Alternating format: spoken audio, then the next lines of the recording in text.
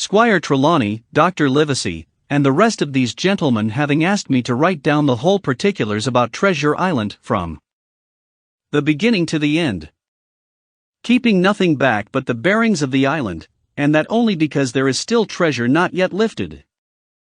I take up my pen in the year of grace 17, and go back to the time when my father kept the Admiral Benbow in, and the brown old seaman with the saber cut first took up his lodging under our roof.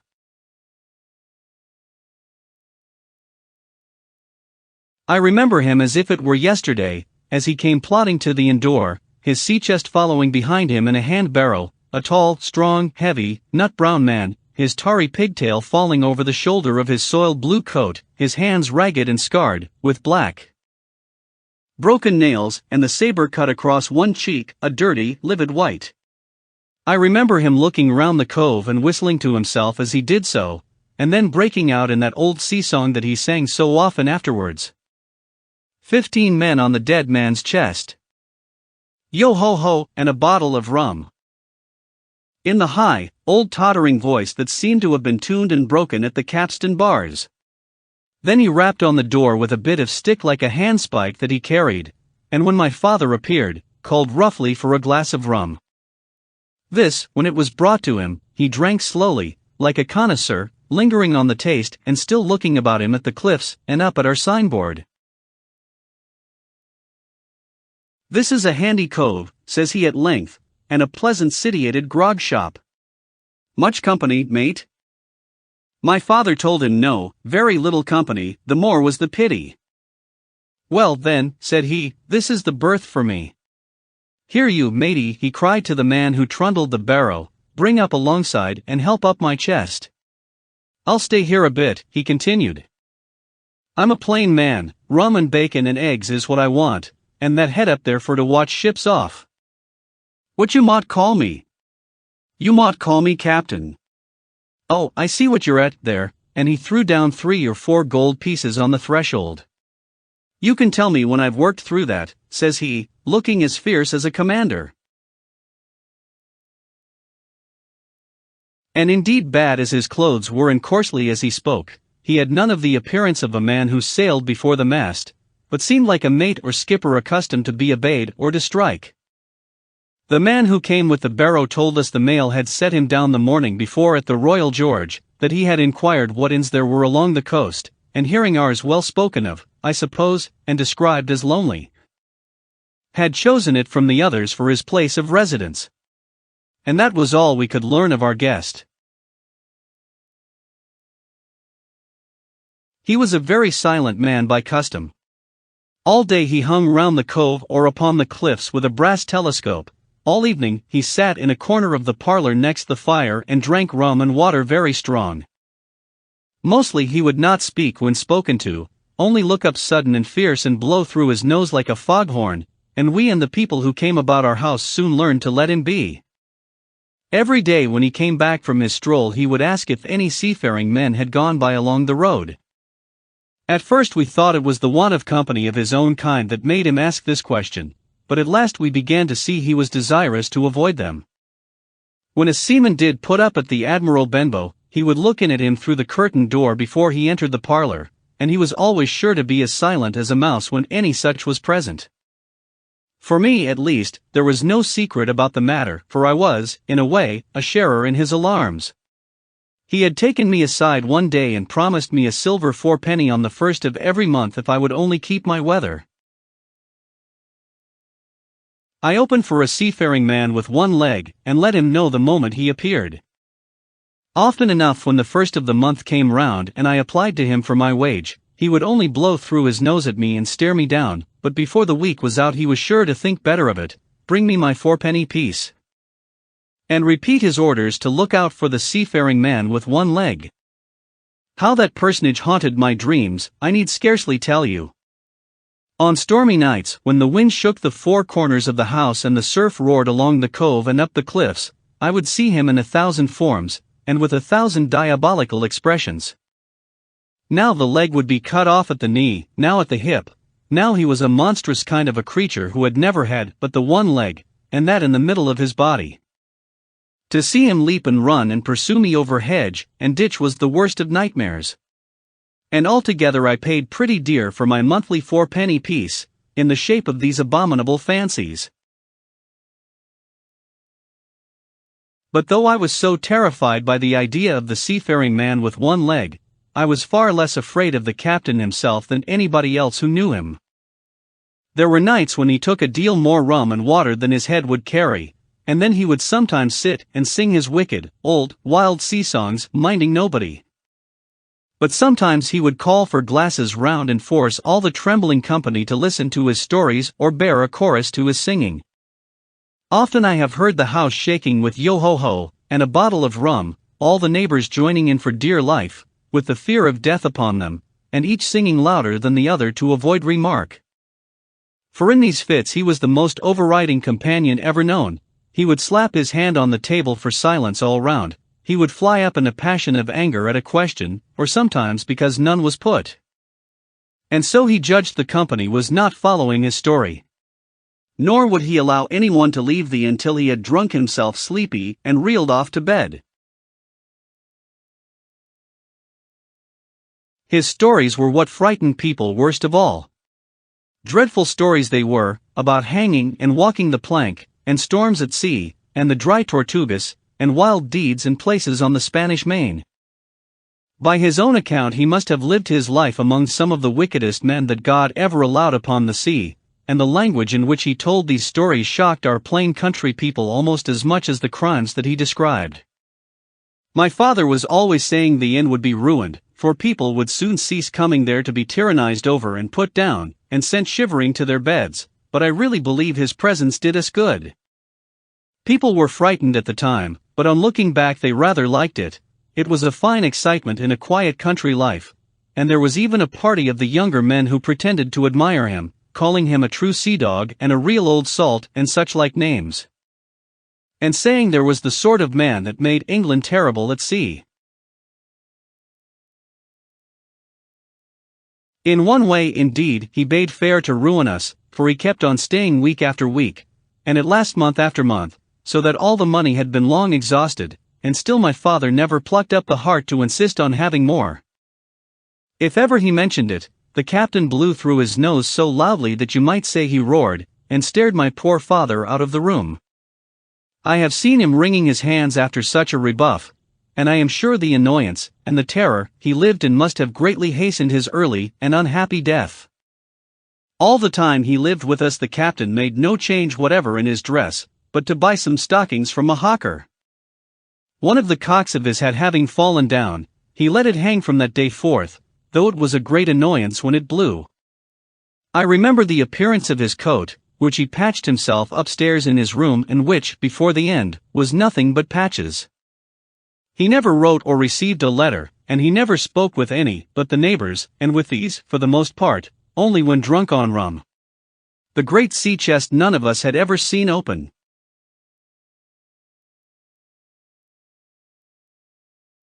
He was only once crossed, and that was towards the end, when my poor father was far gone in a decline that took him off. Dr. Livesey came late one afternoon to see the patient, took a bit of dinner from my mother, and went into the parlor to smoke a pipe until his horse should come down from the hamlet, for we had no stabling at the old Benbow. I followed him in, and I remember observing the contrast the neat, bright doctor, with his powder as white as snow and his bright, black eyes and pleasant manners, made with the coltish country folk, and above all with that filthy, heavy, bleared scarecrow of a pirate of ours, sitting, far gone in rum, with his arms on the table. Suddenly he, the captain, that is, began to pipe up his eternal song. 28. At first I had supposed the dead man's chest to be that identical big box of his upstairs in the front room, and the thought had been mingled in my nightmares with that of the one-legged seafaring man. But by this time we had all long ceased to pay any particular notice to the song. It was new, that night, to nobody but Dr. Livesey, and on him I observed it did not produce an agreeable effect, for he looked up for a moment quite angrily before he went on with his talk to old Taylor, the gardener, on a new cure for the rheumatics. In the meantime, the captain gradually brightened up at his own music, and at last flapped his hand upon the table before him in a way we all knew to mean silence. The voices stopped at once, all but Dr. Livesey's. he went on as before, speaking clear and kind and drawing briskly at his pipe between every word or two. The captain glared at him for a while, flapped his hand again, glared still harder, and at last broke out with a villainous, low oath. Silence, there, between decks. Were you addressing me, sir, says the doctor, and when the ruffian had told him, with another oath, that this was so, I have only one thing to say to you, sir, replies the doctor, that if you keep on drinking rum, the world will soon be quit of a very dirty scoundrel. The old fellow's fury was awful. He sprang to his feet, drew and opened a sailor's clasp knife, and balancing it open on the palm of his hand, threatened to pin the doctor to the wall. The doctor never so much as moved. He spoke to him as before, over his shoulder and in the same tone of voice, rather high, so that all the room might hear, but perfectly calm and steady. If you do not put that knife this instant in your pocket, I promise, upon my honor, you shall hang at the next assizes. Then followed a battle of looks between them, but the captain soon knuckled under, put up his weapon, and resumed his seat, grumbling like a beaten dog. And now, sir, continued the doctor, since I now know there's such a fellow in my district, you may count I'll have an eye upon you day and night. I'm not a doctor only, I'm a magistrate, and if I catch a breath of complaint against you, if it's only for a piece of incivility like tonight's, I'll take effectual means to have you hunted down and routed out of this. Let that suffice. Soon after, Dr. Livesey's horse came to the door, and he rode away, but the captain held his peace that evening, and for many evenings to come. 2. Black Dog a PRS in DeSap pairs. It was not very long after this that there occurred the first of the mysterious events that rid us at last of the captain, though not, as you will see, of his affairs. It was a bitter cold winter with long, hard frosts and heavy gales, and it was plain from the first that my poor father was little likely to see the spring. He sank daily, and my mother and I had all the inn upon our hands, and were kept busy enough without paying much regard to our unpleasant guest. It was one January morning, very early, a pinching, frosty morning, the cove all grey with hoarfrost, the ripple lapping softly on the stones, the sun still low and only touching the hilltops and shining far to seaward.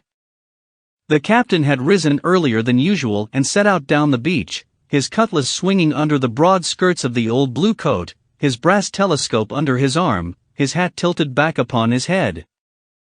I remember his breath hanging like smoke in his wake as he strode off, and the last sound I heard of him as he turned the big rock was a loud snort of indignation, as though his mind was still running upon Dr. Livesey. Well, mother was upstairs with father, and I was laying the breakfast table against the captain's return when the parlor door opened and a man stepped in on whom I had never set my eyes before.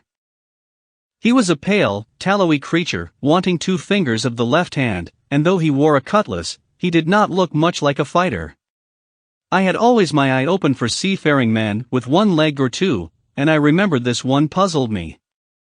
He was not sailorly, and yet he had a smack of the sea about him too.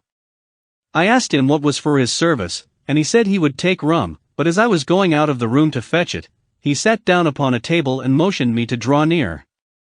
I paused where I was, with my napkin in my hand. "Come here, sonny," says he. "Come nearer here." I took a step nearer. "Is this here table for my mate Bill?" he asked with a kind of leer. I told him I did not know his mate Bill, and this was for a person who stayed in our house whom we called the captain. "Well," said he, "my mate Bill would be called the captain, as like as not. He has a cut on one cheek and a mighty pleasant way with him, particularly in drink, has my mate Bill. We'll put it, for argument like, that your captain has a cut on one cheek, and we'll put it, if you like, that the cheek's the right one. Ah well. I told you. Now, is my mate Bill in this here house?" I told him he was out walking. "Which way, sonny? Which way is he gone?" And when I had pointed out the rock and told him how the captain was likely to return, and how soon, and answered a few other questions, "Ah," said he, "this'll be as good as drink to my mate Bill." The expression of his face as he said these words was not at all pleasant, and I had my own reasons for thinking that the stranger was mistaken, even supposing he meant what he said. But it was no affair of mine, I thought, and besides, it was difficult to know what to do. The stranger kept hanging about just inside the inn door, peering round the corner like a cat waiting for a mouse. Once I stepped out myself into the road, but he immediately called me back, and as I did not obey quick enough for his fancy, a most horrible change came over his tallowy face, and he ordered me in with an oath that made me jump. As soon as I was back again he returned to his former manner, half fawning, half sneering, patted me on the shoulder, told me I was a good boy, and he had taken quite a fancy to me. "I have a son of my own," said he, "as like you as 2 blocks, and he's all the pride of my art. But the great thing for boys is discipline, sonny, discipline. Now, if you had sailed along of Bill, you wouldn't have stood there to be spoke to twice, not you. That was never Bill's way, nor the way of sich as sailed with him. And here, sure enough, is my mate Bill, with a spyglass under his arm, bless his old art, to be sure. You and me'll just go back into the parlor, sonny, and get behind the door, and we'll give Bill a little surprise, bless his art, I say again." So saying, the stranger backed along with me into the parlor, and put me behind him in the corner, so that we were both hidden by the open door. I was very uneasy and alarmed, as you may fancy, and it rather added to my fears to observe that the stranger was certainly frightened himself. He cleared the hilt of his cutlass and loosened the blade in the sheath, and all the time we were waiting there he kept swallowing as if he felt what we used to call a lump in the throat. At last in strode the captain, slammed the door behind him, without looking to the right or left, and marched straight across the room to where his breakfast awaited him. "Bill," said the stranger in a voice that I thought he had tried to make bold and big.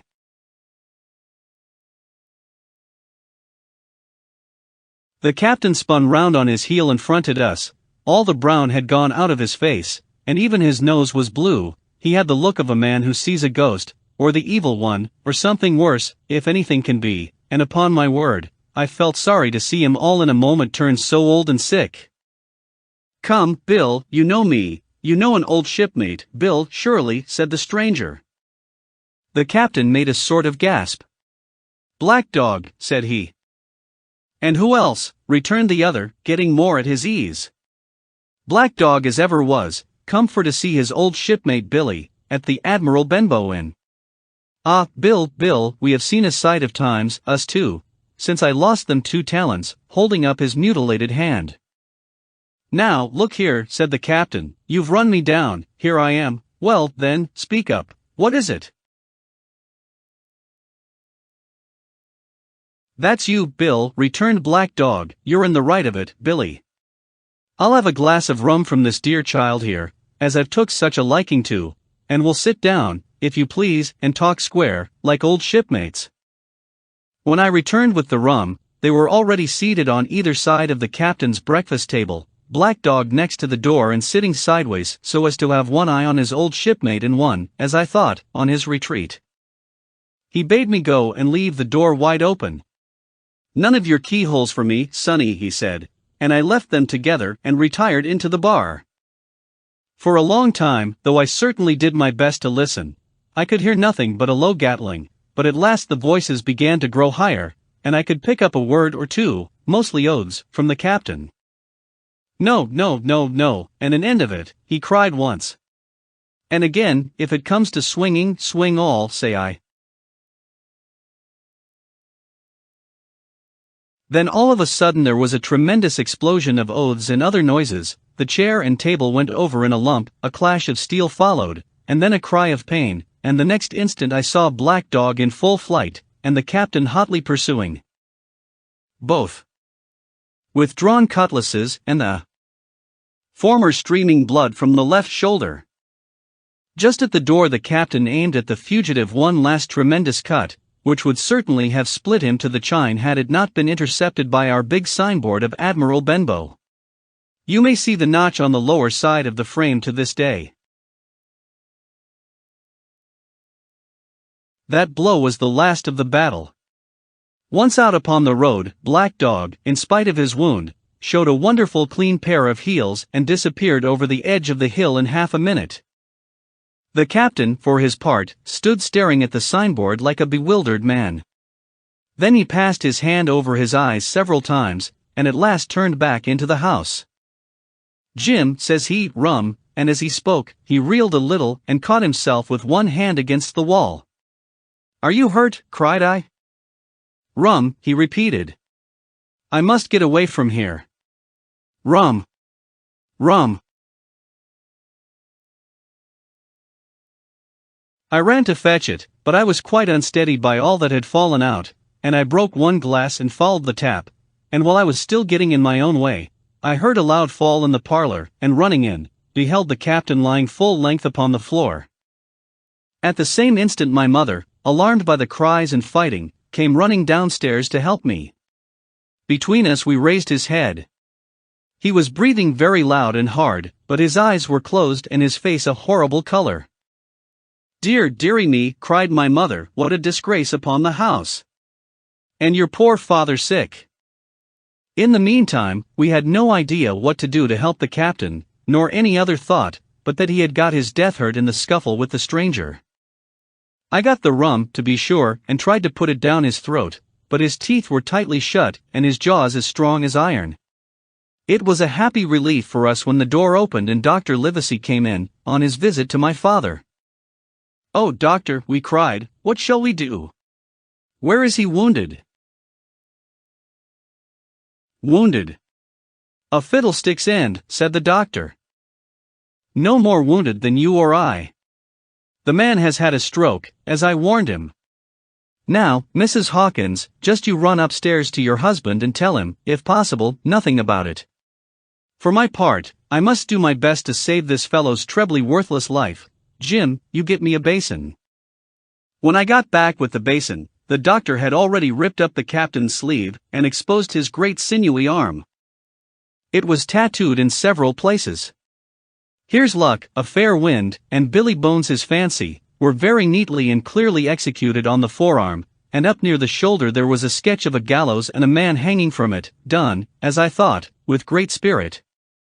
"Prophetic," said the doctor, touching this picture with his finger. "And now, Master Billy Bones, if that be your name, we'll have a look at the color of your blood." "Jim," he said, "are you afraid of blood?" "No, sir," said I. "Well, then," said he, "you hold the basin," and with that he took his lancet and opened a vein. A great deal of blood was taken before the captain opened his eyes and looked mistily about him. First he recognized the doctor with an unmistakable frown, then his glance fell upon me, and he looked relieved. But suddenly his color changed, and he tried to raise himself, crying, "Where's Black Dog?" "There is no black dog here," said the doctor, "except what you have on your own back. You have been drinking rum, you have had a stroke, precisely as I told you, and I have just, very much against my own will, dragged you head foremost out of the grave. Now, Mr. Bones—" "That's not my name," he interrupted. "Much I care," returned the doctor. "It's the name of a buccaneer of my acquaintance, and I call you by it for the sake of shortness, and what I have to say to you is this: one glass of rum won't kill you, but if you take one you'll take another, and I stake my wig if you don't break off short. You'll die, do you understand that? Die and go to your own place, like the man in the Bible. Come, now, make an effort. I'll help you to your bed for once." Between us, with much trouble, we managed to hoist him upstairs, and laid him on his bed, where his head fell back on the pillow as if he were almost fainting. "Now, mind you," said the doctor, "I clear my conscience, the name of rum for you is death." And with that he went off to see my father, taking me with him by the arm. "This is nothing," he said as soon as he had closed the door.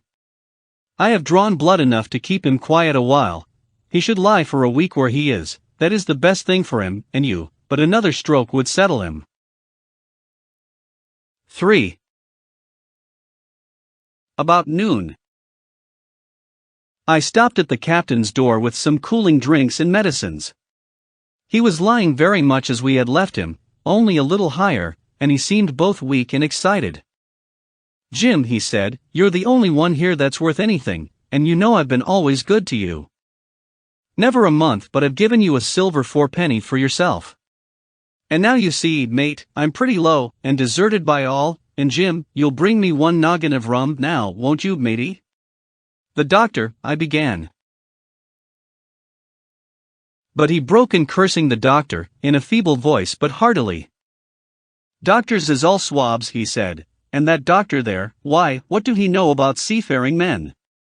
I been in places hot as pitch, and mates dropping round with yellow jack, and the blessed land a-heaving like the sea with earthquakes. What do the doctor know of lands like that? And I lived on rum. I tell you, it's been meat and drink, and man and wife, to me, and if I'm not to have my rum now on the poor old hulk on a lee shore, my blood'll be on you, Jim, and that doctor swab," and he ran on again for a while with curses. "Look, Jim, how my fingers fidges," he continued in the pleading tone. "I can't keep him still, not I. I haven't had a drop this blessed day. That doctor's a fool, I tell you.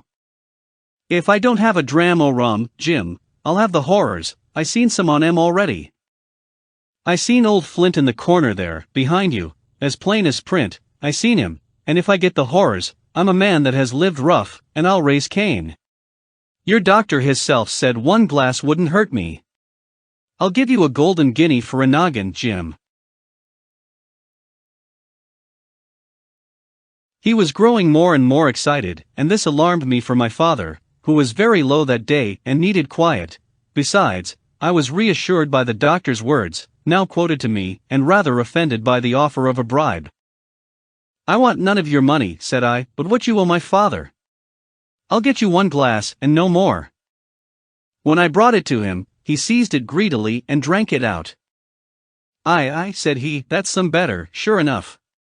And now, matey, did that doctor say how long I was to lie here in this old berth?"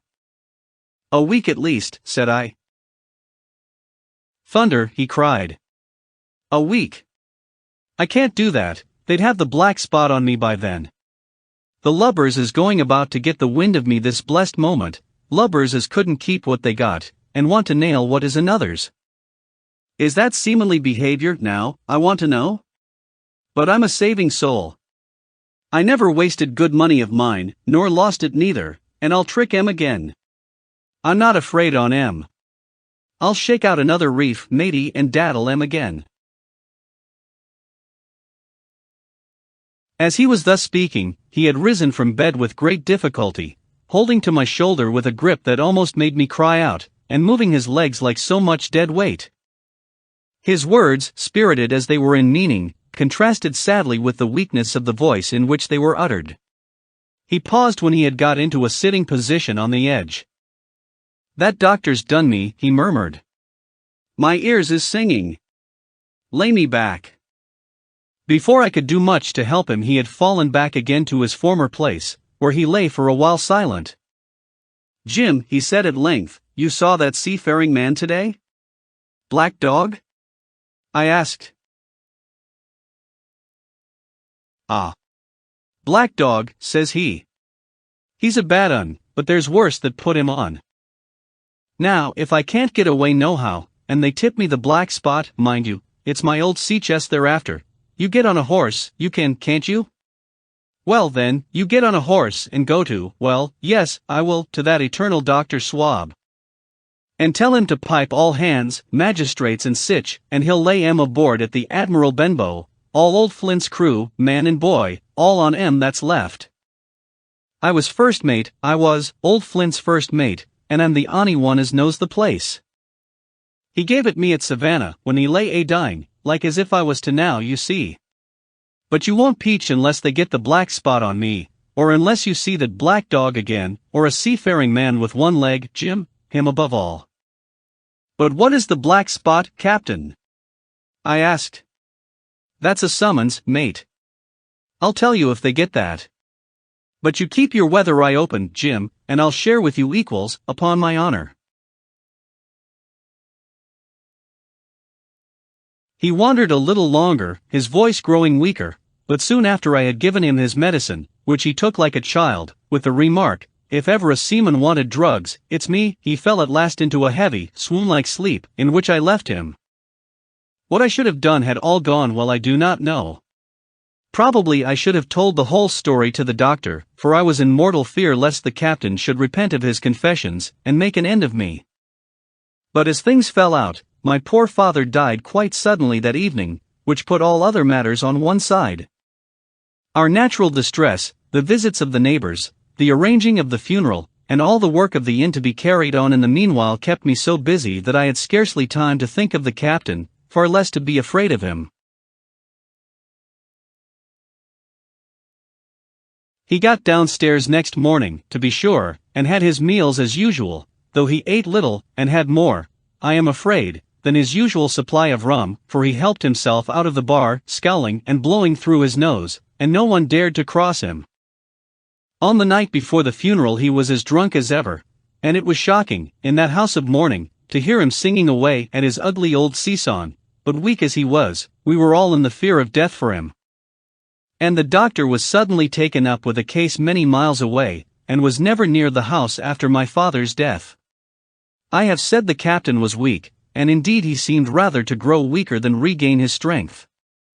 He clambered up and down stairs, and went from the parlor to the bar and back again, and sometimes put his nose out of doors to smell the sea, holding on to the walls as he went for support and breathing hard and fast like a man on a steep mountain.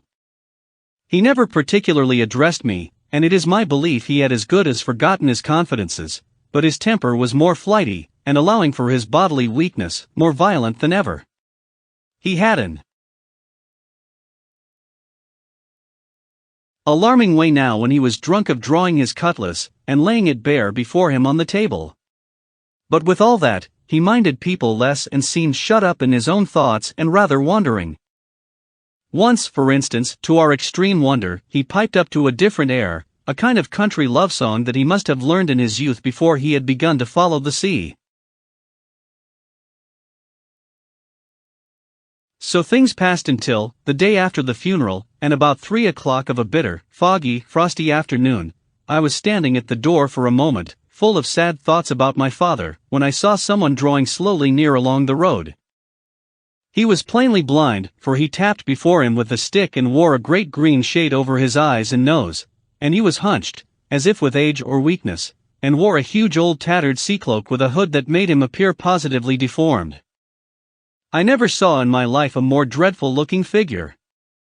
He stopped a little from the inn, and raising his voice in an odd sing-song, addressed the air in front of him. "Will any kind friend inform a poor blind man, who has lost the precious sight of his eyes in the gracious defense of his native country, England, and God bless King George, where or in what part of this country he may now be?" "You are at the Admiral Benbow, Black Hill Cove, my good man," said I. "I hear a voice," said he, "a young voice. Will you give me your hand, my kind young friend, and lead me in?" I held out my hand, and the horrible, soft-spoken, eyeless creature gripped it in a moment like a vice.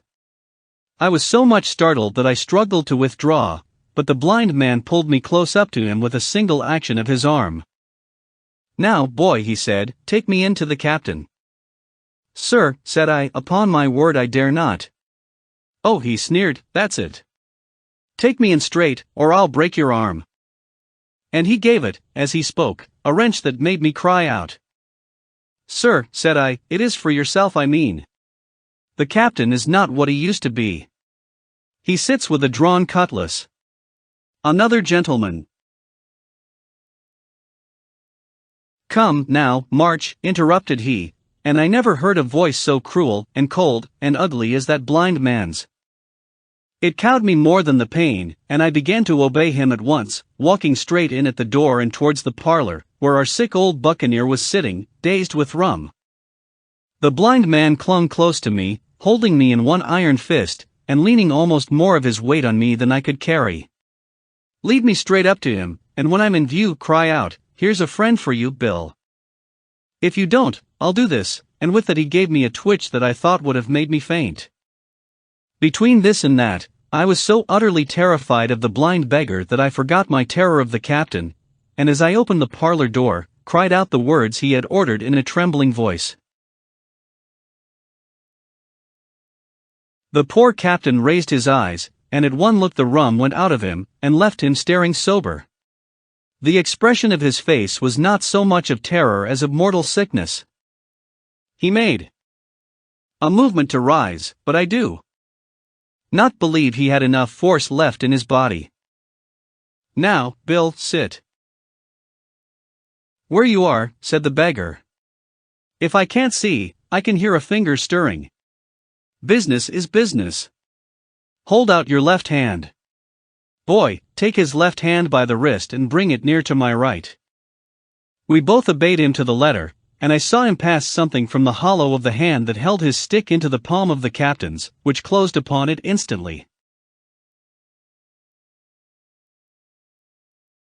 "And now that's done," said the blind man, and at the words he suddenly left hold of me, and with incredible accuracy and nimbleness, skipped out of the parlor and into the road, where as I still stood motionless, I could hear his stick go tap-tap-tapping into the distance.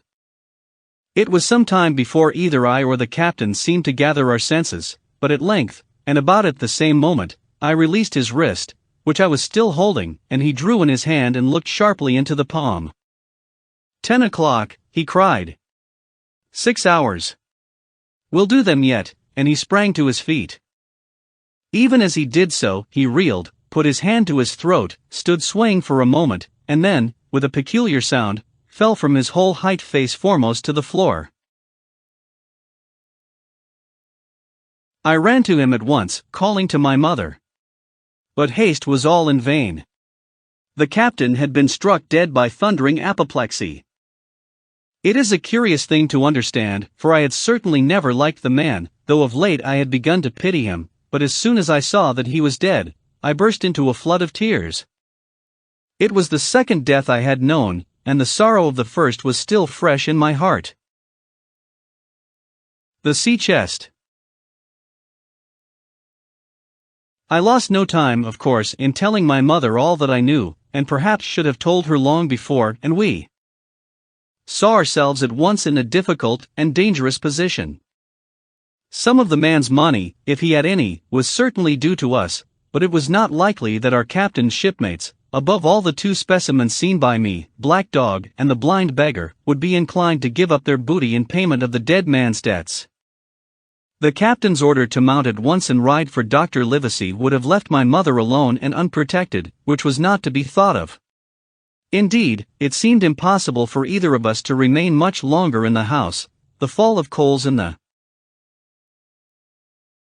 kitchen grate, the very ticking of the clock, filled us with alarms.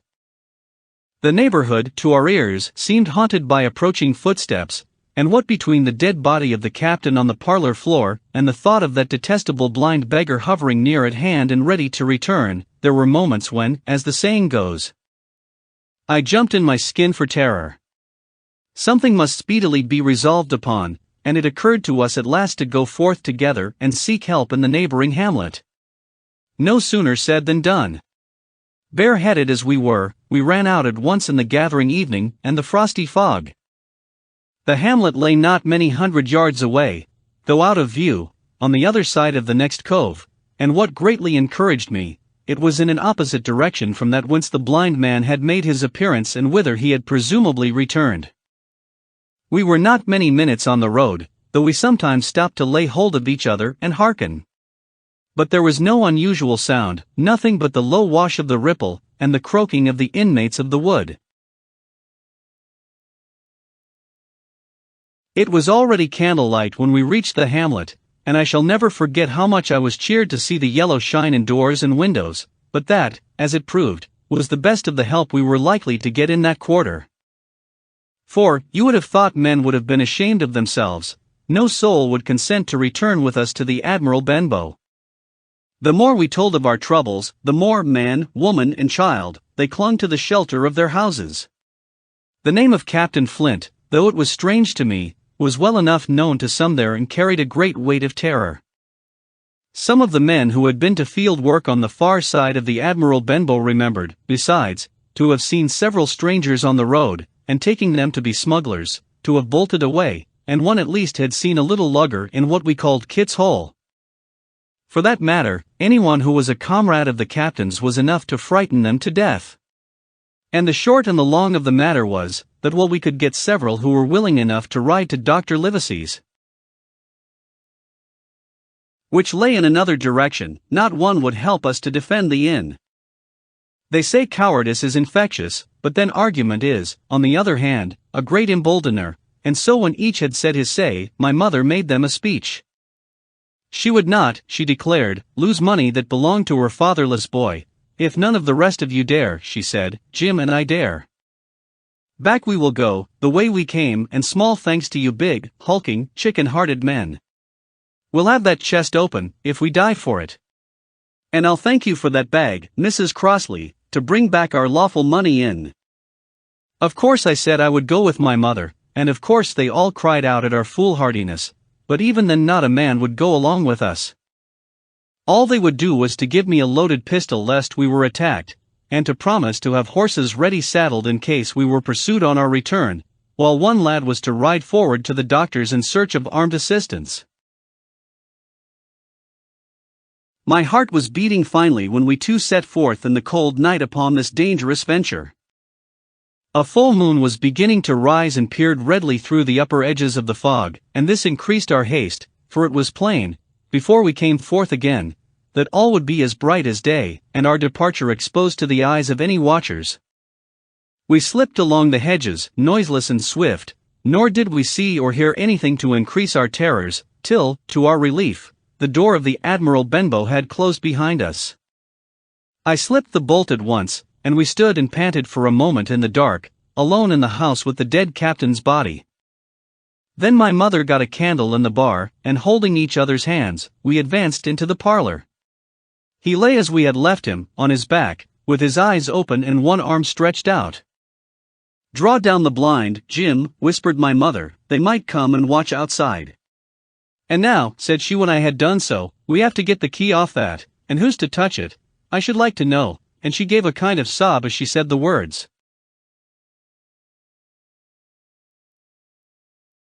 I went down on my knees at once. On the floor close to his hand there was a little round of paper, blackened on the one side. I could not doubt that this was the black spot, and taking it up, I found written on the other side, in a very good, clear hand, this short message, you have till 10 tonight. He had till 10, mother, said I, and just as I said it, our old clock began striking. This sudden noise startled us shockingly, but the news was good, for it was only 6. Now, Jim, she said, that key. I felt in his pockets, one after another. A few small coins, a thimble, and some thread and big needles, a piece of pigtail tobacco bitten away at the end, his gully with the crooked handle, a pocket compass, and a tinder box were all that they contained, and I began to despair. Perhaps it's round his neck, suggested my mother. Overcoming a strong repugnance, I tore open his shirt at the neck, and there, sure enough, hanging to a bit of tarry string, which I cut with his own gully, we found the key. At this triumph we were filled with hope and hurried upstairs without delay to the little room where he had slept so long, and where his box had stood since the day of his arrival. It was like any other seaman's chest on the outside, the initial be burned on the top of it with a hot iron, and the corners somewhat smashed and broken as by long, rough usage. Give me the key, said my mother, and though the lock was very stiff, she had turned it and thrown back the lid in a twinkling. A strong smell of tobacco and tar rose from the interior, but nothing was to be seen on the top except a suit of very good clothes, carefully brushed and folded. They had never been worn, my mother said.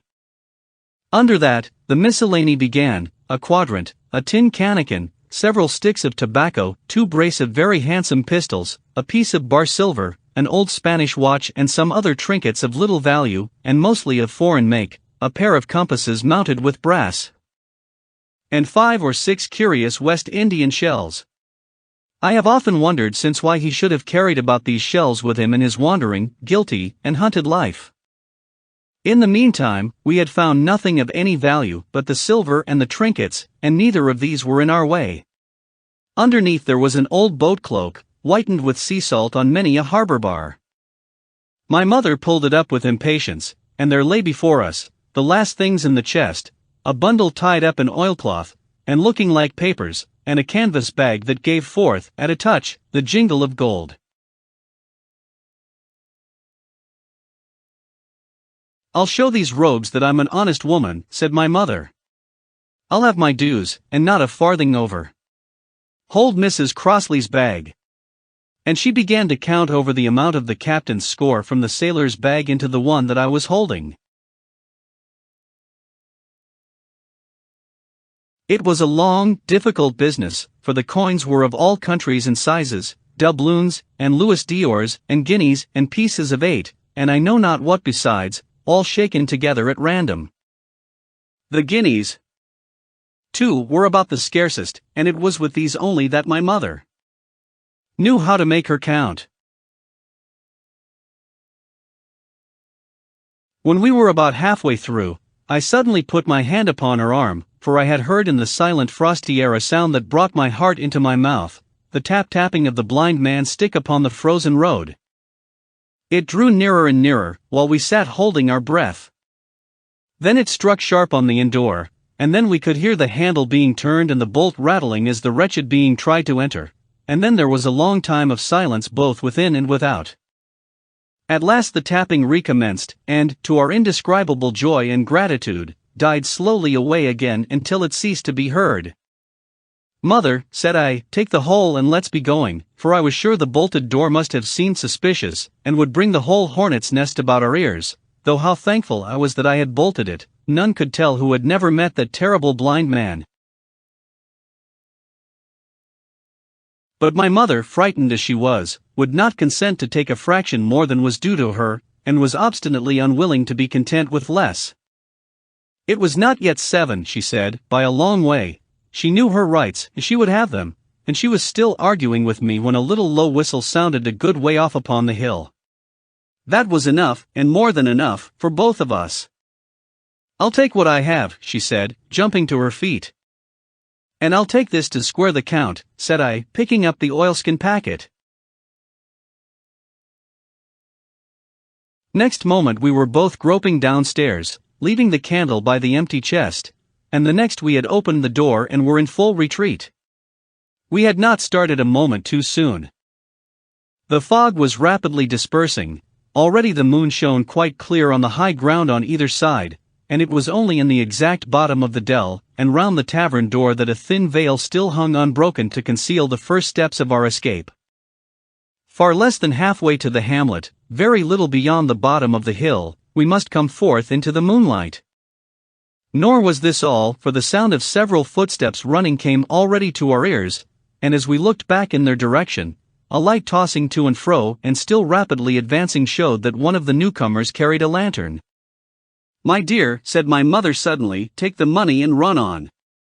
I am going to faint." This was certainly the end for both of us, I thought. How I cursed the cowardice of the neighbors, how I blamed my poor mother for her honesty, and her greed, for her past foolhardiness and present weakness. We were just at the little bridge, by good fortune, and I helped her, tottering as she was, to the edge of the bank, where, sure enough, she gave a sigh and fell on my shoulder. I do not know how I found the strength to do it at all, and I am afraid it was roughly done, but I managed to drag her down the bank and a little way under the arch. Farther I could not move her, for the bridge was too low to let me do more than crawl below it. So there we had to stay, my mother almost entirely exposed and both of us within earshot of the inn. 5. The last of the blind man. My curiosity, in a sense, was stronger than my fear, for I could not remain where I was, but crept back to the bank again, whence, sheltering my head behind a bush of broom, I might command the road before our door. I was scarcely in position ere my enemies began to arrive, 7 or 8 of them, running hard, their feet beating out of time along the road, and the man with the lantern some paces in front. 3 men ran together, hand in hand, and I made out, even through the mist, that the middle man of this trio was the blind beggar. The next moment his voice showed me that I was right. "Down with the door," he cried. "Aye, aye, sir," answered 2 or 3, and a rush was made upon the Admiral Benbow, the lantern-bearer following, and then I could see them pause, and hear speeches passed in a lower key, as if they were surprised to find the door open. But the pause was brief, for the blind man again issued his commands. His voice sounded louder and higher, as if he were afire with eagerness and rage. In, he shouted, and cursed them for their delay. 4 or 5 of them obeyed at once, 2 remaining on the road with the formidable beggar. There was a pause, then a cry of surprise, and then a voice shouting from the house, "Bill's dead." But the blind man swore at them again for their delay.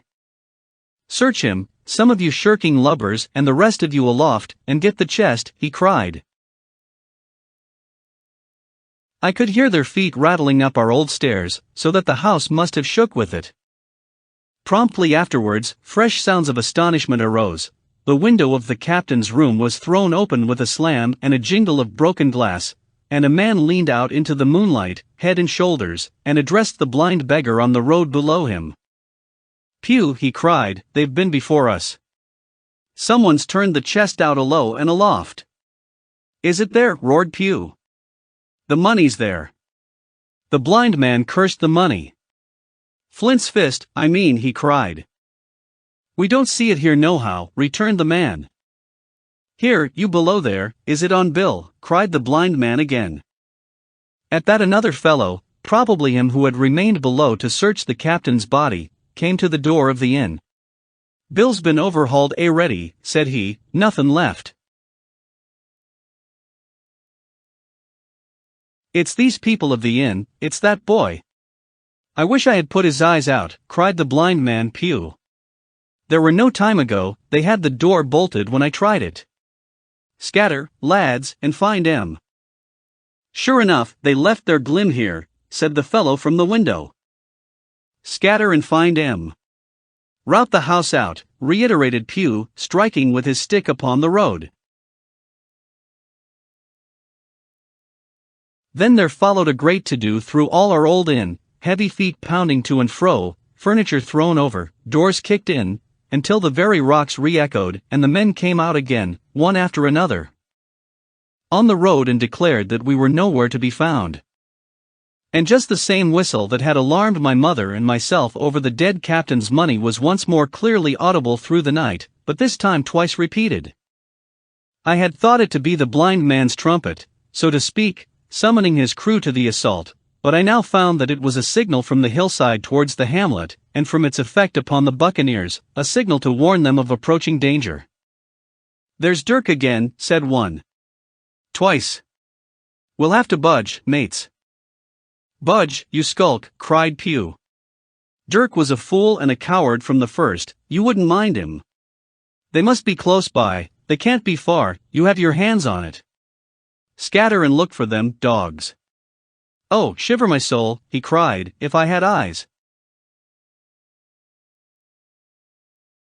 This appeal seemed to produce some effect, for 2 of the fellows began to look here and there among the lumber, but half-heartedly, I thought, and with half an eye to their own danger all the time, while the rest stood irresolute on the road. "You have your hands on thousands, you fools, and you hang a leg. You'd be as rich as kings if you could find it, and you know it's here, and you stand there skulking. There wasn't one of you dared face Bill, and I did it, a blind man. And I'm to lose my chance for you. I'm to be a poor, crawling beggar, sponging for rum, when I might be rolling in a coach. If you had the pluck of a weevil and a biscuit you would catch them still." "Hang it, Pew, we've got the doubloons," grumbled one. "They might have hid the blessed thing," said another. "Take the George, Pew, and don't stand here squalling." Squalling was the word for it. Pew's anger rose so high at these objections till at last, his passion completely taking the upper hand, he struck at them right and left in his blindness, and his stick sounded heavily on more than one.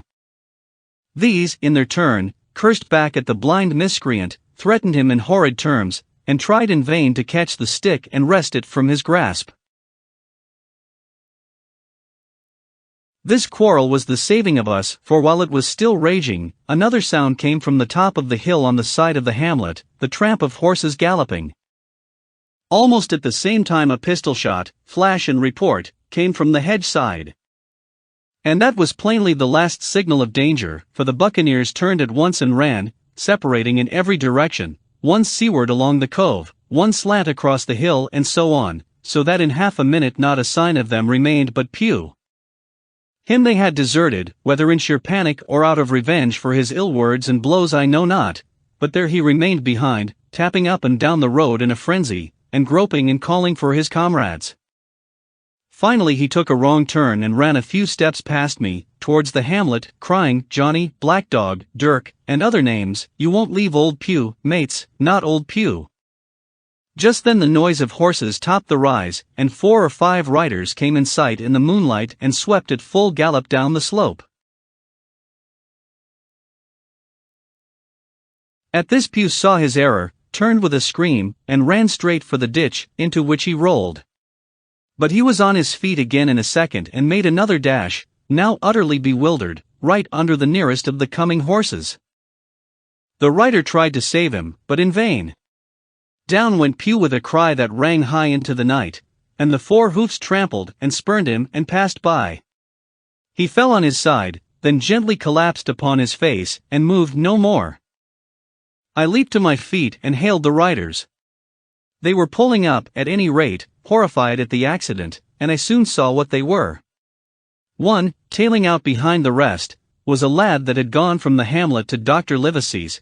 The rest were revenue officers, whom he had met by the way, and with whom he had had the intelligence to return at once.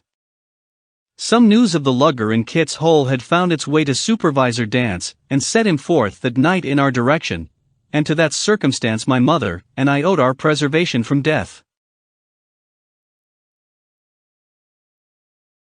Pugh was dead, stone dead.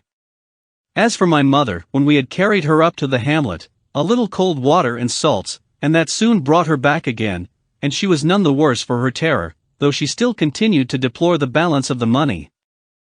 In the meantime the supervisor rode on, as fast as he could, to Kit's Hole, but his men had to dismount and grope down the dingle, leading, and sometimes supporting, their horses, and in continual fear of ambushes. So it was no great matter for surprise that when they got down to the hole the lugger was already under way, though still close in. He hailed her. A voice replied, telling him to keep out of the moonlight, or he would get some lead in him, and at the same time a bullet whistled close by his arm. Soon after, the lugger doubled the point and disappeared. Mr. Dance stood there, as he said, like a fish out of water, and all he could do was to dispatch a man to warn the cutter. "And that," said he, "is just about as good as nothing. They've got off clean, and there's an end. Only," he added, "I'm glad I trod on Master Pugh's corns, for by this time he had heard my story." I went back with him to the Admiral Benbow, and you cannot imagine a house in such a state of smash. The very clock had been thrown down by these fellows in their furious hunt after my mother and myself. And though nothing had actually been taken away except the captain's money bag, and a little silver from the till, I could see at once that we were ruined. Mr. Dance could make nothing of the scene. "They got the money, you say? Well, then, Hawkins, what in fortune were they after? More money, I suppose?" "No, sir, not money, I think," replied I. "In fact, sir, I believe I have the thing in my breast pocket, and to tell you the truth, I should like to get it put in safety." "To be sure, boy, quite right," said he. "I'll take it, if you like." "I thought perhaps Dr. Livesey," I began. "Perfectly right," he interrupted very cheerily, "perfectly right, a gentleman and a magistrate. And, now I come to think of it, I might as well ride round there myself and report to him or squire. Master Pugh's dead, when all's done, not that I regret it, but he's dead, you see, and people will make it out against an officer of His Majesty's revenue, if make it out they can. Now, I'll tell you, Hawkins, if you like, I'll take you along." I thanked him heartily for the offer, and we walked back to the hamlet where the horses were. By the time I had told mother of my purpose they were all in the saddle. "Dogger," said Mr. Dance, "you have a good horse, take up this lad behind you."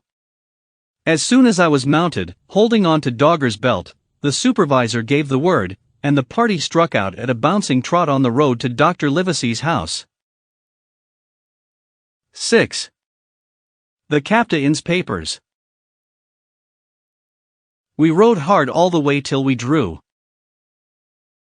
up before Dr. Livesey's door.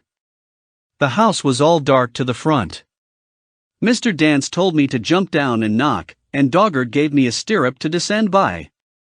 The door was opened almost at once by the maid. "Is Dr. Livesey in?" I asked. "No," she said, "he had come home in the afternoon, but had gone up to the hall to dine and pass the evening with the squire." "So there we go, boys," said Mr. Dance. This time, as the distance was short, I did not mount, but ran with Dogger's stirrup leather to the lodge gates and up the long, leafless, moonlit avenue to where the white line of the hall buildings looked on either hand on great old gardens. Here Mr. Dance dismounted, and taking me along with him, was admitted at a word into the house. The servant led us down a matted passage and showed us at the end into a great library, all lined with bookcases, and busts upon the top of them, where the squire and Dr. Livesey sat, pipe in hand, on either side of a bright fire. I had never seen the squire so near at hand. He was a tall man, over 6 feet high and broad in proportion, and he had a bluff, rough and ready face, all roughened and reddened and lined in his long travels. His eyebrows were very black, and moved readily, and this gave him a look of some temper, not bad, you would say, but quick and high. "Come in, Mr. Dance," says he, very stately and condescending. "Good evening, Dance," says the doctor with a nod. "And good evening to you, friend Jim. What good wind brings you here?" The supervisor stood up straight and stiff and told his story like a lesson, and you should have seen how the two gentlemen leaned forward and looked at each other, and forgot to smoke in their surprise and interest. When they heard how my mother went back to the inn, Dr. Livesey fairly slapped his thigh, and the squire cried bravo, and broke his long pipe against the grate. Long before it was done, Mr. Trelawney had got up from his seat, and was striding about the room, and the doctor, as if to hear the better, had taken off his powdered wig and sat there looking very strange indeed with his own close-cropped black poll. At last Mr. Dance finished the story. "Mr. Dance," said the squire, "you are a very noble fellow. And as for writing down that black, atrocious miscreant, I regard it as an act of virtue, sir, like stamping on a cockroach. This lad Hawkins is a trump, I perceive. Hawkins, will you ring that bell? Mr. Dance must have some ale." "And so, Jim," said the doctor, "you have the thing that they were after, have you?" "Here it is, sir," said I, and gave him the oilskin packet. The doctor looked it all over, as if his fingers were itching to open it, but instead of doing that, he put it quietly in the pocket of his coat. "Squire," said he, "when Dance has had his ale he must, of course, be off on his Majesty's service, but I mean to keep Jim Hawkins here to sleep at my house, and with your permission, I propose we should have up the cold pie and let him sup." "As you will, Livesey," said the squire, "Hawkins has earned better than cold pie." So a big pigeon pie was brought in and put on a side table, and I made a hearty supper, for I was as hungry as a hawk, while Mr. Dance was further complimented and at last dismissed. "And now, squire," said the doctor. "And now, Livesey," said the squire in the same breath. One at a time," laughed Dr. Livesey. "You have heard of this Flint, I suppose?" "Heard of him," cried the squire. "Heard of him, you say? He was the bloodthirstiest buccaneer that sailed.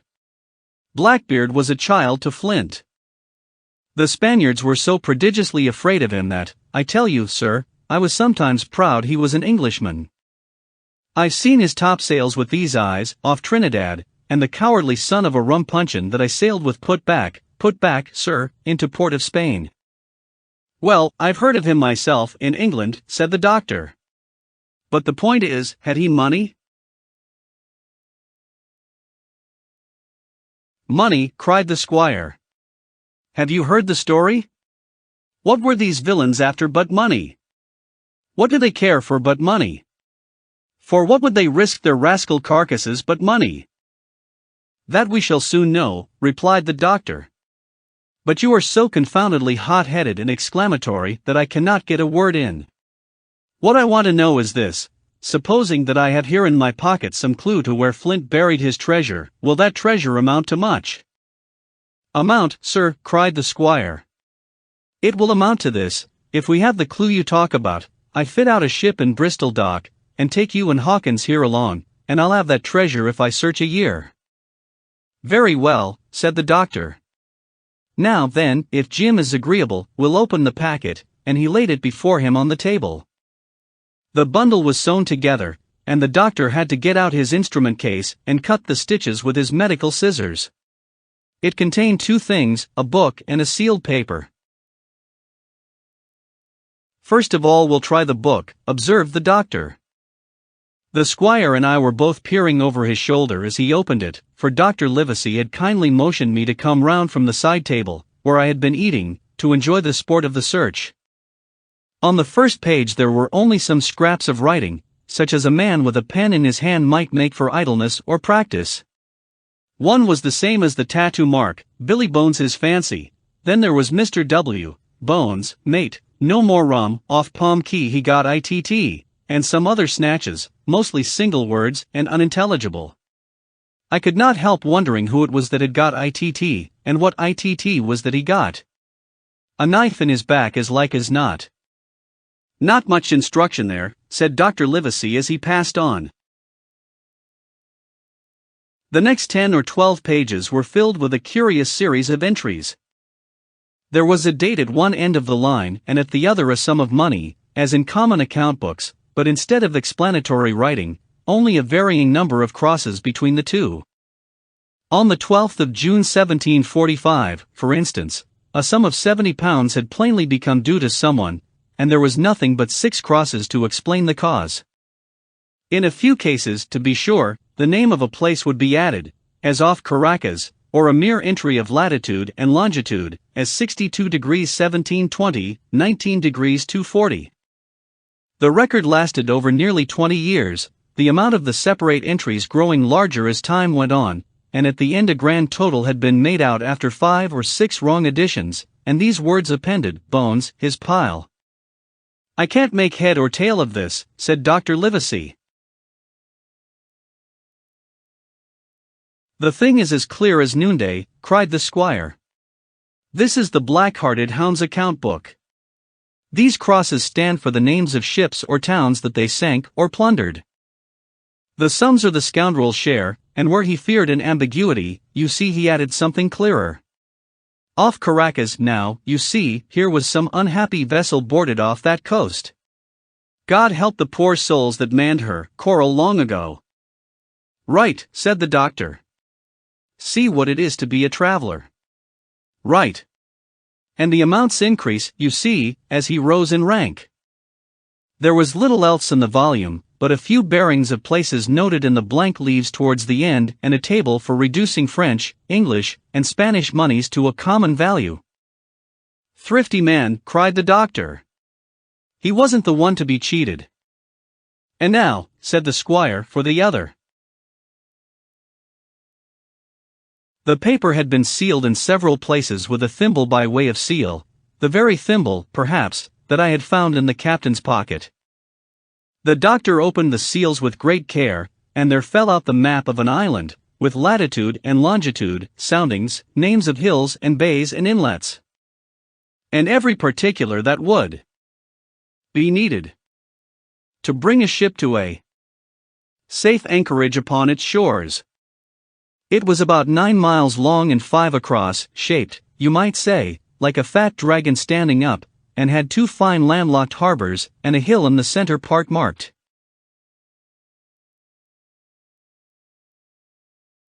The Spyglass. There were several editions of a later date, but above all, 3 crosses of red ink, 2 on the north part of the island, 1 in the southwest, and beside this last, in the same red ink, and in a small, neat hand, very different from the captain's tottery characters, these words: Bulk of treasure here. Over on the back the same hand had written this further information: Tall tree, spyglass shoulder, bearing a point to the end of NNE. Skeleton Island ESE in by E, 10 feet. The bar silver is in the north cache. You can find it by the trend of the east hummock, 10 fathoms south of the black crag with the face on it. The arms are easy found in the sandhill N point of North Inlet Cape, bearing E and a quarter NJF. That was all, but brief as it was, and to me incomprehensible, it filled the squire and Dr. Livesey with delight. "Livesey," said the squire, "you will give up this wretched practice at once. Tomorrow I start for Bristol. In 3 weeks' time, 3 weeks, 2 weeks, 10 days, we'll have the best ship, sir, and the choicest crew in England. Hawkins shall come as cabin boy. You'll make a famous cabin boy, Hawkins. You, Livesey, are ship's doctor, I am Admiral. We'll take Redruth, Joyce, and Hunter. We'll have favorable winds, a quick passage, and not the least difficulty in finding the spot, and money to eat, to roll in, to play duck and drake with ever after." "Trelawney," said the doctor, "I'll go with you, and I'll go bail for it, so will Jim, and be a credit to the undertaking. There's only one man I'm afraid of." "And who's that?" cried the squire. "Name the dog, sir." "You," replied the doctor, "for you cannot hold your tongue. We are not the only men who know of this paper. These fellows who attacked the inn tonight, bold, desperate blades, for sure, and the rest who stayed aboard that lugger, and more, I dare say, not far off, are, one and all, through thick and thin, bound that they'll get that money.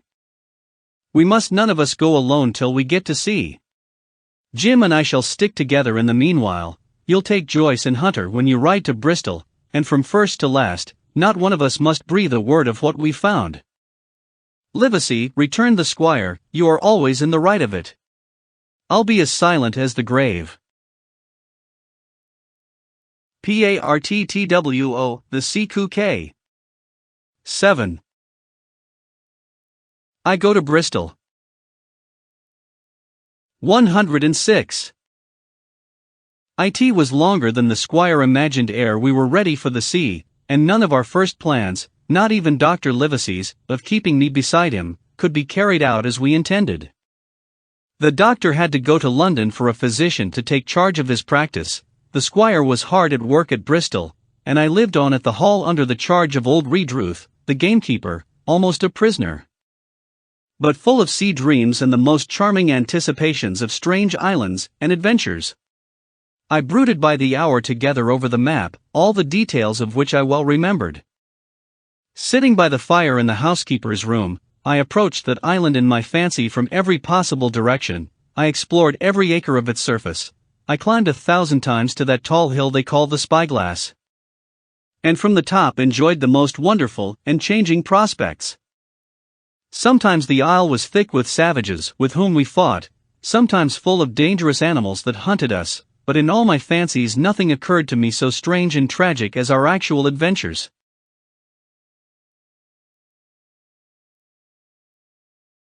So the weeks passed on, till one fine day there came a letter addressed to Dr. Livesey, with this addition, to be opened, in the case of his absence, by Tom Redruth, or young Hawkins. Obeying this order, we found, or rather I found, for the gamekeeper was a poor hand at reading anything but print, the following important news. Old Anchor Inn, Bristol, March 1, 17, Dear Livesey, as I do not know whether you are at the Hall or still in London, I send this in double to both places. The ship is bought and fitted. She lies at anchor, ready for sea. You never imagined a sweeter schooner, a child might sail her, 200 tons, name, Hispaniola. I got her through my old friend, Blandly, who has proved himself throughout the most surprising trump. The admirable fellow literally slaved in my interest, and so, I may say, did everyone in Bristol. As soon as they got wind of the port we sailed for, treasure, I mean. Redruth, said I, interrupting the letter, Dr. Livesey will not like that. The squire has been talking, after all. Well, who's a better right, growled the gamekeeper. A pretty rum go if squire ain't to talk for Dr. Livesey, I should think. At that I gave up all attempts at commentary and read straight on. Blandly himself found the Hispaniola, and by the most admirable management got her for the merest trifle. There is a class of men in Bristol monstrously prejudiced against Blandly. They go the length of declaring that this honest creature would do anything for money, that the Hispaniola belonged to him, and that he sold at me absurdly high, the most transparent calumnies. None of them dare, however, to deny the merits of the ship. So far there was not a hitch. The workpeople, to be sure, riggers and what not, were most annoyingly slow, but time cured that. It was the crew that troubled me. I wished a round score of men, in case of natives, buccaneers, or the odious French, and I had the worry of the deuce itself to find so much as half a dozen, till the most remarkable stroke of fortune brought me the very man that I required. I was standing on the dock when by the merest accident, I fell in talk with him. I found he was an old sailor, kept a public house, knew all the seafaring men in Bristol, had lost his health ashore, and wanted a good berth as cook to get to sea again. He had hobbled down there that morning, he said, to get a smell of the salt. I was monstrously touched, so would you have been, and, out of pure pity, I engaged him on the spot to be ship's cook. Long John Silver, he is called, and has lost a leg, but that I regarded as a recommendation, since he lost it in his country's service, under the immortal Hawke. He has no pension, levacy. Imagine the abominable age we live in. Well, sir, I thought I had only found a cook, but it was a crew I had discovered. Between Silver and myself we got together in a few days a company of the toughest old salts imaginable, not pretty to look at, but fellows, by their faces, of the most indomitable spirit. I declare we could fight a frigate. Long John even got rid of 2 out of the 6 or 7 I had already engaged. He showed me in a moment that they were just the sort of freshwater swabs we had to fear in an adventure of importance. I am in the most magnificent health and spirits, eating like a bull, sleeping like a tree, yet I shall not enjoy a moment till I hear my old tarpaulins tramping round the capstan. Seaward, ho! Hang the treasure! It's the glory of the sea that has turned my head. So now, Livesey, come post, do not lose an hour, if you respect me. Let young Hawkins go at once to see his mother, with Redruth for a guard, and then both come full speed to Bristol. John Trelawney. Postscript, I did not tell you that Blandly, who, by the way, is to send a consort after us if we don't turn up by the end of August, had found an admirable fellow for sailing master, a stiff man, which I regret, but in all other respects a treasure. Long John Silver unearthed a very competent man for a mate, a man named Arrow. I have a boatswain who pipes, Livesey, so things shall go man-o'-war fashion on board the good ship Hispaniola. 111.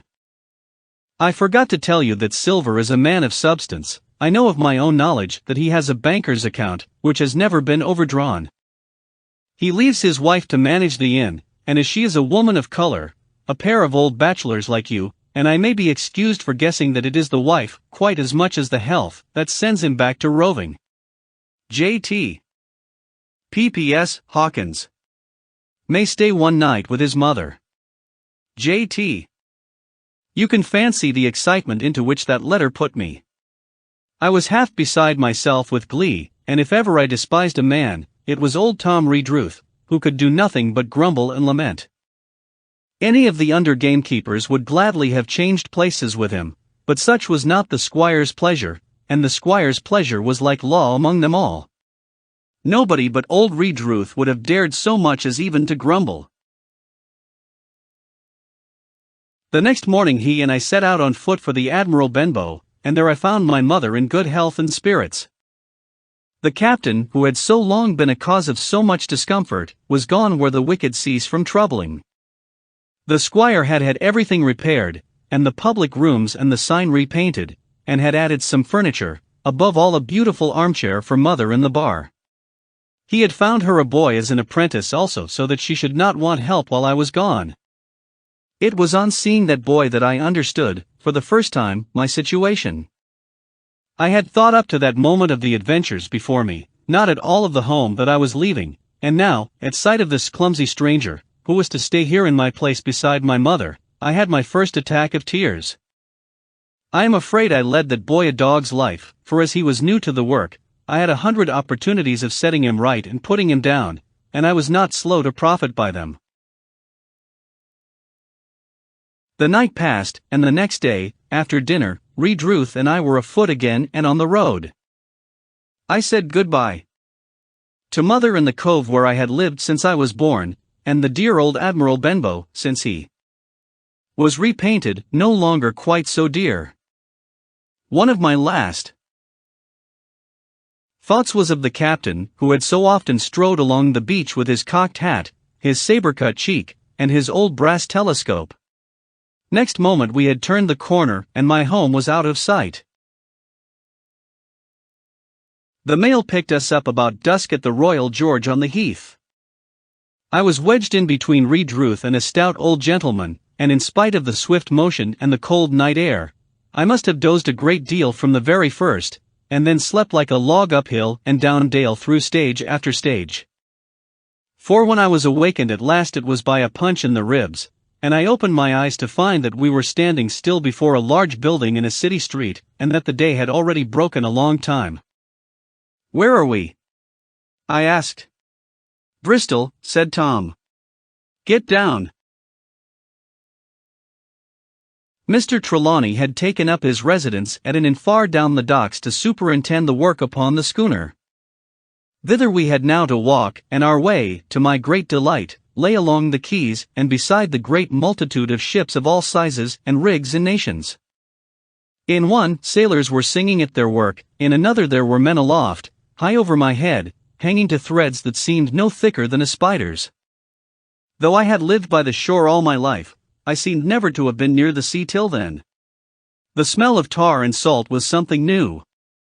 I saw the most wonderful figureheads that had all been far over the ocean.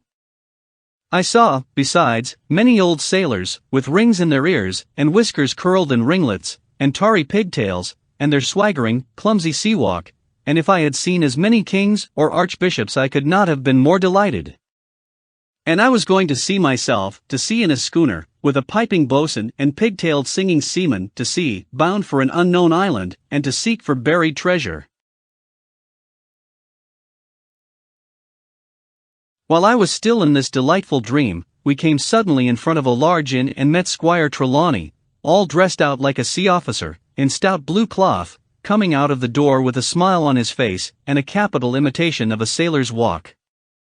"Here you are," he cried, "and the doctor came last night from London." Bravo! The ship's company complete. "Oh, sir," cried I, "when do we sail?" "Sail," says he. "We sail tomorrow." 8. At the sign of the spyglass. When I had done breakfasting, the squire gave me a note addressed to John Silver at the sign of the spyglass, and told me I should easily find the place by following the line of the docks and keeping a bright lookout for a little tavern with a large brass telescope for sign. I set off, overjoyed at this opportunity to see some more of the ships and seamen, and picked my way among a great crowd of people and carts and bales, for the dock was now at its busiest, until I found the tavern in question. It was a bright enough little place of entertainment. The sign was newly painted, the windows had neat red curtains, the floor was cleanly sanded. There was a street on each side and an open door on both, which made the large, low room pretty clear to see in spite of clouds of tobacco smoke. The customers were mostly seafaring men, and they talked so loudly that I hung at the door, almost afraid to enter. As I was waiting, a man came out of a side room, and at a glance I was sure he must be Long John. His left leg was cut off close by the hip, and under the left shoulder he carried a crutch, which he managed with wonderful dexterity, hopping about upon it like a bird. He was very tall and strong, with a face as big as a ham, plain and pale, but intelligent and smiling. Indeed, he seemed in the most cheerful spirits, whistling as he moved about among the tables, with a merry word or a slap on the shoulder for the more favored of his guests. Now, to tell you the truth, from the very first mention of Long John in Squire Trelawney's letter I had taken a fear in my mind that he might prove to be the very one-legged sailor whom I had watched for so long at the old Benbow. But one look at the man before me was enough. I had seen the captain, and Black Dog, and the blind man, Pugh, and I thought I knew what a buccaneer was like, a very different creature, according to me, from this clean and pleasant-tempered landlord. I plucked up courage at once, crossed the threshold, and walked right up to the man where he stood, propped on his crutch, talking to a customer. "Mr. Silver, sir?" I asked, holding out the note. "Yes, my lad," said he, "such is my name, to be sure." "And who may you be?" And then as he saw the squire's letter, he seemed to me to give something almost like a start. "Oh," said he, quite loud, and offering his hand. "I see. You are our new cabin boy, pleased I am to see you." And he took my hand in his large firm grasp. Just then one of the customers at the far side rose suddenly and made for the door. It was close by him, and he was out in the street in a moment. But his hurry had attracted my notice, and I recognized him at glance. It was the tallow-faced man, wanting 2 fingers, who had come first to the Admiral Benbow. "Oh," I cried, "stop him. It's Black Dog." "I don't care 2 coppers who he is," cried Silver. "But he hasn't paid his score. Harry, run and catch him." One of the others who was nearest the door leaped up and started in pursuit. "If he were Admiral Hawke he shall pay his score," cried Silver, and then, relinquishing my hand, "Who did you say he was?" he asked. "Black what?" "Dog, sir," said I. "Has Mr. Trelawney not told you of the Buccaneers?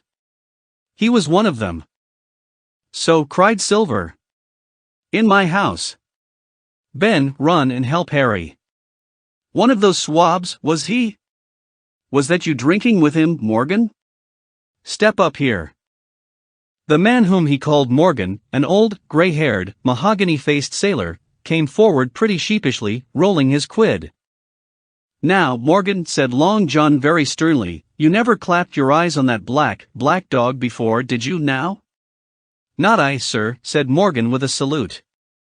"You didn't know his name, did you?" "No, sir." "By the powers, Tom Morgan, it's as good for you," exclaimed the landlord. "If you had been mixed up with the like of that, you would never have put another foot in my house, you may lay to that." "And what was he saying to you?" "I don't rightly know, sir," answered Morgan. "Do you call that a head on your shoulders, or a blessed dead-eye?" cried Long John. "Don't rightly know, don't you? Perhaps you don't happen to rightly know who you was speaking to, perhaps? Come now, what was he jawing, the yags, cap and ships? Pipe up. What was it?" "We was talking of keel hauling," answered Morgan. "Keel hauling, was you? And a mighty suitable thing too, and you may lay to that. Get back to your place for a lubber, Tom." And then, as Morgan rolled back to his seat, Silver added to me in a confidential whisper that was very flattering, as I thought, "He's quite an honest man, Tom Morgan, onny stupid." And now, he ran on again, aloud, "Let's see, Black Dog? No, I don't know the name, not I. Yet I kind of think I've seen the swab. He used to come here with the blind beggar, he used." "That he did, you may be sure," said I. "I knew that blind man too. His name was Pugh." "It was," cried Silver, now quite excited. "Pugh. That were his name for certain. Ah, he looked a shark, he did. If we run down this Black Dog now, there'll be news for Captain Trelawney. Ben's a good runner, few seamen run better than Ben. He should run him down, hand over hand, by the powers. He talked o' keel hauling, did he? I'll keel haul him." All the time he was jerking out these phrases he was stumping up and down the tavern on his crutch, slapping tables with his hand, and giving such a show of excitement as would have convinced an Old Bailey judge, or a Bow Street runner. My suspicions had been thoroughly reawakened on finding Black Dog at the spyglass, and I watched the cook narrowly. But he was too deep and too ready and too clever for me, and by the time the two men had come back out of breath and confessed that they had lost the track in a crowd and been scolded like thieves, I would have gone bail for the innocence of Long John Silver.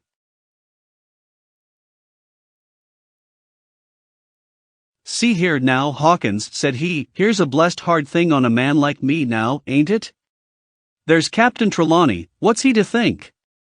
Here I have this confounded son of a Dutchman sitting in my own house drinking of my own rum.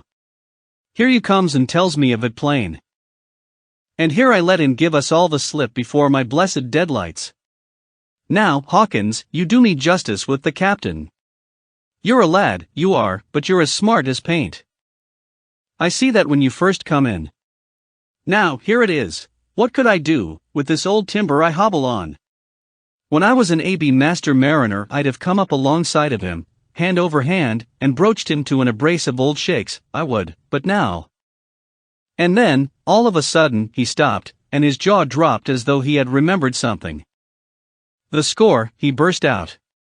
3 goes o' rum. Why, shiver my timbers, if I hadn't forgotten my score.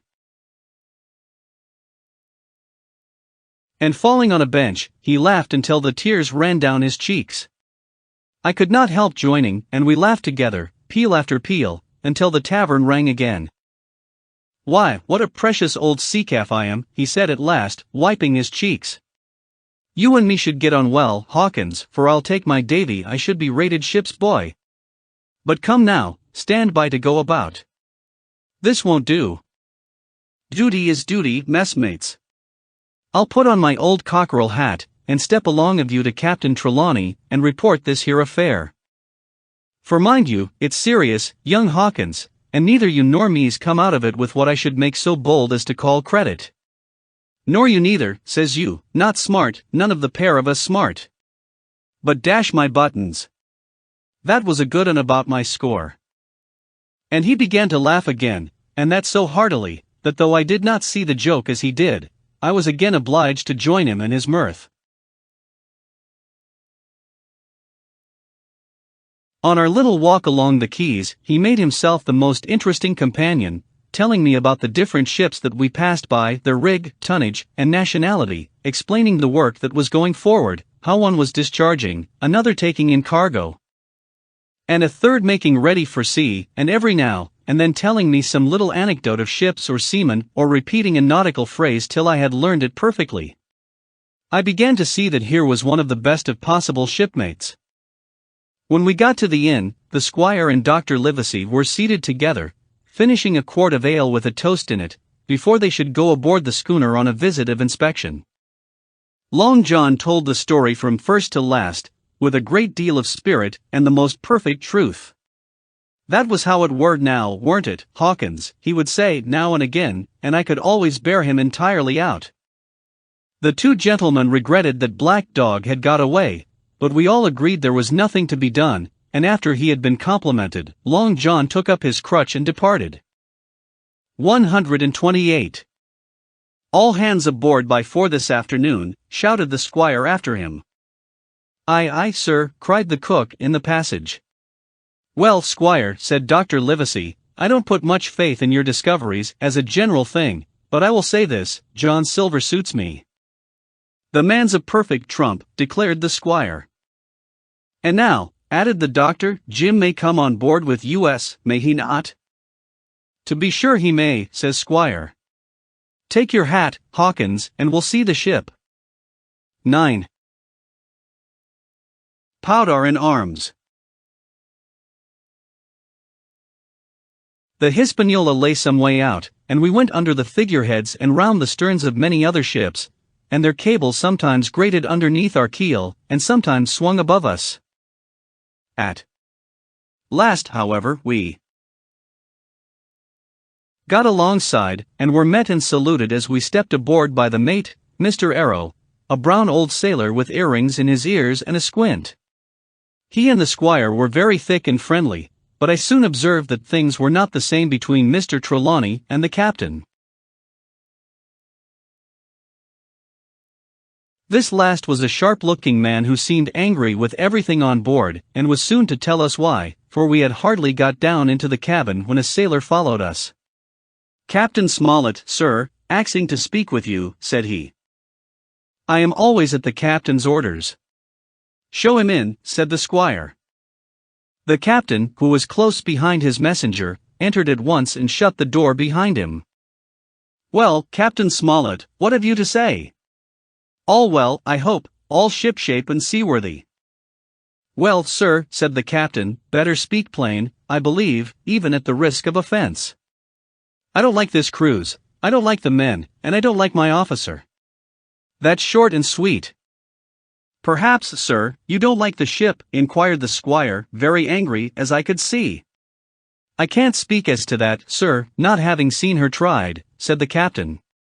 "She seems a clever craft, more I can't say."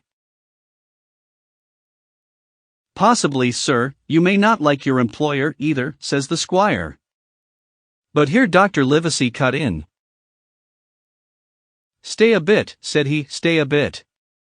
No use of such questions as that, but to produce ill feeling. The captain has said too much or he has said too little, and I'm bound to say that I require an explanation of his words. You don't, you say, like this cruise. Now, why?" "I was engaged, sir, on what we call sealed orders, to sail this ship for the gentleman where he should bid me," said the captain. "So far so good. But now I find that every man before the mast knows more than I do. I don't call that fair, now, do you?" "No," said Dr. Livesey, "I don't." "Next," said the captain, "I learn we are going after treasure, hear it from my own hands, mind you. Now, treasure is ticklish work. I don't like treasure voyages on any account, and I don't like them, above all, when they are secret, and when the secret has been told to the parrot." "Silver's parrot?" asked the squire. "It's a way of speaking," said the captain. "Blabbed, I mean. It's my belief neither of you gentlemen know what you are about, but I'll tell you my way of it, life or death, and a close run."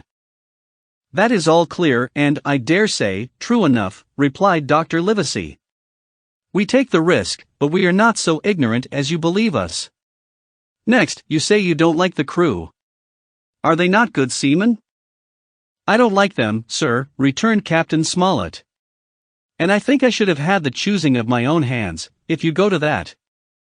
"Perhaps you should," replied the doctor. "My friend should, perhaps, have taken you along with him, but the slight, if there be one, was unintentional." "And you don't like Mr. Arrow?" "I don't, sir. I believe he's a good seaman, but he's too free with the crew to be a good officer. A mate should keep himself to himself, shouldn't drink with the men before the mast." "Do you mean he drinks?" cried the squire. "No, sir," replied the captain, "only that he's too familiar." "Well, now, and the short and long of it, captain?" asked the doctor. "Tell us what you want." "Well, gentlemen, are you determined to go on this cruise?" "Like iron," answered the squire. "Very good," said the captain. "Then, as you've heard me very patiently, saying things that I could not prove, hear me a few words more. They are putting the powder and the arms in the fore-hold. Now, you have a good place under the cabin, why not put them there, first point? Then, you are bringing 4 of your own people with you, and they tell me some of them are to be berthed forward. Why not give them the berths here beside the cabin, second point? Any more?" asked Mr. Trelawney. "One more," said the captain. "There's been too much blabbing already." "Far too much," agreed the doctor. "I'll tell you what I've heard myself," continued Captain Smollett, "that you have a map of an island, that there's crosses on the map to show where treasure is, and that the island lies," and then he named the latitude and longitude exactly. "I never told that," cried the squire, to a soul. "The hands know it, sir," returned the captain. "Livesey, that must have been you or Hawkins," cried the squire. "It doesn't much matter who it was," replied the doctor. And I could see that neither he nor the captain paid much regard to Mr. Trelawney's protestations. Neither did I, to be sure, he was so loose a talker, yet in this case I believe he was really right, and that nobody had told the situation of the island. Well, gentlemen, continued the captain, I don't know who has this map, but I make it a point, it shall be kept secret even from me and Mr. Arrow. Otherwise I would ask you to let me resign. I see, said the doctor. You wish us to keep this matter dark and to make a garrison of the stern part of the ship, manned with my friend's own people, and provided with all the arms and powder on board. In other words, you fear a mutiny. Sir, said Captain Smollett, with no intention to take offense, I deny your right to put words into my mouth. No captain, sir, would be justified in going to sea at all if he had ground enough to say that. As for Mr. Arrow, I believe him thoroughly honest. Some of the men are the same, all may be for what I know. But I am responsible for the ship's safety and the life of every man jack aboard of her. I see things going, as I think, not quite right. And I ask you to take certain precautions, or let me resign my berth. And that's all. Captain Smollett, began the doctor with a smile, did ever you hear the fable of the mountain and the mouse? You'll excuse me, I dare say, but you remind me of that fable. When you came in here, I'll stake my wig, you meant more than this. Doctor, said the captain, you are smart. When I came in here I meant to get discharged. I had no thought that Mr. Trelawney would hear a word. No more I would, cried the squire. Had Livesey not been here I should have seen you to the deuce. As it is, I have heard you. I will do as you desire, but I think the worse of you. That's as you please, sir, said the captain. You'll find I do my duty. And with that he took his leave. Trelawney, said the doctor, contrary to all my notions, I believed you have managed to get 2 honest men on board with you, that man and John Silver. Silver, if you like, cried the squire, but as for that intolerable humbug, I declare I think his conduct unmanly, unsailorly, and downright un-English. Well, says the doctor, we shall see. When we came on deck, the men had begun already to take out the arms and powder, yo-hoing at their work, while the captain and Mr. Arrow stood by superintending. The new arrangement was quite to my liking.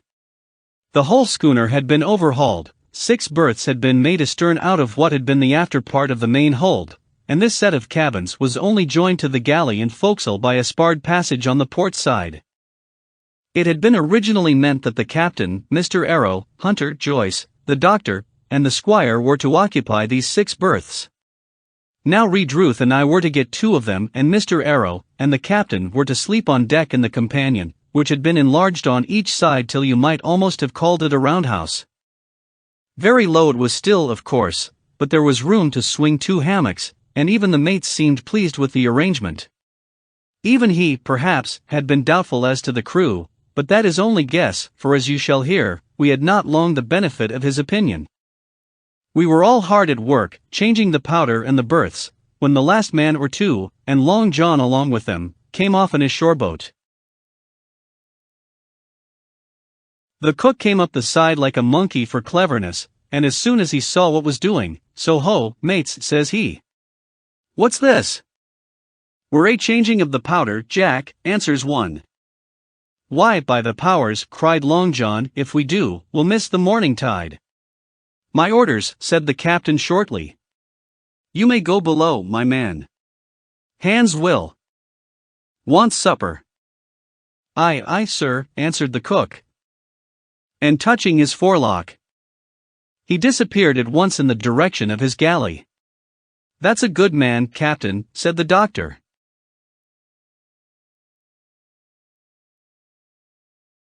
Very likely, sir, replied Captain Smollett. Easy with that, men, easy, he ran on, to the fellows who were shifting the powder, and then suddenly observing me examining the swivel we carried amidships, a long brass 9, hear you, ship's boy, he cried, out o' that. Off with you to the cook and get some work. And then as I was hurrying off I heard him say, quite loudly, to the doctor, I'll have no favorites on my ship. I assure you I was quite of the squire's way of thinking, and hated the captain deeply. 10. The Voyage. All that night we were in a great bustle getting things stowed in their place, and boatfuls of the squire's friends, Mr. Blandley and the like, coming off to wish him a good voyage and a safe return.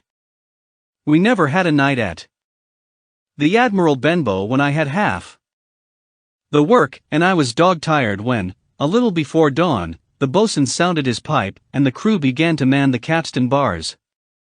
I might have been twice as weary, yet I would not have left the deck. All was so new and interesting to me, the brief commands, the shrill note of the whistle, the men bustling to their places in the glimmer of the ship's lanterns.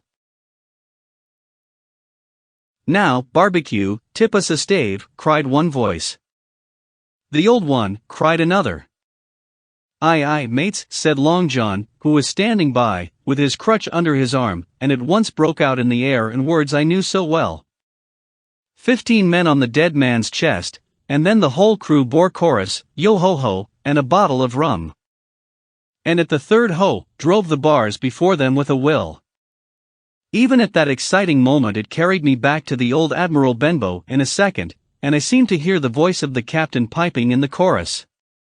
But soon the anchor was shored up, soon it was hanging dripping at the bows, soon the sails began to draw, and the land and shipping to flit by on either side, and before I could lie down to snatch an hour of slumber the Hispaniola had begun her voyage to the Isle of Treasure.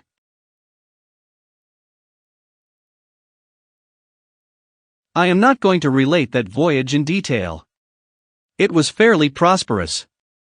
The ship proved to be a good ship, the crew were capable seamen, and the captain thoroughly understood his business.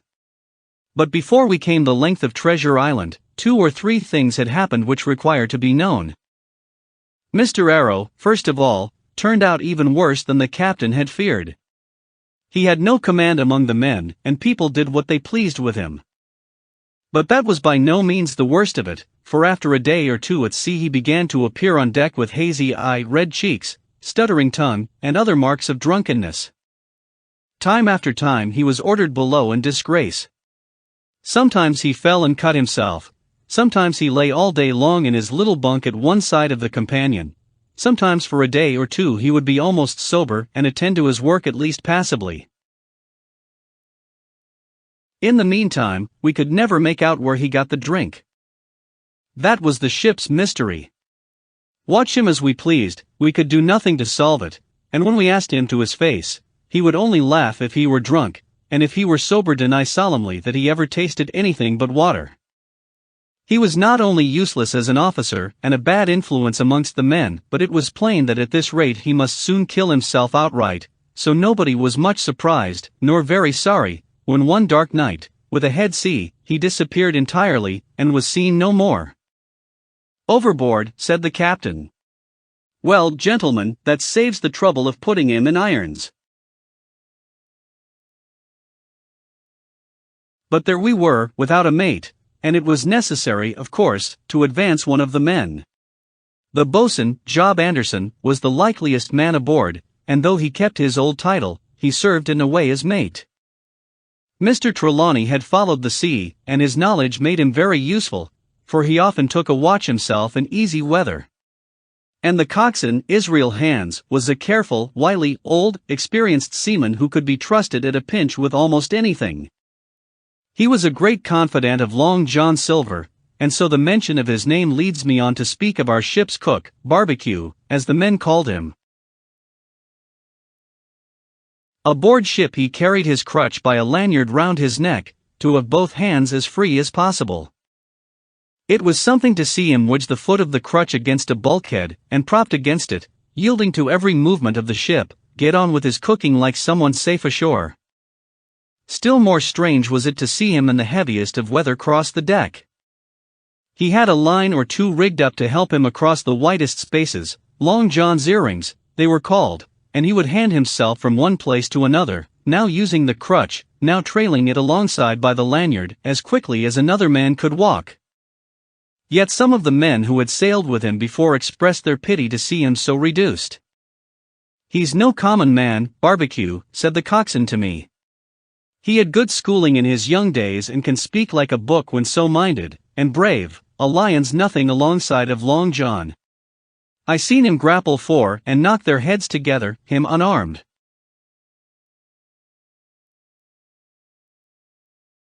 All the crew respected and even obeyed him. He had a way of talking to each and doing everybody some particular service.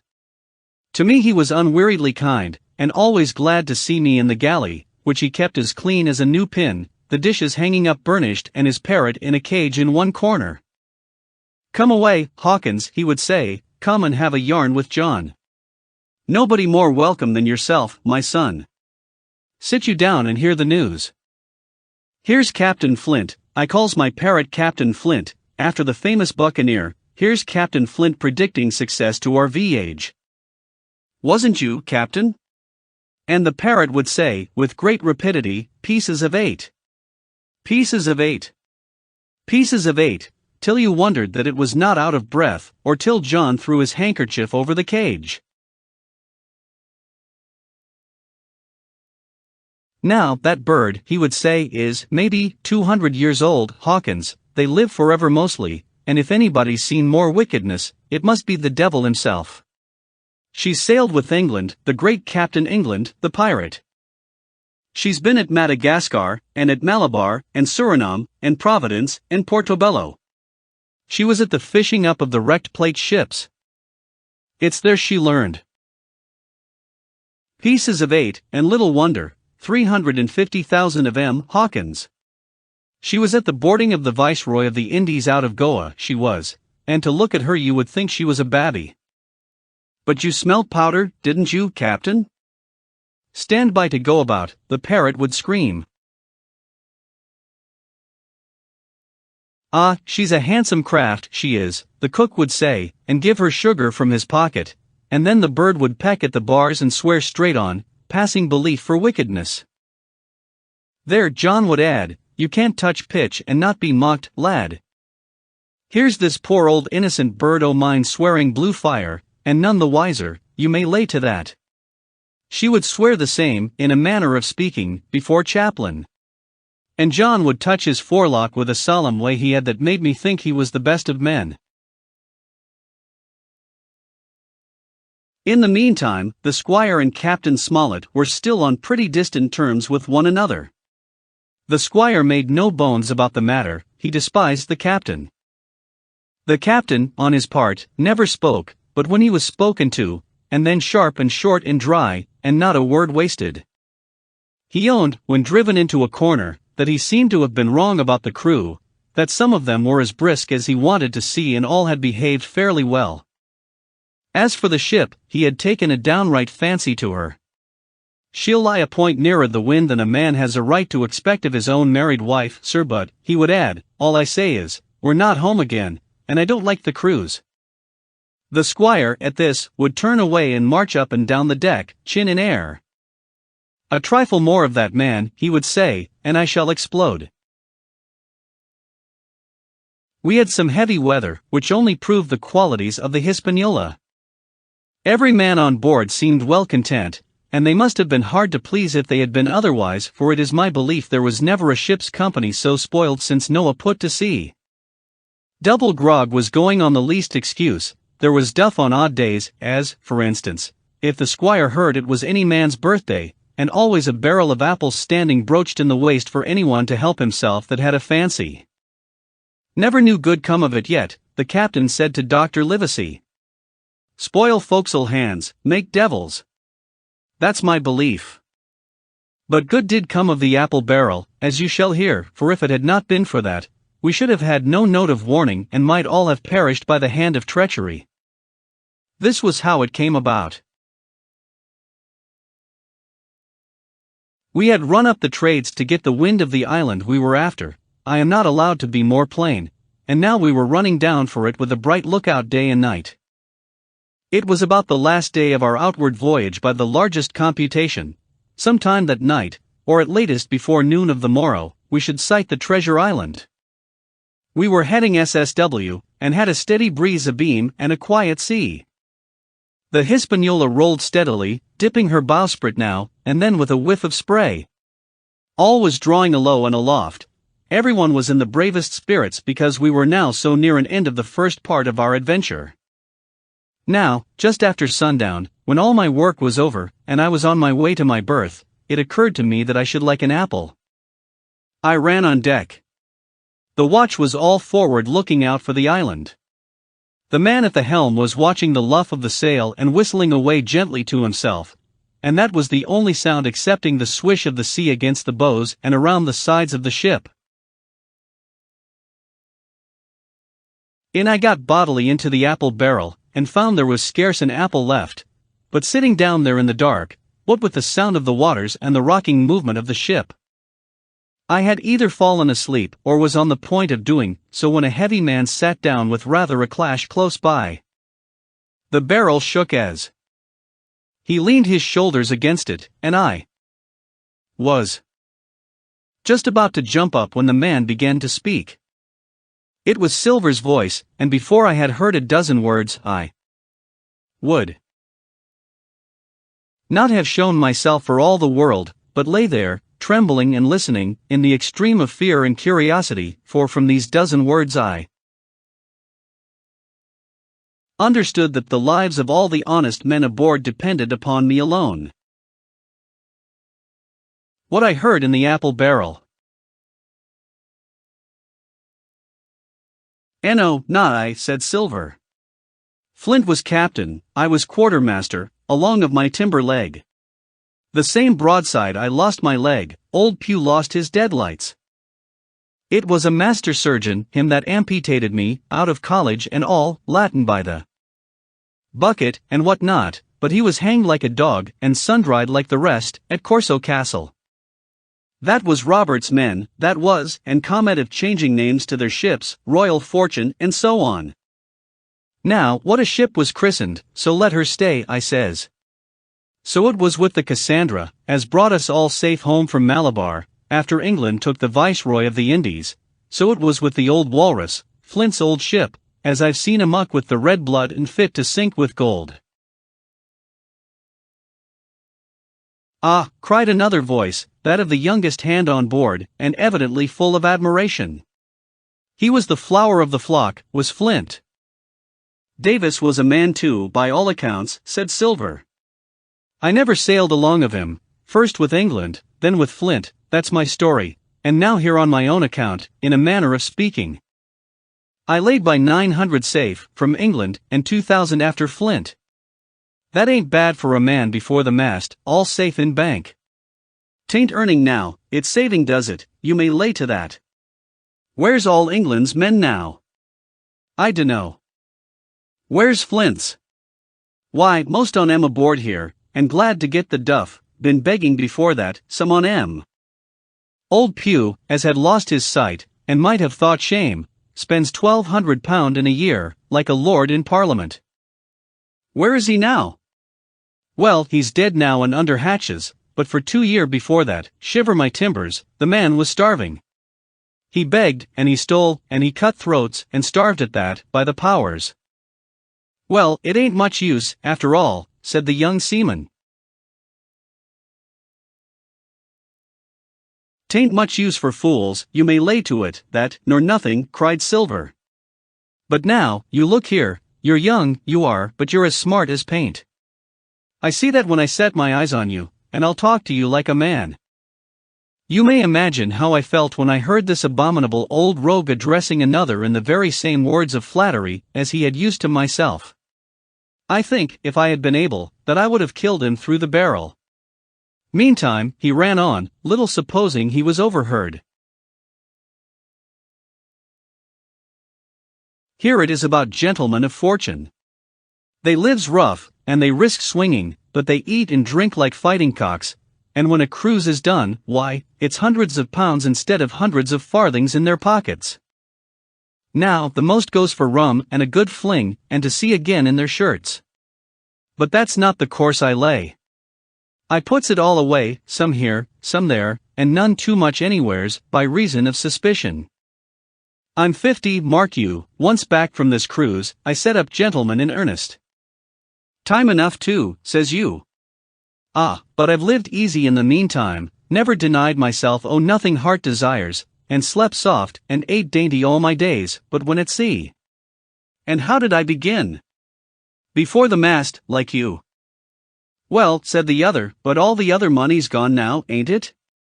You daren't show face in Bristol after this. Why, where might you suppose it was? Asked Silver derisively. At Bristol in banks and places, answered his companion. It were, said the cook, it were when we weighed anchor. But my old missus has it all by now. And the spyglass is sold, lease in goodwill and rigging, and the old girl's off to meet me. I would tell you where, for I trust you, but it'd make jealousy among the mates. And can you trust your missus? Asked the other. Gentlemen of fortune, returned the cook, usually trusts little among themselves, and right they are, you may lay to it. But I have a way with me, I have. When a mate brings a slip on his cable, one as knows me, I mean, it won't be in the same world with old John. There was some that was feared of Pugh, and some that was feared of Flint, but Flint his own self was feared of me. Feared he was, and proud. They was the roughest crew afloat, was Flint's, the devil himself would have been feared to go to sea with them. Well now, I tell you, I'm not a boasting man, and you seen yourself how easy I keep company, but when I was quartermaster, lambs wasn't the word for Flint's old buccaneers. Ah, you may be sure of yourself in old John's ship. Well, I tell you now, replied the lad, I didn't half a quarter like the job till I had this talk with you, John, but there's my hand on it now. And a brave lad you were, and smart too, answered Silver, shaking hands so heartily that all the barrel shook, and a finer figurehead for a gentleman of fortune I never clapped my eyes on. By this time I had begun to understand the meaning of their terms. By a gentleman of fortune they plainly meant neither more nor less than a common pirate, and the little scene that I had overheard was the last act in the corruption of one of the honest hands, perhaps of the last one left aboard. But on this point I was soon to be relieved, for Silver giving a little whistle, a third man strolled up and sat down by the party. Dick's square, said Silver. Oh, I know Dick was square, returned the voice of the coxswain, Israel Hands. He's no fool, is Dick. And he turned his quid and spat. But look here, he went on, here's what I want to know, barbecue. How long are we a-going to stand off and on like a blessed bumboat? I've had a'most enough o' Captain Smollett, he's hazed me long enough, by thunder. I want to go into that cabin, I do. I want their pickles and wines and that. Israel, said Silver, your head ain't much account, nor ever was. But you're able to hear, I reckon, leastways, your ears is big enough. Now, here's what I say, you'll berth forward, and you'll live hard, and you'll speak soft, and you'll keep sober till I give the word, and you may lay to that, my son. Well, I don't say no, do I, growled the coxswain. What I say is, when. That's what I say. When? By the powers, cried Silver. Well now, if you want to know, I'll tell you when. The last moment I can manage, and that's when. Here's a first-rate seaman, Captain Smollett, sails the blessed ship for us. Here's this squire and doctor with a map and such, I don't know where it is, do I? No more do you, says you. Well then, I mean this squire and doctor shall find the stuff, and help us to get it aboard, by the powers. Then we'll see. If I was sure of you all, sons of double Dutchmen, I'd have Captain Smollett navigate us halfway back again before I struck. Why, we're all seamen aboard here, I should think, said the lad Dick.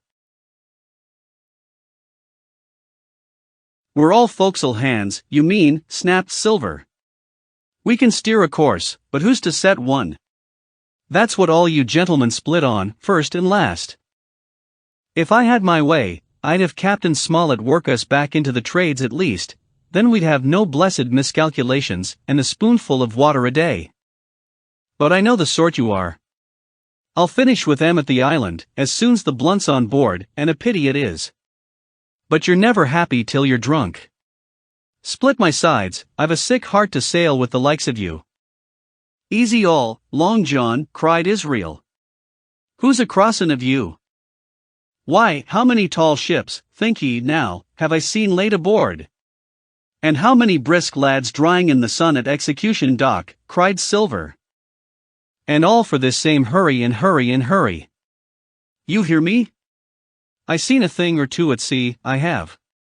If you would only lay your course and a peant to windward, you would ride in carriages, you would. But not you. I know you.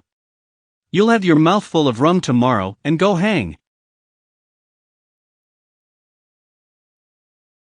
Everybody knowed you was a kind of a chapeling, John, but there's others as could hand and steer as well as you," said Israel. "They liked a bit o' fun, they did. They wasn't so high and dry, nohow, but took their fling, like jolly companions every one." "So," says Silver. "Well, and where are they now?" "Pugh was that sort, and he died a beggarman. Flint was, and he died of rum at Savannah. Ah, they was a sweet crew, they was. Annie, where are they?" "But," asked Dick, "when we do lay 'em athwart, what are we to do with 'em, anyhow?" "There's the man for me," cried the cook admiringly. "That's what I call business. Well, what would you think? Put 'em ashore like maroons? That would have been England's way. Or cut 'em down like that much pork? That would have been Flint's, or Billy Bones's." "Billy was the man for that," said Israel. "Dead men don't bite," says he. "Well, he's dead now hisself, he knows the long and short on it now, and if ever a rough hand come to port, it was Billy." "Right you are," said Silver, "rough and ready. But mark you here, I'm an easy man, I'm quite the gentleman," says you, "but this time it's serious. Duty is duty, mates. I give my vote death. When I'm in Parliament and riding in my coach, I don't want none of these sea lawyers in the cabin coming home, unlooked for, like the devil at prayers. Wait is what I say, but when the time comes, why, let her rip." "John," cries the coxswain, "you're a man."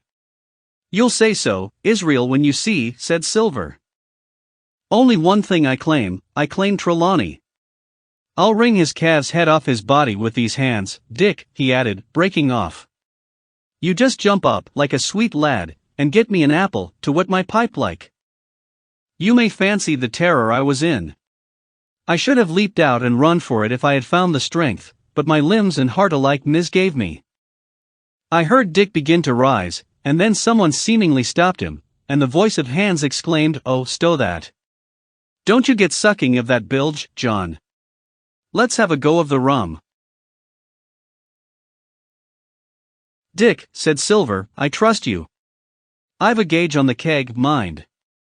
There's the key, you fill a pannikin and bring it up."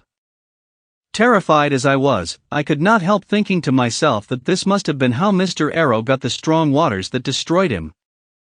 Dick was gone but a little while, and during his absence Israel spoke straight on in the cook's ear. It was but a word or two that I could catch, and yet I gathered some important news, for besides other scraps that tended to the same purpose, this whole clause was audible, "Not another man of the Mulgine." Hence there were still faithful men on board. When Dick returned, one after another of the trio took the pannikin and drank, one to luck, another with a "Here's to old Flint," and Silver himself saying, in a kind of song, "Here's to ourselves, and hold your luff, plenty of prizes and plenty of duff." Just then a sort of brightness fell upon me in the barrel. And looking up, I found the moon had risen, and was silvering the mizzen-top end, shining white on the luff of the foresail, and almost at the same time the voice of the lookout shouted, "Land ho!" 12. Council Isle of War. There was a great rush of feet across the deck. I could hear people tumbling up from the cabin and the forecastle, and slipping in an instant outside my barrel, I dived behind the foresail, made a double towards the stern, and came out upon the open deck in time to join Hunter and Dr. Livesey in the rush for the weather bow. There all hands were already congregated. A belt of fog had lifted almost simultaneously with the appearance of the moon. Away to the southwest of us we saw two low hills, about a couple of miles apart, and rising behind one of them a third and higher hill, whose peak was still buried in the fog. All three seemed sharp and conical in figure. So much I saw, almost in a dream, for I had not yet recovered from my horrid fear of a minute or two before. And then I heard the voice of Captain Smollett issuing orders. The Hispaniola was laid a couple of points nearer the wind, and now sailed a course that would just clear the island on the east. "And now, men," said the captain, when all was sheeted home, "has any one of you ever seen that land ahead?" "I have, sir," said Silver. "I've watered there with a trader I was cook in." "The anchorage is on the south, behind an islet, I fancy?" asked the captain. "Yes, sir, Skeleton Island they calls it. It were a main place for pirates once, and a hand we had on board knowed all their names for it. That hill to the nor'ard they calls the foremast hill. There are 3 hills in a row running south'ard, fore, main, and mizzen, sir. But the main, that's the big un, with the cloud on it, they usually calls the spyglass, by reason of a lookout they kept when they was in the anchorage cleaning, for it's there they cleaned their ships, sir, asking your pardon." "I have a chart here," says Captain Smollett. "See if that's the place." Long John's eyes burned in his head as he took the chart, but by the fresh look of the paper I knew he was doomed to disappointment. This was not the map we found in Billy Bones's chest, but an accurate copy, complete in all things, names and heights and soundings, with the single exception of the red crosses and the written notes. Sharp as must have been his annoyance, Silver had the strength of mind to hide it. "Yes, sir," said he, "this is the spot, to be sure, and very prettily drawed out. Who might have done that, I wonder? The pirates were too ignorant, I reckon. Aye, here it is, Captain, Kidd's Anchorage, just the name my shipmate called it. There's a strong current runs along the south, and then away nor'ard up the west coast. Right you was, sir," says he, "to haul your wind and keep the weather of the island. Leastways, if such was your intention as to enter and careen, and there ain't no better place for that in these waters." "Thank you, my man," says Captain Smollett. "I'll ask you later on to give us a help. You may go." I was surprised at the coolness with which John avowed his knowledge of the island, and I own I was half frightened when I saw him drawing nearer to myself. He did not know, to be sure, that I had overheard his counsel from the apple barrel, and yet I had by this time taken such a horror of his cruelty, duplicity, and power that I could scarce conceal a shudder when he laid his hand upon my arm. "Ah," says he, "this here is a sweet spot, this island, a sweet spot for a lad to get ashore on. You'll bathe, and you'll climb trees, and you'll hunt goats, you will, and you'll get aloft on them hills like a goat yourself. Why, it makes me young again. I was going to forget my timber leg, I was. It's a pleasant thing to be young, and have 10 toes, and you may lay to that. When you want to go a bit of exploring, you just ask old John, and he'll put up a snack for you to take along." And clapping me in the friendliest way upon the shoulder, he hobbled off forward and went below. Captain Smollett, the squire, and Dr. Livesey were talking together on the quarterdeck, and anxious as I was to tell them my story, I durst not interrupt them openly. While I was still casting about in my thoughts to find some probable excuse, Dr. Livesey called me to his side. He had left his pipe below, and being a slave to tobacco, had meant that I should fetch it, but as soon as I was near enough to speak and not to be overheard, I broke immediately. "Doctor, let me speak. Get the captain and squire down to the cabin, and then make some pretense to send for me. I have terrible news." The doctor changed countenance a little, but next moment he was master of himself. "Thank you, Jim," said he quite loudly, "that was all I wanted to know," as if he had asked me a question.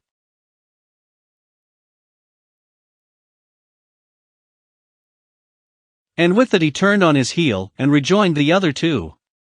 They spoke together for a little, and though none of them started, or raised his voice, or so much as whistled, it was plain enough that Dr. Livesey had communicated my request, for the next thing that I heard was the captain giving an order to Job Anderson, and all hands were piped on deck. "My lads," said Captain Smollett, "I've a word to say to you. This land that we have sighted is the place we have been sailing for. Mr. Trelawney, being a very open-handed gentleman, as we all know, has just asked me a word or two, and as I was able to tell him that every man on board had done his duty, alow and aloft, as I never asked to see it done better, why, he and I and the doctor are going below to the cabin to drink your health and luck, and you'll have grog served out for you to drink our health and luck. I'll tell you what I think of this. I think it handsome. And if you think as I do, you'll give a good sea cheer for the gentleman that does it. The cheer followed. That was a matter of course, but it rang out so full and hearty that I confess I could hardly believe these same men were plotting for our blood. "One more cheer for Captain Smollett," cried Long John when the first had subsided. And this also was given with a will. On the top of that the three gentlemen went below, and not long after word was sent forward that Jim Hawkins was wanted in the cabin. I found them all three seated round the table, a bottle of Spanish wine and some raisins before them, and the doctor smoking away, with his wig on his lap, and that, I knew, was a sign that he was agitated. The stern window was open, for it was a warm night, and you could see the moon shining behind on the ship's wake. "Now, Hawkins," said the squire, "you have something to say. Speak up." I did as I was bid, and as short as I could make it, told the whole details of Silver's conversation. Nobody interrupted me till I was done, nor did any one of the three of them make so much as a movement, but they kept their eyes upon my face from first to last. "Jim," said Dr. Livesey, "take a seat." And they made me sit down at table beside them, poured me out a glass of wine, filled my hands with raisins, and all three, one after the other, and each with a bow, drank my good health, and their service to me, for my luck and courage. "Now, Captain," said the squire, "you were right, and I was wrong. I own myself an ass, and I await your orders." "No more an ass than I, sir," returned the captain. "I never heard of a crew that meant to mutiny, but what showed signs before, for any man that had an eye in his head to see the mischief and take steps according. But this crew," he added, "beats me." "Captain," said the doctor, "with your permission, that's Silver. A very remarkable man." "He'd look remarkably well from a yardarm, sir," returned the captain. "But this is talk, this don't lead to anything. I see 3 or 4 points, and with Mr. Trelawney's permission, I'll name them." "You, sir, are the captain. It is for you to speak," says Mr. Trelawney grandly. "First point," began Mr. Smollett. "We must go on, because we can't turn back. If I gave the word to go about, they would rise at once. Second point, we have time before us at least until this treasure's found. Third point, there are faithful hands. Now, sir, it's got to come to blows sooner or later, and what I propose is to take time by the forelock, as the saying is, and come to blows some fine day when they least expect it.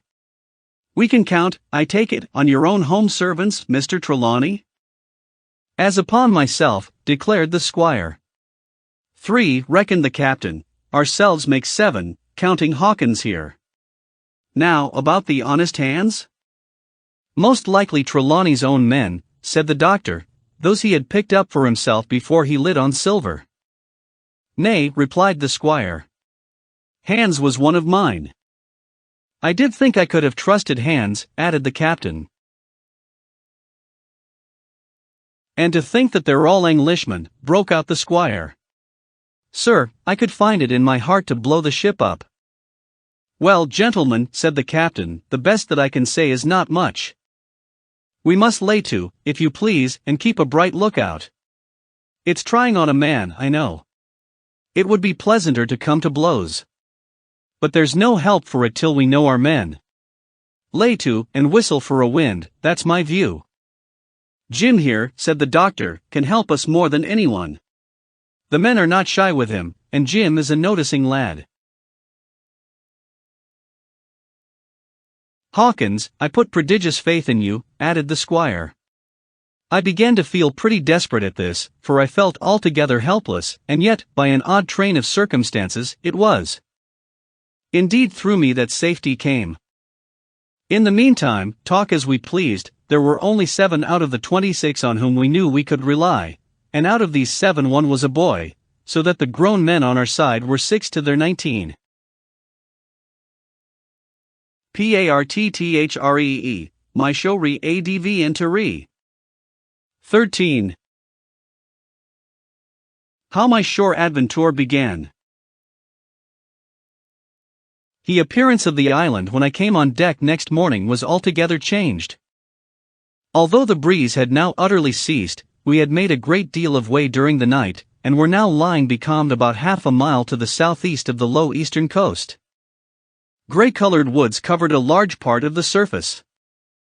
This even tint was indeed broken up by streaks of yellow sandbrake in the lower lands, and by many tall trees of the pine family, outtopping the others, some singly, some in clumps, but the general coloring was uniform and sad. The hills ran up clear above the vegetation in spires of naked rock. All were strangely shaped, and the spyglass, which was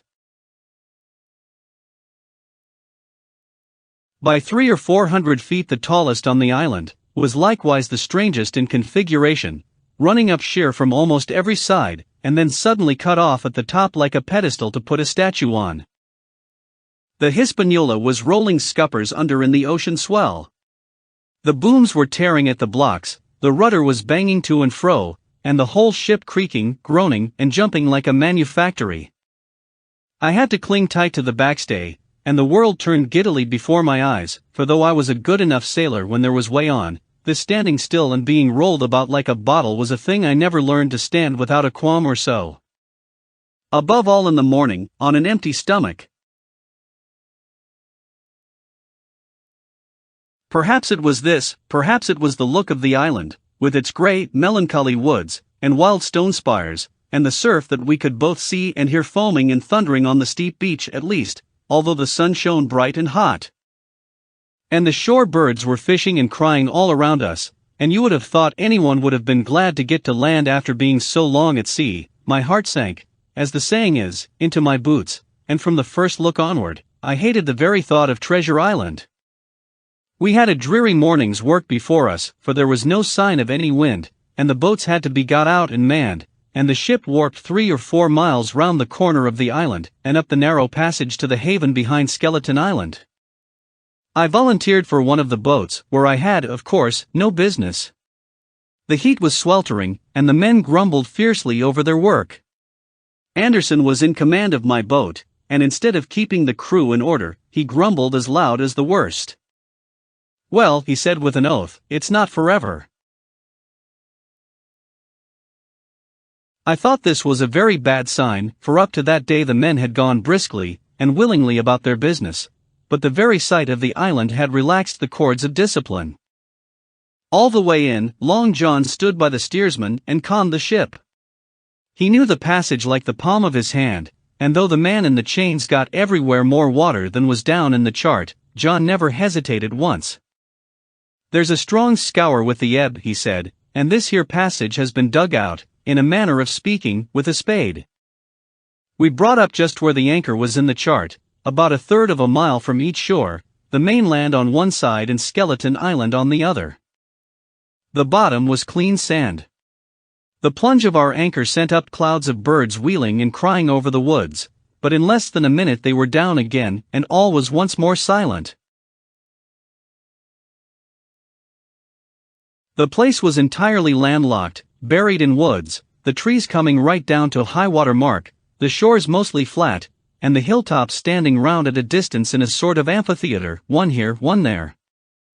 2 little rivers, or rather 2 swamps, emptied out into this pond, as you might call it, and the foliage round that part of the shore had a kind of poisonous brightness.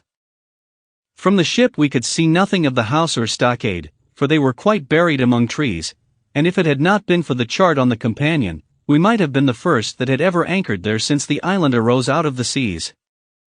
There was not a breath of air moving, nor a sound, but that of the surf booming half a mile away along the beaches and against the rocks outside. A peculiar stagnant smell hung over the anchorage, a smell of sodden leaves and rotting tree trunks. I observed the doctor sniffing and sniffing, like someone tasting a bad egg.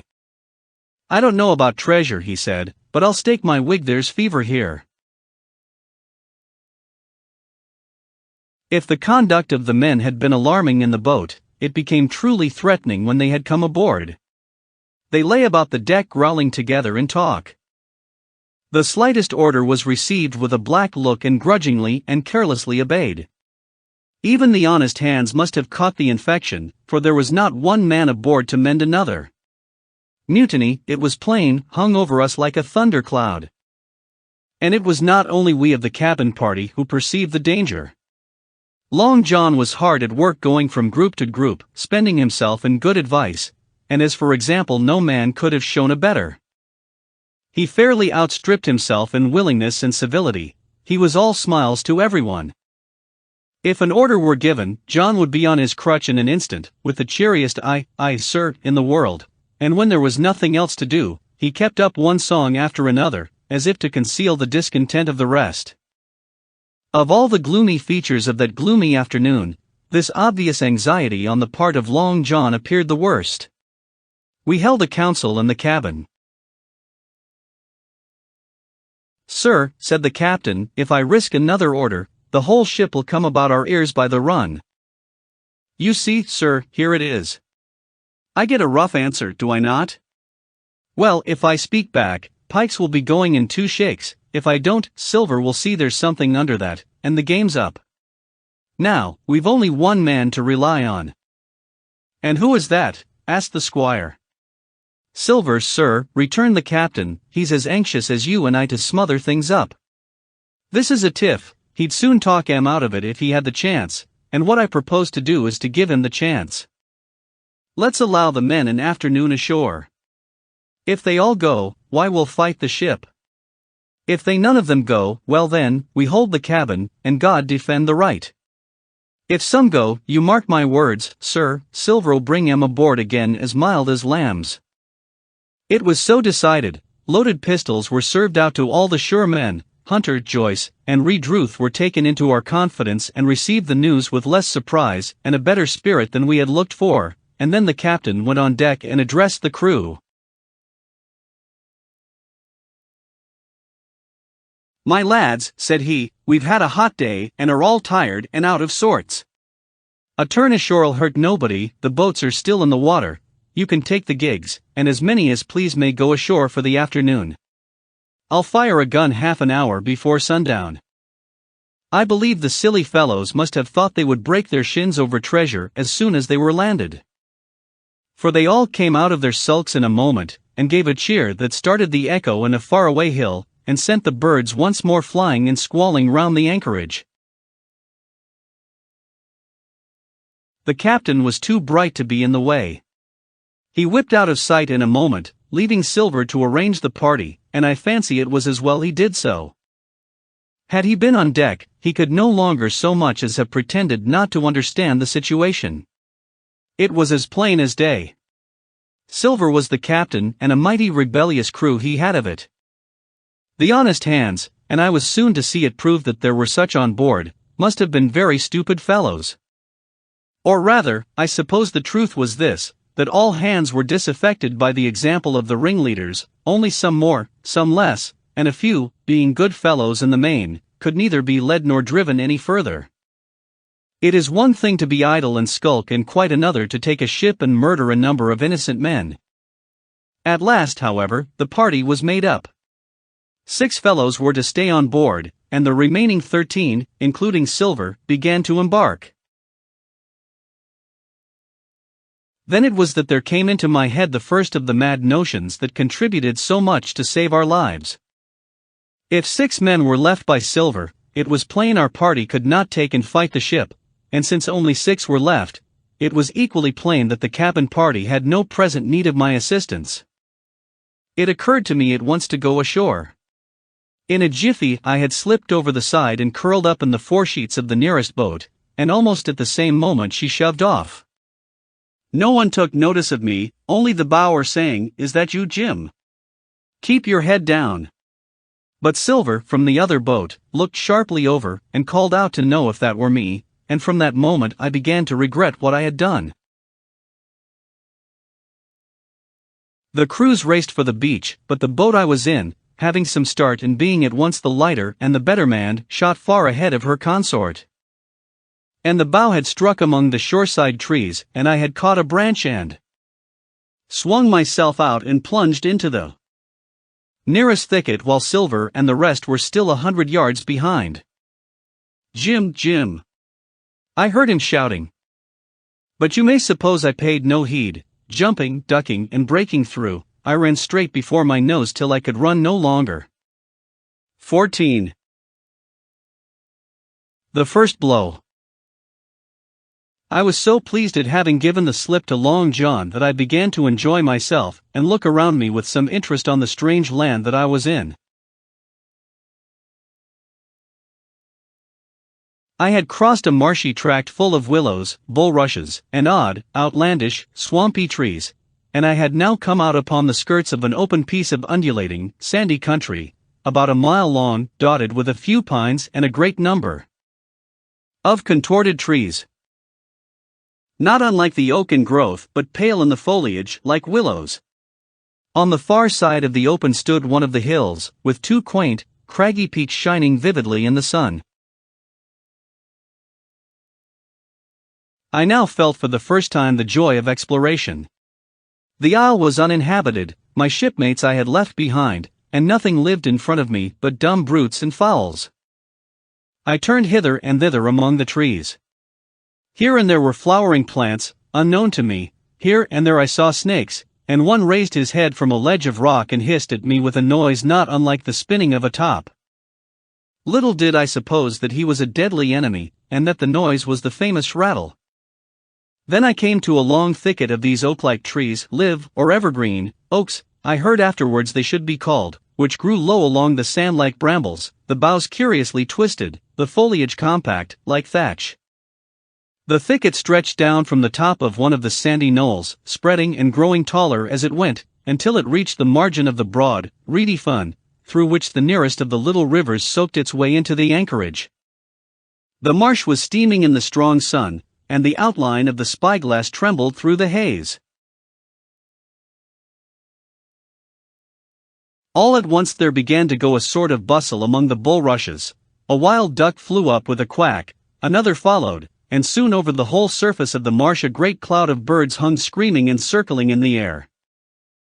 I judged at once that some of my shipmates must be drawing near along the borders of the fun. Nor was I deceived, for soon I heard the very distant and low tones of a human voice, which, as I continued to give ear, grew steadily louder and nearer. This put me in a great fear, and I crawled under cover of the nearest live oak and squatted there, hearkening, as silent as a mouse. Another voice answered, and then the first voice, which I now recognized to be Silver's, once more took up the story and ran on for a long while in a stream, only now and again interrupted by the other. By the sound they must have been talking earnestly, and almost fiercely, but no distinct word came to my hearing. At last the speakers seemed to have paused and perhaps to have sat down, for not only did they cease to draw any nearer, but the birds themselves began to grow more quiet and to settle again to their places in the swamp. And now I began to feel that I was neglecting my business, that since I had been so foolhardy as to come ashore with these desperadoes, the least I could do was to overhear them at their councils, and that my plain and obvious duty was to draw as close as I could manage, under the favorable ambush of the crouching trees. I could tell the direction of the speakers pretty exactly, not only by the sound of their voices, but by the behavior of the few birds that still hung in alarm above the heads of the intruders. Crawling on all fours, I made steadily but slowly towards them, till at last, raising my head to an aperture among the leaves, I could see clear down into a little green dell beside the marsh and closely set about with trees, where Long John Silver and another of the crew stood face to face in conversation. The sun beat full upon them. Silver had thrown his hat beside him on the ground, and his great, smooth, blond face, all shining with heat, was lifted to the other man's in a kind of appeal. "Mate," he was saying, "it's because I thinks gold dusted you, gold dust, and you may lay to that. If I hadn't took to you like pitch, do you think I'd have been here a warning of you? All's up, you can't make nor mend, it's to save your neck that I may speaking. And if one of the wild UNS knew it, where'd I be, Tom, now, tell me, where'd I be? Silver, said the other man, and I observed he was not only red in the face, but spoke as hoarse as a crow, and his voice shook too, like a taut rope. Silver, says he, you're old, and you're honest, or has the name for it, and you've money too, which lots of poor sailors hasn't. And you're brave, or I'm mistook. And will you tell me you'll let yourself be led away with that kind of a mess of swabs? Not you. As sure as God sees me, I'd sooner lose my hand. If I turn again my duty. And then all of a sudden he was interrupted by a noise. I had found one of the honest hands. Well, here, at that same moment, came news of another. Far away out in the marsh there arose, all of a sudden, a sound like the cry of anger, then another on the back of it, and then one horrid, long-drawn scream. The rocks of the spyglass re-echoed it a score of times. The whole troop of marsh birds rose again, darkening heaven, with a simultaneous whir, and long after that death yell was still ringing in my brain, silence had re-established its empire. And only the rustle of the redescending birds and the boom of the distant surges disturbed the languor of the afternoon. Tom had leaped at the sound, like a horse at the spur, but Silver had not winked an eye. He stood where he was, resting lightly on his crutch, watching his companion like a snake about to spring. John, said the sailor, stretching out his hand. Hands off, cried Silver, leaping back a yard, as it seemed to me, with the speed and security of a trained gymnast.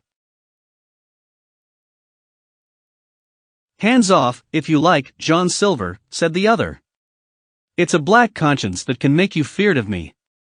But in heaven's name, tell me, what was that? That, returned Silver, smiling away, but warier than ever, his eye a mere pinpoint in his big face, but gleaming like a crumb of glass. That? Oh, I reckon that'll be Ellen. And at this point Tom flashed out like a hero. Ellen, he cried. Then rest his soul for a true seaman. And as for you, John Silver, long you've been a mate of mine, but you're mate of mine no more. If I die like a dog, I'll die in my duty. You've killed Ellen, have you? Kill me too, if you can. But I defies you. And with that, this brave fellow turned his back directly on the cook, and set off walking for the beach. But he was not destined to go far.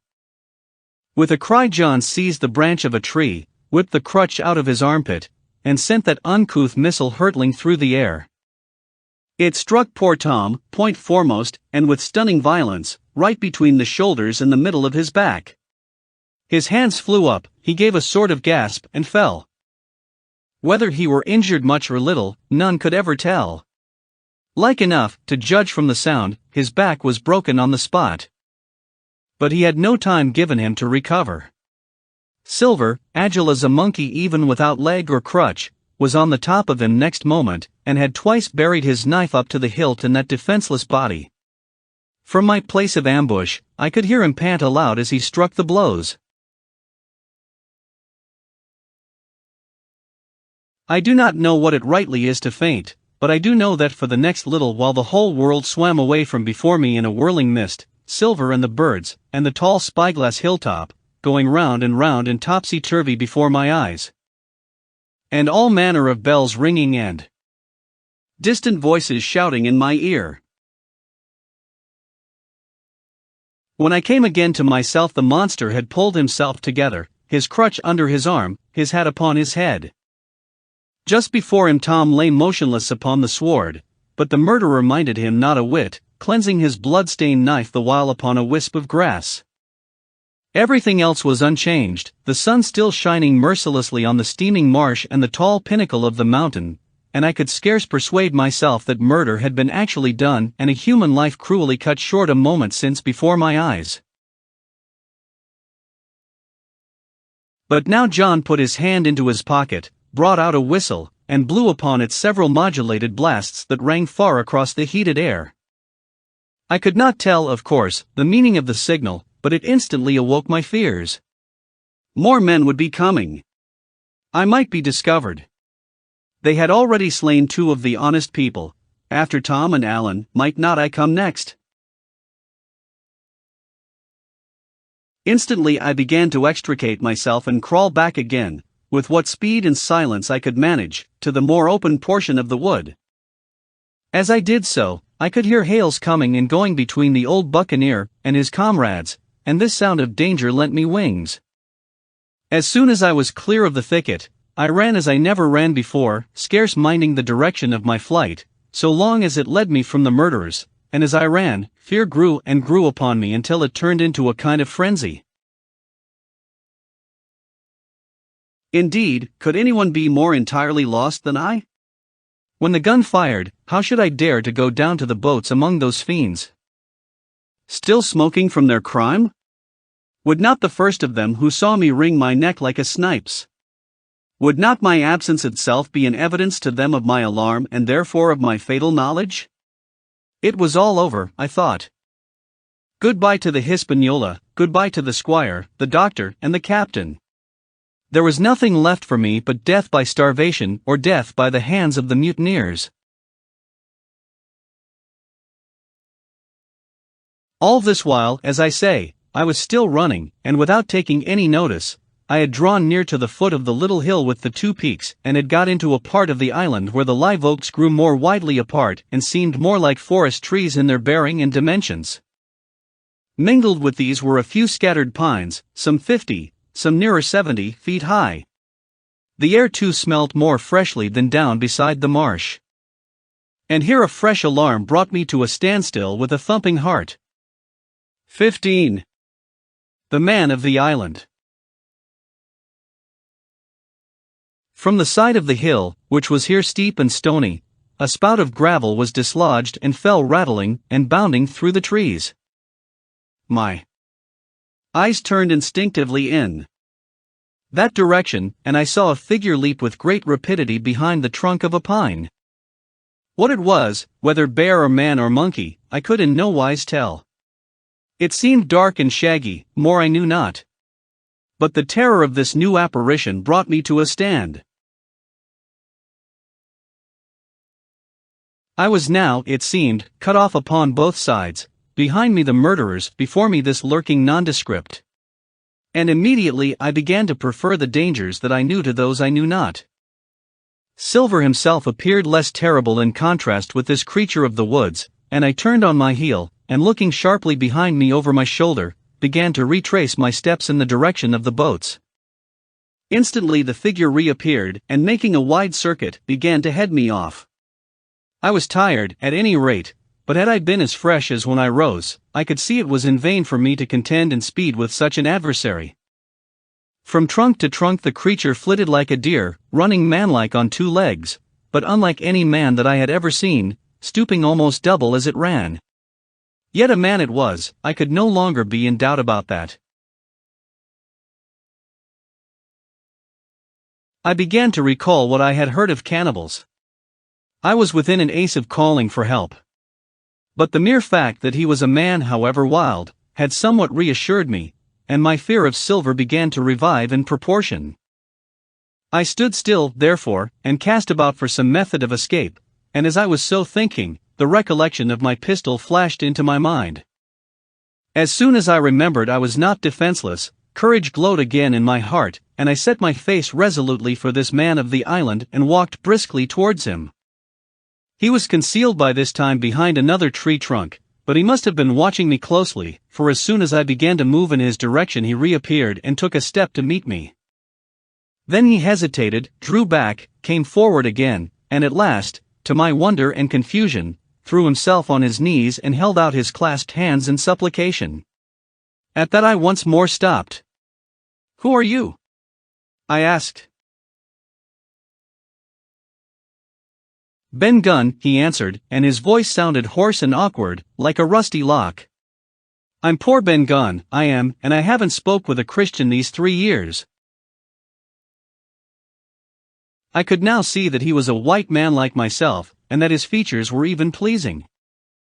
His skin, wherever it was exposed, was burnt by the sun, even his lips were black, and his fair eyes looked quite startling in so dark a face. Of all the beggarmen that I had seen or fancied, he was the chief for raggedness. He was clothed with tatters of old ship's canvas and old sea-cloth, and this extraordinary patchwork was all held together by a system of the most various and incongruous fastenings, brass buttons, bits of stick, and loops of tarry gaskin. About his waist he wore an old brass-buckled leather belt, which was the one thing solid in his whole accoutrement.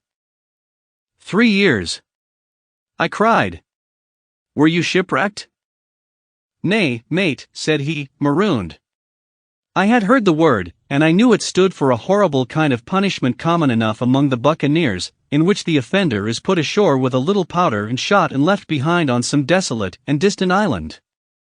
Marooned 3 years agone, he continued, and lived on goats since then, and berries, and oysters. Wherever a man is, says I, a man can do for himself. But, mate, my heart is sore for Christian diet. You mightn't happen to have a piece of cheese about you, now? No?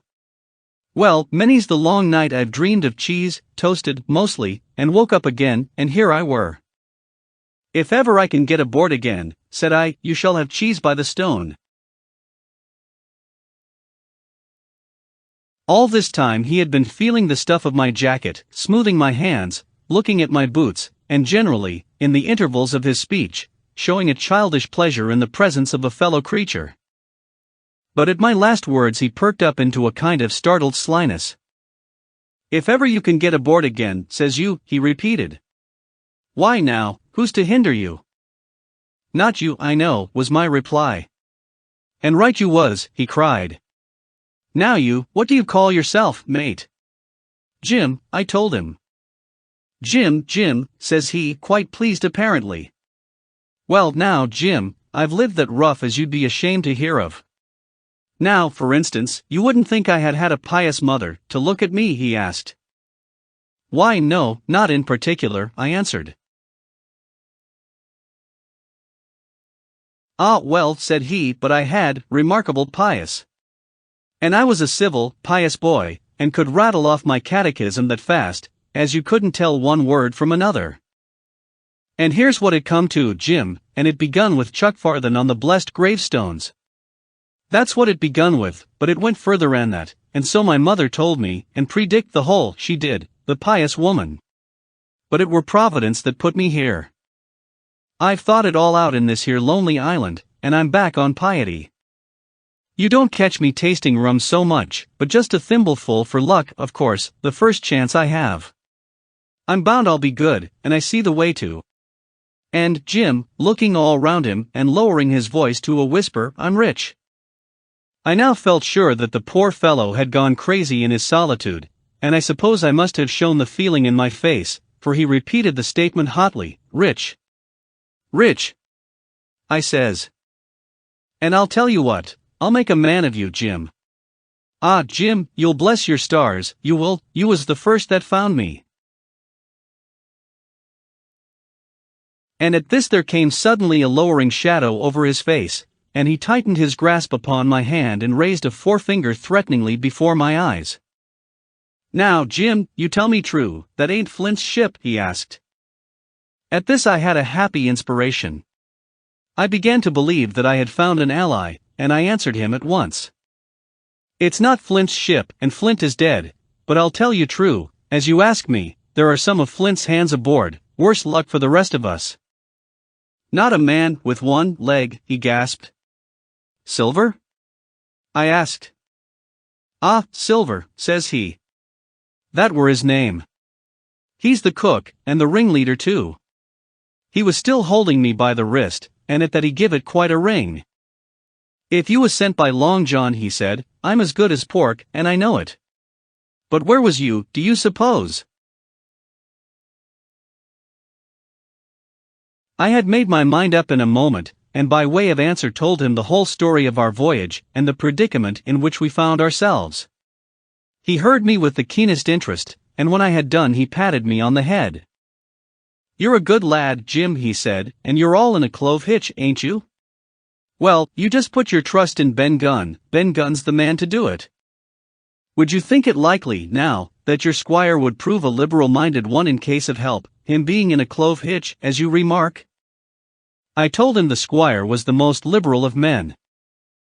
Aye, but you see, returned Ben Gunn, I didn't mean giving me a gate to keep, and a suit of livery clothes, and such. That's not my mark, Jim.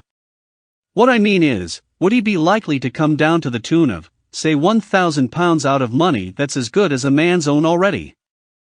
I am sure he would, said I. As it was, all hands were to share. And a passage home, he added with a look of great shrewdness. Why, I cried, the squire's a gentleman. And besides, if we got rid of the others, we should want you to help work the vessel home. Ah, said he, so you would. And he seemed very much relieved. Now, I'll tell you what, he went on. So much I'll tell you, and no more. I were in Flint's ship when he buried the treasure, he and 6 strong seamen. They was ashore nigh on a week, and a standing off and on in the old Walrus. One fine day up went the signal, and here come Flint by himself in a little boat, and his head done up in a blue scarf. The sun was getting up, and mortal white he looked about the cutwater. But there he was, you mind, and the 6 all dead and buried. How he done it, not a man aboard us could make out. It was battle, murder, and sudden death, leastways, him against 6. Billy Bones was the mate, Long John, he was quartermaster, and they asked him where the treasure was. Ah, says he, you can go ashore, if you like, and stay, he says, but as for the ship, she'll beat up for more, by thunder. That's what he said. Well, I was in another ship 3 years back, and we sighted this island. Boys, said I, here's Flint's treasure, let's land and find it. The captain was displeased at that, but my messmates were all of a mind and landed. 12 days they looked for it, and every day they had the worse word for me, until one fine morning all hands went aboard. As for you, Benjamin Gunn, says they, here's a musket, they says, and a spade and pickaxe. You can stay here and find Flint's money for yourself, they says. Well, Jim, 3 years have I been here, and not a bite of Christian diet from that day to this. But now, you look here, look at me. Do I look like a man before the mast? No, says you. Nor I weren't, neither, I says. And with that he winked and pinched me hard. Just you mention them words to your squire, Jim, he went on. Nor he weren't, neither, that's the words. 3 years he were the man of this island, light and dark, fair and rain, and sometimes he would maybe think upon a prayer. And sometimes he would maybe think of his old mother, so be as she's alive. But the most part of Gunn's time. The most part of his time was took up with another matter. And then you'll give him a nip, like I do. And he pinched me again in the most confidential manner. Then, he continued, then you'll up, and you'll say this, Gunn is a good man, and he puts a precious sight more confidence, a precious sight, mind that, in a gentleman born than in these gentlemen of fortune, having been one hisself. Well, I said, I don't understand one word that you've been saying. But that's neither here nor there, for how am I to get on board? Ah, said he, that's the hitch, for sure. Well, there's my boat, that I made with my 2 hands. I keep her under the White Rock. If the worst come to the worst, we might try that after dark. Hi, he broke out. What's that? For just then, although the sun had still an hour or 2 to run, all the echoes of the island awoke and bellowed to the thunder of a cannon. They have begun to fight. I cried. Follow me. And I began to run towards the anchorage, my terrors all forgotten, while close at my side the marooned man in his goatskins trotted easily and lightly. Left, left, says he, keep to your left hand, mate Jim. Under the trees with you. There's where I killed my first goat. They don't come down here now, they're all masthead on them mountings for the fear of Benjamin Gunn. Ah. And there's the cemetery, he must have meant. You see the mounds? I come here and prayed, nows and thence, when I thought maybe a Sunday would be about due. It weren't quite a chapel, but it seemed more solemn-like, and then, says you, Ben Gunn was short-handed, no chapelling, nor so much as a Bible and a flag, you says. So he kept talking as I ran, neither expecting nor receiving any answer. The cannon shot was followed after a considerable interval by a volley of small arms. Another pause, and then, not a quarter of a mile in front of me, I beheld the Union Jack flutter in the air above a wood. Pa RTFOUR. The Stockade E. 16. It was about 1:30, 3 bells in the sea phrase, that the 2 boats went ashore from the Hispaniola. The captain, the squire, and I were talking matters over in the cabin. Had there been a breath of wind, we should have fallen on the 6 mutineers who were left aboard with us, slipped our cable, and away to sea. But the wind was wanting, and to complete our helplessness, down came Hunter with the news that Jim Hawkins had slipped into a boat and was gone ashore with the rest. It never occurred to us to doubt Jim Hawkins, but we were alarmed for his safety. With the men in the temper they were in, it seemed an even chance if we should see the lad again. We ran on deck. The pitch was bubbling in the seams, the nasty stench of the place turned me sick. If ever a man smelt fever and dysentery, it was in that abominable anchorage. The 6 scoundrels were sitting grumbling under a sail in the forecastle. Ashore we could see the gigs made fast, and a man sitting in each, hard by where the river runs in. One of them was whistling Lillibalero.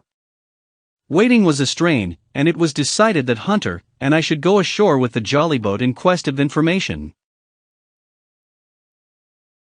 The gigs had leaned to their right, but Hunter and I pulled straight in the direction of the stockade upon the chart. The 2 who were left guarding their boats seemed in a bustle at our appearance.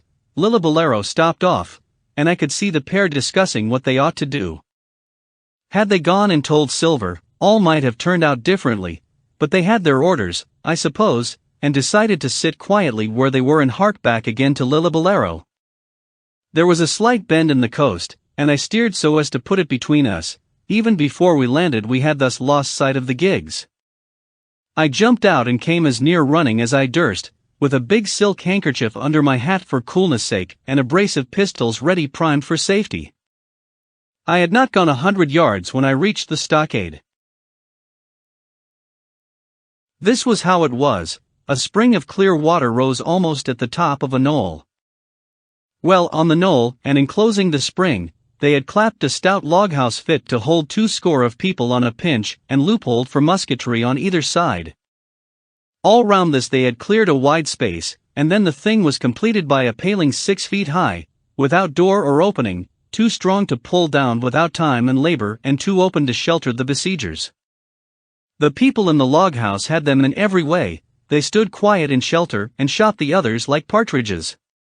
All they wanted was a good watch and food, for, short of a complete surprise, they might have held the place against a regiment. What particularly took my fancy was the spring. For though we had a good enough place of it in the cabin of the Hispaniola, with plenty of arms and ammunition, and things to eat and excellent wines, there had been one thing overlooked: we had no water. I was thinking this over when there came ringing over the island the cry of a man at the point of death. I was not new to violent death. I have served His Royal Highness the Duke of Cumberland, and got a wound myself at Fontenoy, but I know my pulse went dot and carry one. Jim Hawkins is gone, was my first thought. It is something to have been an old soldier, but more still to have been a doctor. There is no time to dilly-dally in our work. And so now I made up my mind instantly, and with no time lost returned to the shore and jumped on board the jolly boat. By good fortune Hunter pulled a good oar. We made the water fly, and the boat was soon alongside and I aboard the schooner. I found them all shaken, as was natural. The squire was sitting down, as white as a sheet, thinking of the harm he had led us to, the good soul. And one of the 6 forecastle hands was little better. "There's a man," says Captain Smollett, nodding towards him, "new to this work. He came nigh hand fainting, doctor, when he heard the cry. Another touch of the rudder, and that man would join us. I told my plan to the captain, and between us we settled on the details of its accomplishment. We put old Redruth in the gallery between the cabin and the forecastle, with 3 or 4 loaded muskets and a mattress for protection. Hunter brought the boat round under the stern port, and Joyce and I set to work loading her with powder tins, muskets, bags of biscuits, kegs of pork, a cask of cognac, and my invaluable medicine chest. In the meantime, the squire and the captain stayed on deck, and the latter hailed the coxswain, who was the principal man aboard. "Mr. Hans," he said, "here are 2 of us with a brace of pistols each. If any one of you 6 make a signal of any description, that man's dead."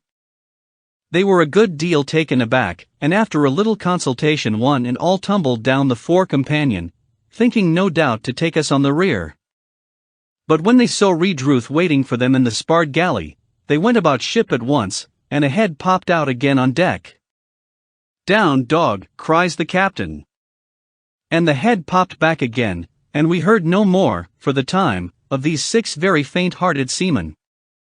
By this time, tumbling things in as they came, we had the jolly boat loaded as much as we dared. Joyce and I got out through the stern port, and we made for shore again as fast as oars could take us. This second trip fairly aroused the watchers along shore. Lillibullero was dropped again, and just before we lost sight of them behind the little point, one of them whipped ashore and disappeared. I had half a mind to change my plan and destroy their boats, but I feared that Silver and the others might be close at hand, and all might very well be lost by trying for too much. We had soon touched land in the same place as before and set to provision the blockhouse. All 3 made the first journey, heavily laden, and tossed our stores over the palisade. Then, leaving Joyce to guard them, 1 man, to be sure, but with half a dozen muskets, Hunter and I returned to the jolly boat and loaded ourselves once more. So we proceeded without pausing to take breath, till the whole cargo was bestowed, when the 2 servants took up their position in the blockhouse, and I, with all my power, sculled back to the Hispaniola. That we should have risked a second boat load seems more daring than it really was. They had the advantage of numbers, of course, but we had the advantage of arms. Not one of the men ashore had a musket, and before they could get within range for pistol shooting, we flattered ourselves we should be able to give a good account of a half-dozen at least. The squire was waiting for me at the stern window, all his faintness gone from him. He caught the painter and made it fast, and we fell to loading the boat for our very lives. Pork, powder, and biscuit was the cargo, with only a musket and a cutlass apiece for the squire and me and Redruth and the captain. The rest of the arms and powder we dropped overboard in 2 fathoms and a half of water, so that we could see the bright steel shining far below us in the sun, on the clean, sandy bottom. By this time the tide was beginning to ebb, and the ship was swinging round to her anchor. Voices were heard faintly hallooing in the direction of the 2 gigs, and though this reassured us for Joyce and Hunter, who were well to the eastward, it warned our party to be off. Redruth retreated from his place in the gallery and dropped into the boat, which we then brought round to the ship's counter, to be handier for Captain Smollett.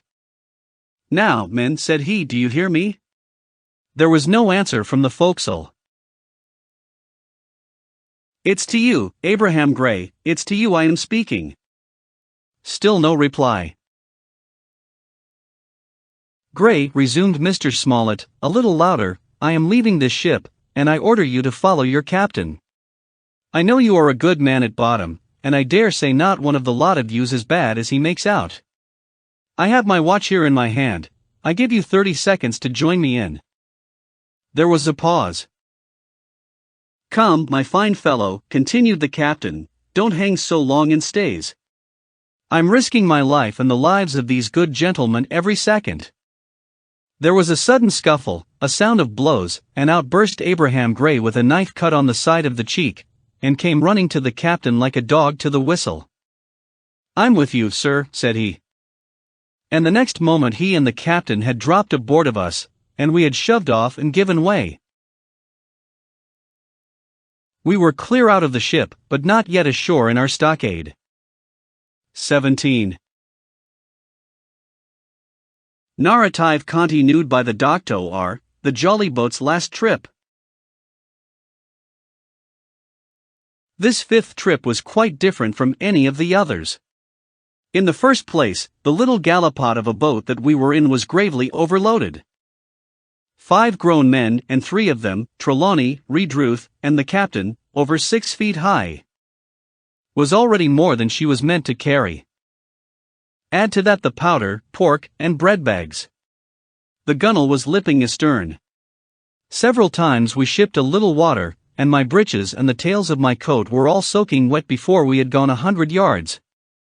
The captain made us trim the boat, and we got her to lie a little more evenly. All the same, we were afraid to breathe.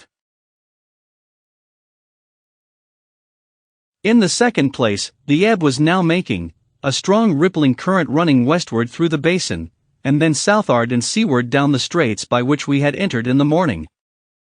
Even the ripples were a danger to our overloaded craft, but the worst of it was that we were swept out of our true course and away from our proper landing place behind the point.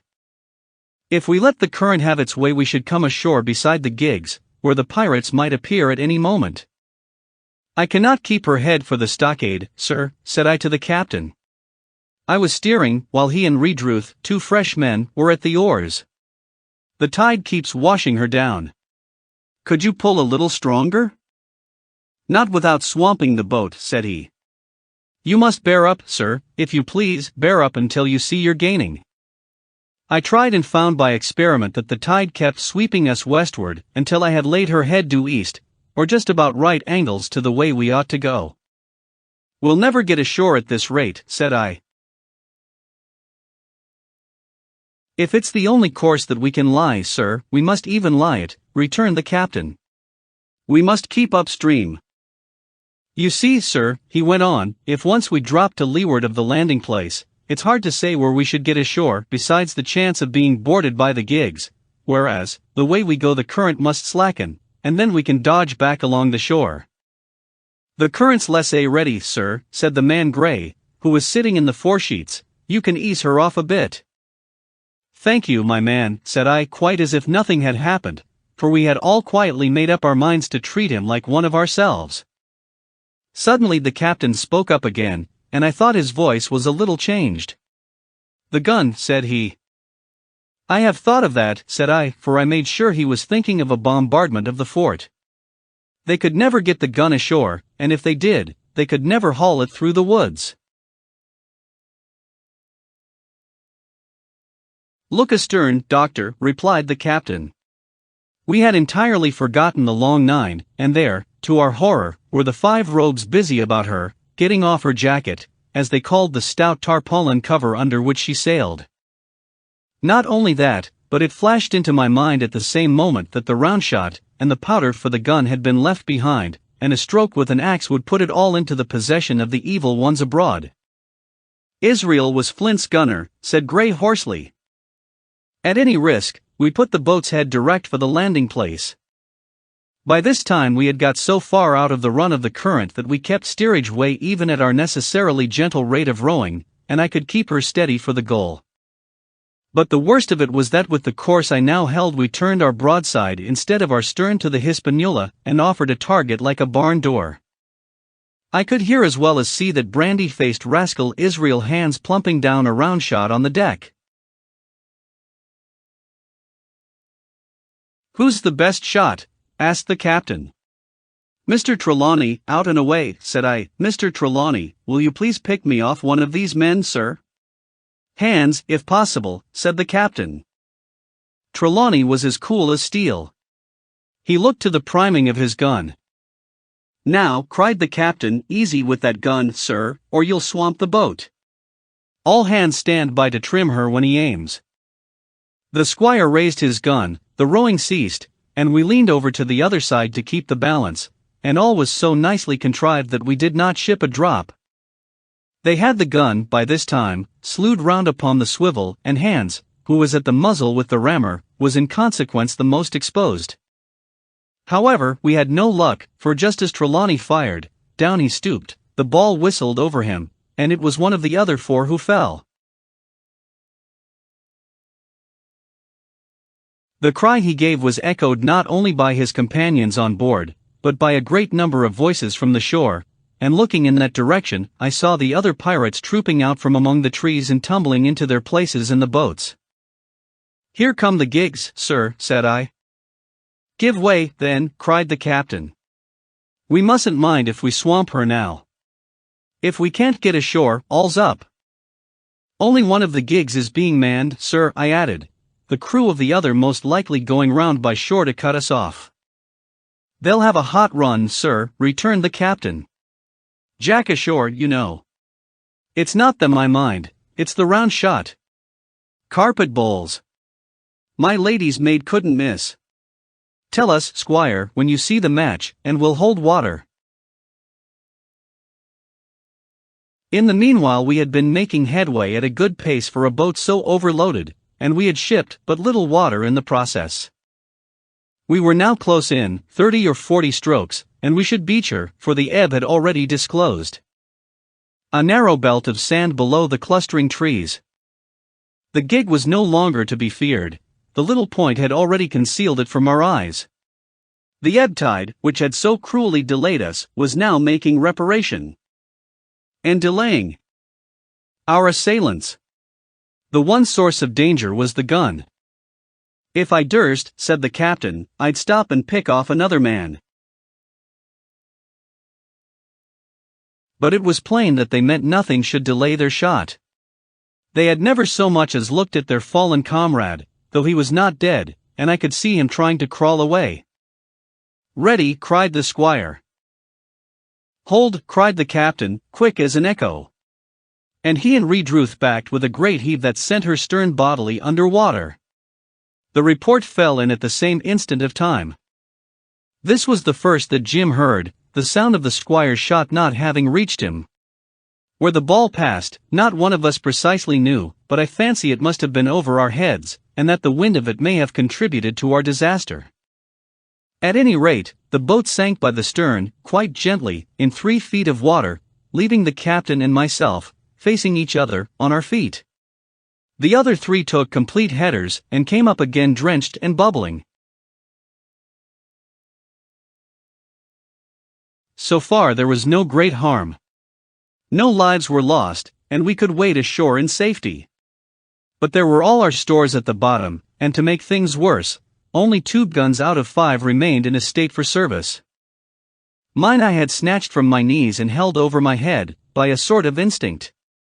As for the captain, he had carried his over his shoulder by a bandolier, and like a wise man, lock uppermost. The other 3 had gone down with the boat. To add to our concern, we heard voices already drawing near us in the woods along shore, and we had not only the danger of being cut off from the stockade in our half-crippled state, but the fear before us whether, if Hunter and Joyce were attacked by half a dozen, they would have the sense and conduct to stand firm. Hunter was steady, that we knew. Joyce was a doubtful case, a pleasant, polite man for a valet, and to brush one's clothes, but not entirely fitted for a man of war. With all this in our minds, we waded ashore as fast as we could, leaving behind us the poor jolly boat and a good half of all our powder and provisions. 18. Narrative continued by the Doctor. End of the first day's fighting. We made our best speed across the strip of wood that now divided us from the stockade, and at every step we took the voices of the buccaneers rang nearer. Soon we could hear their footfalls as they ran and the cracking of the branches as they breasted across a bit of thicket. I began to see we should have a brush for it in earnest and looked to my priming. "Captain," said I, "Trelawney is the dead shot. Give him your gun, his own is useless."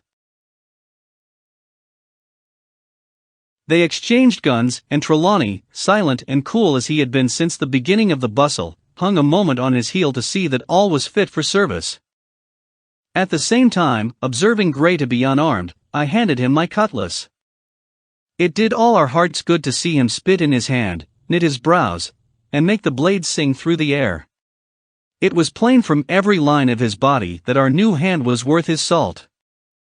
40 paces farther we came to the edge of the wood and saw the stockade in front of us. We struck the enclosure about the middle of the south side, and almost at the same time, 7 mutineers, Job Anderson, the boatswain, at their head, appeared in full cry at the southwestern corner.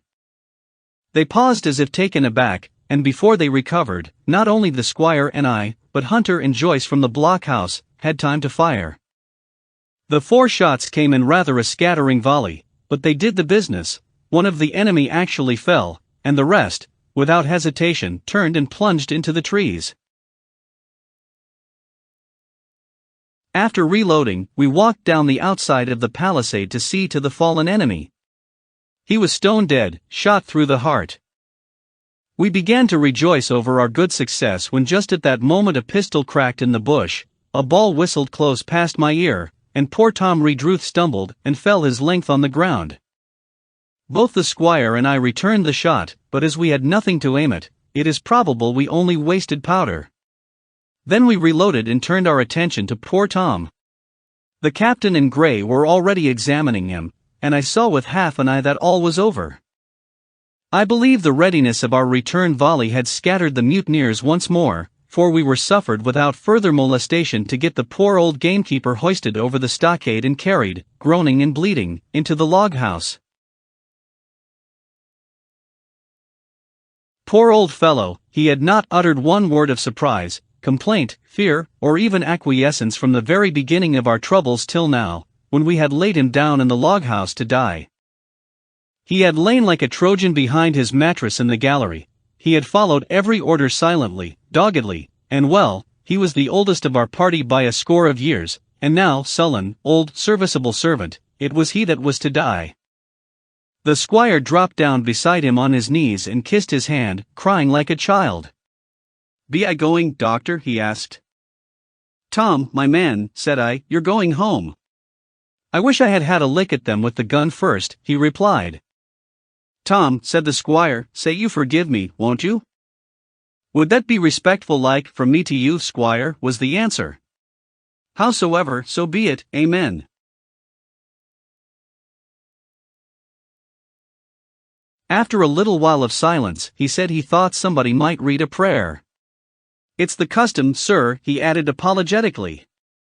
And not long after, without another word, he passed away.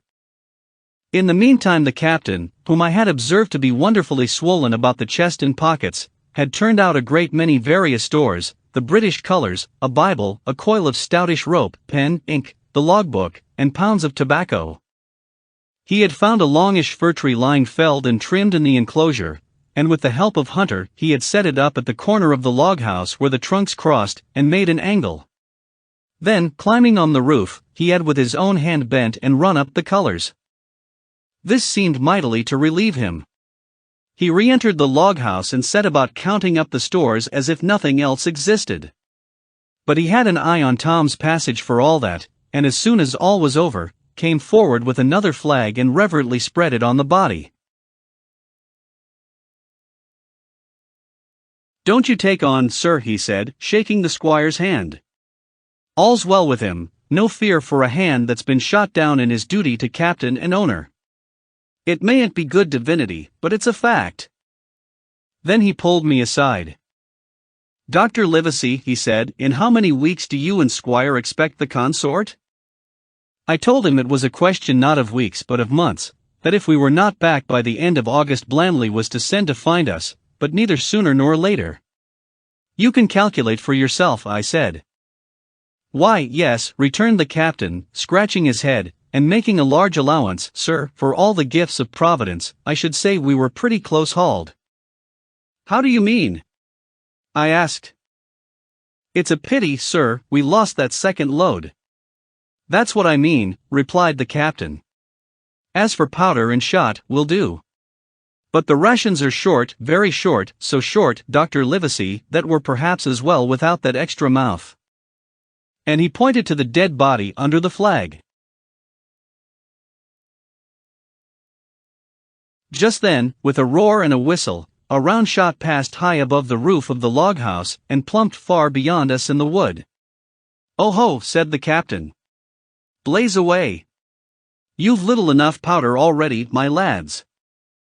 At the second trial, the aim was better, and the ball descended inside the stockade, scattering a cloud of sand but doing no further damage. "Captain," said the squire, "the house is quite invisible from the ship. It must be the flag they are aiming at. Would it not be wiser to take it in?" "Strike my colors," cried the captain.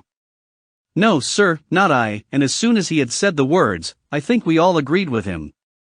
For it was not only a piece of stout, seamanly, good feeling, it was good policy besides, and showed our enemies that we despised their cannonade.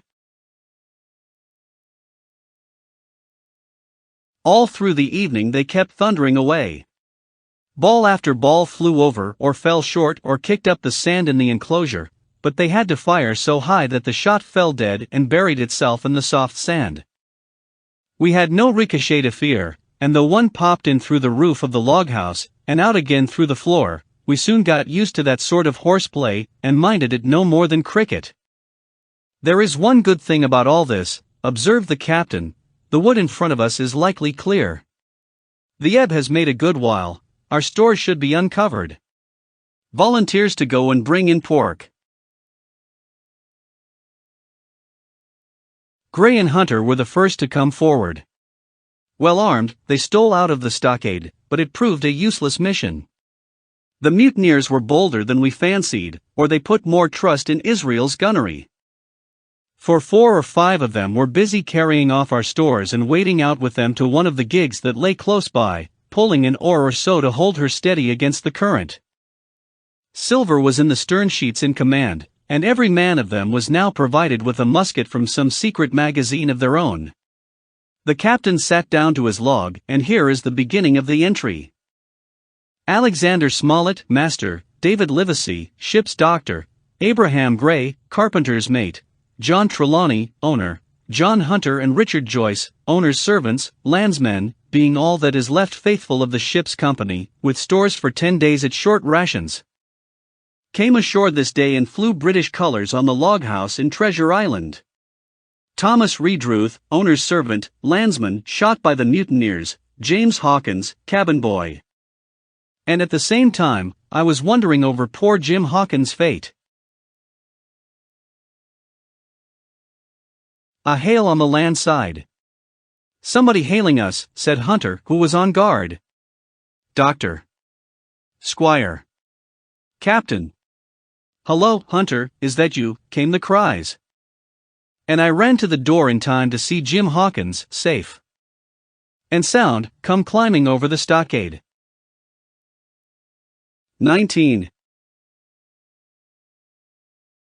Narrative resumed by Jim Hawkins, the garrison in the Stockade. As soon as Ben Gunn saw the colors he came to a halt, stopped me by the arm, and sat down.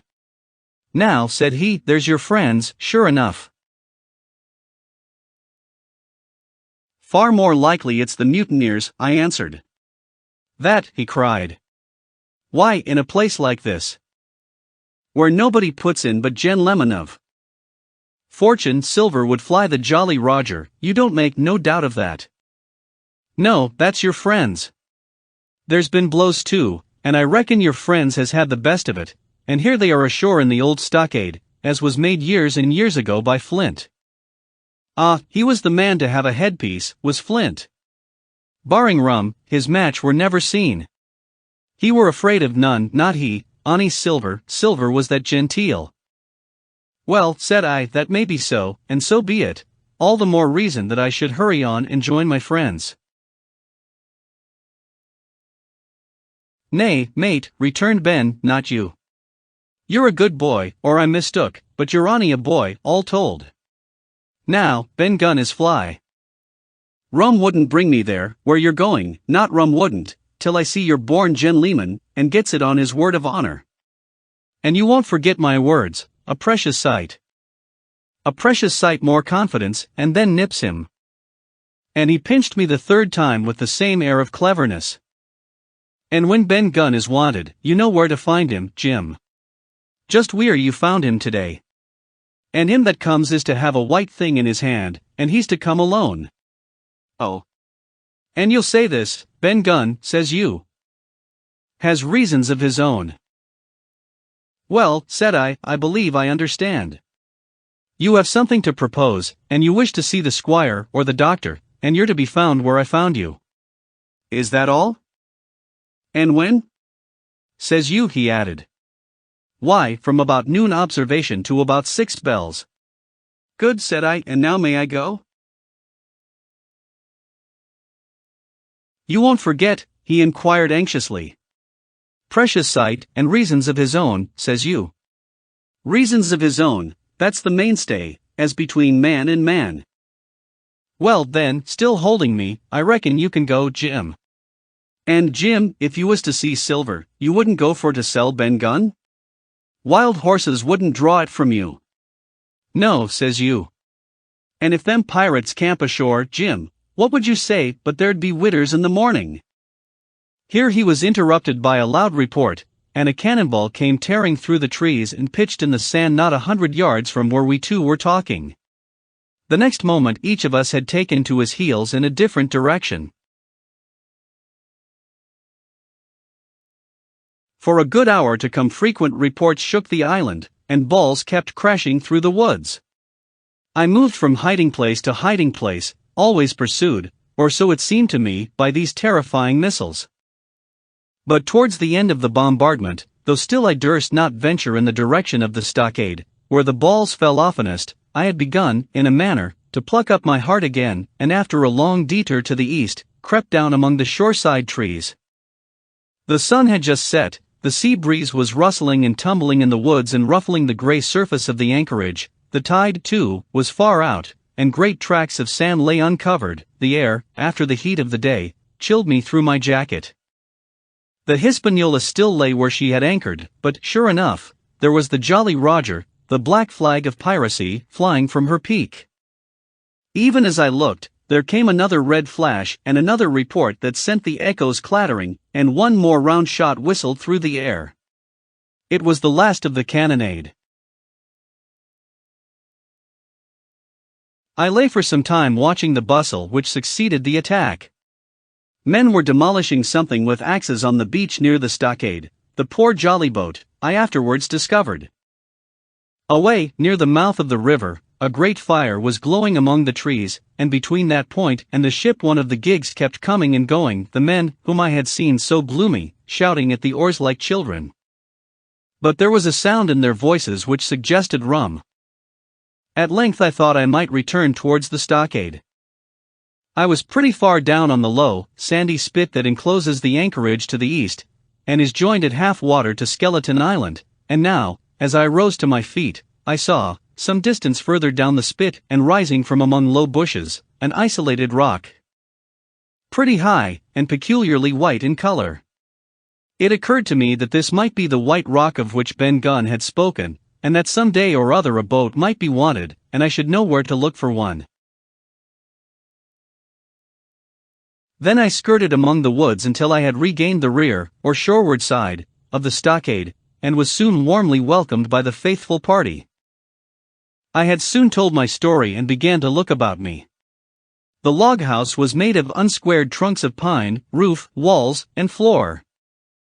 The latter stood in several places as much as a foot or a foot and a half above the surface of the sand. There was a porch at the door, and under this porch the little spring welled up into an artificial basin of a rather odd kind, no other than a great ship's kettle of iron, with the bottom knocked out, and sunk to her bearings, as the captain said, among the sand. Little had been left besides the framework of the house, but in one corner there was a stone slab laid down by way of hearth, and an old rusty iron basket to contain the fire. The slopes of the knoll and all the inside of the stockade had been cleared of timber to build the house, and we could see by the stumps what a fine and lofty grove had been destroyed. Most of the soil had been washed away or buried in drift after the removal of the trees.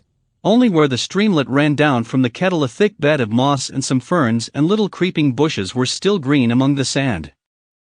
Very close around the stockade, too close for defense, they said, the wood still flourished high and dense, all of fir on the land side, but towards the sea with a large admixture of live oaks. The cold evening breeze, of which I have spoken, whistled through every chink of the rude building and sprinkled the floor with a continual rain of fine sand. There was sand in our eyes, sand in our teeth, sand in our suppers, sand dancing in the spring at the bottom of the kettle, for all the world like porridge beginning to boil. Our chimney was a square hole in the roof. It was but a little part of the smoke that found its way out, and the rest eddied about the house and kept us coughing and piping the eye. Add to this that Gray, the new man, had his face tied up in a bandage for a cut he had got in breaking away from the mutineers, and that poor old Tom Redruth, still unburied, lay along the wall, stiff and stark, under the Union Jack. If we had been allowed to sit idle, we should all have fallen in the blues, but Captain Smollett was never the man for that. All hands were called up before him, and he divided us into watches. The doctor and Gray and I for one, the squire, Hunter, and Joyce upon the other. Tired though we all were, 2 were sent out for firewood, 2 more were set to dig a grave for Redruth, the doctor was named cook, I was put sentry at the door, and the captain himself went from one to another, keeping up our spirits and lending a hand wherever it was wanted. From time to time the doctor came to the door for a little air, and to rest his eyes, which were almost smoked out of his head, and whenever he did so, he had a word for me. "That man Smollett," he said once, "is a better man than I am. And when I say that it means a deal, Jim." Another time he came and was silent for a while. Then he put his head on one side and looked at me. "Is this Ben Gunn a man?" he asked. "I do not know, sir," said I. "I am not very sure whether he's sane." "If there's any doubt about the matter, he is," returned the doctor. "A man who has been 3 years biting his nails on a desert island, Jim, can't expect to appear as sane as you or me. It doesn't lie in human nature. Was it cheese you said he had a fancy for?" "Yes, sir, cheese," I answered. "Well, Jim," says he, "just see the good that comes of being dainty in your food. You've seen my snuff box, haven't you? And you never saw me take snuff, the reason being that in my snuff box I carry a piece of Parmesan cheese, a cheese made in Italy, very nutritious. Well, that's for Ben Gunn." Before supper was eaten we buried old Tom in the sand and stood round him for a while bare-headed in the breeze. A good deal of firewood had been got in, but not enough for the captain's fancy, and he shook his head over it and told us we must get back to this tomorrow rather livelier. Then, when we had eaten our pork and each had a good stiff glass of brandy grog, the 3 chiefs got together in a corner to discuss our prospects. It appears they were at their wits' end what to do, the stores being so low that we must have been starved into surrender long before help came. But our best hope, it was decided, was to kill off the buccaneers until they either hauled down their flag or ran away with the Hispaniola. From 19 they were already reduced to 15, 2 others were wounded, and one at least, the man shot beside the gun, severely wounded, if he were not dead. Every time we had a crack at them, we were to take it, saving our own lives, with the extremest care. And besides that, we had 2 able allies, rum and the climate. As for the first, though we were about half a mile away, we could hear them roaring and singing late into the night, and as for the second, the doctor staked his wig that, camped where they were in the marsh and unprovided with remedies, the half of them would be on their backs before a week. So, he added, if we are not all shot down first they'll be glad to be packing in the schooner. It's always a ship, and they can get to buccaneering again, I suppose. "First ship that ever I lost," said Captain Smollett. I was dead tired, as you may fancy, and when I got to sleep, which was not till after a great deal of tossing, I slept like a log of wood. The rest had long been up and had already breakfasted and increased the pile of firewood by about half as much again, when I was wakened by a bustle, and the sound of voices. "Flag of truce," I heard someone say, and then, immediately after, with a cry of surprise, Silver himself. And at that, up I jumped, and rubbing my eyes, ran to a loophole in the wall. 20. Silver's Emba SSY. Sure enough, there were two men just outside the stockade, one of them waving a white cloth, the other, no less a person than Silver himself, standing placidly by. It was still quite early, and the coldest morning that I think I ever was abroad in, a chill that pierced into the marrow. The sky was bright and cloudless overhead, and the tops of the trees shone rosily in the sun. But where Silver stood with his lieutenant, all was still in shadow, and they waded knee-deep in a low white vapor that had crawled during the night out of the morass. The chill and the vapor taken together told the poor tale of the island. It was plainly a damp, feverish, unhealthy spot. "Keep indoors, men," said the captain. 10 to 1 this is a trick. Then he hailed the Buccaneer. "Who goes?" "Stand, or we fire." "Flag of truce," cried Silver. The captain was in the porch, keeping himself carefully out of the way of a treacherous shot, should any be intended. He turned and spoke to us. "Doctors, watch on the lookout. Dr. Livesey, take the north side, if you please, Jim, the east, Gray, west. The watch below, all hands to load muskets. Lively, men, and careful." And then he turned again to the mutineers. "And what do you want with your flag of truce?" he cried. This time it was the other man who replied. "Captain Silver, sir, to come on board and make terms," he shouted. "Captain Silver? Don't know him." "Who's he?" cried the captain. And we could hear him adding to himself, "Captain, is it? My heart, and here's promotion." Long John answered for himself. "Me, sir, these poor lads have chosen me captain, after your desertion, sir," laying a particular emphasis upon the word desertion. "We're willing to submit, if we can come to terms, and no bones about it. All I ask is your word, Captain Smollett, to let me safe and sound out of this here stockade, and 1 minute to get out o' shot before a gun is fired." "My man," said Captain Smollett, "I have not the slightest desire to talk to you. If you wish to talk to me, you can come, that's all. If there's any treachery, it'll be on your side, and the Lord help you." "That's enough, Captain," shouted Long John cheerily. "A word from you's enough. I know a gentleman, and you may lay to that." We could see the man who carried the flag of truce attempting to hold Silver back. Nor was that wonderful, seeing how cavalier had been the captain's answer. But Silver laughed at him aloud and slapped him on the back, as if the idea of alarm had been absurd. Then he advanced to the stockade, threw over his crutch, got a leg up, and with great vigor and skill succeeded in surmounting the fence and dropping safely to the other side. I will confess that I was far too much taken up with what was going on to be of the slightest use as sentry. Indeed, I had already deserted my eastern loophole and crept up behind the captain, who had now seated himself on the threshold, with his elbows on his knees, his head in his hands, and his eyes fixed on the water as it bubbled out of the old iron kettle in the sand. He was whistling "Come, lasses and lads." Silver had terrible hard work getting up the knoll. What with the steepness of the incline, the thick tree stumps, and the soft sand, he and his crutch were as helpless as a ship in stays.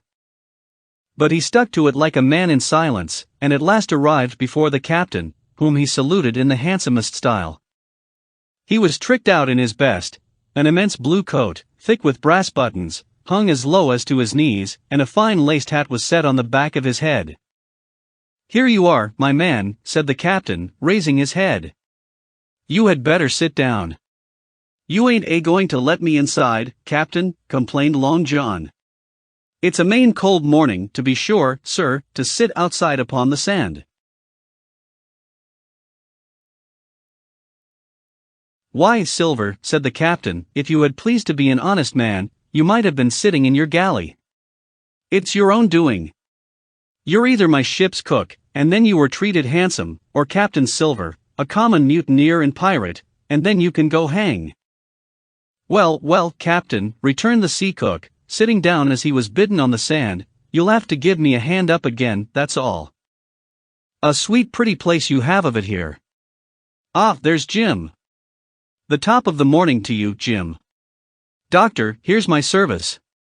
Why, there you all are together like a happy family, in a manner of speaking. If you have anything to say, my man, better say it, said the captain. Right you were, Captain Smollett, replied Silver. Duty is duty, to be sure.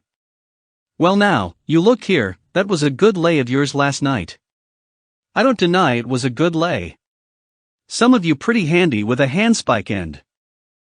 And I'll not deny neither, but what some of my people was shook, maybe all was shook, maybe I was shook myself, maybe that's why I'm here for terms. But you mark me, Captain, it won't do twice by thunder. We'll have to do sentry go and ease off a point or so on the rum. Maybe you think we were all a sheet in the wind's eye.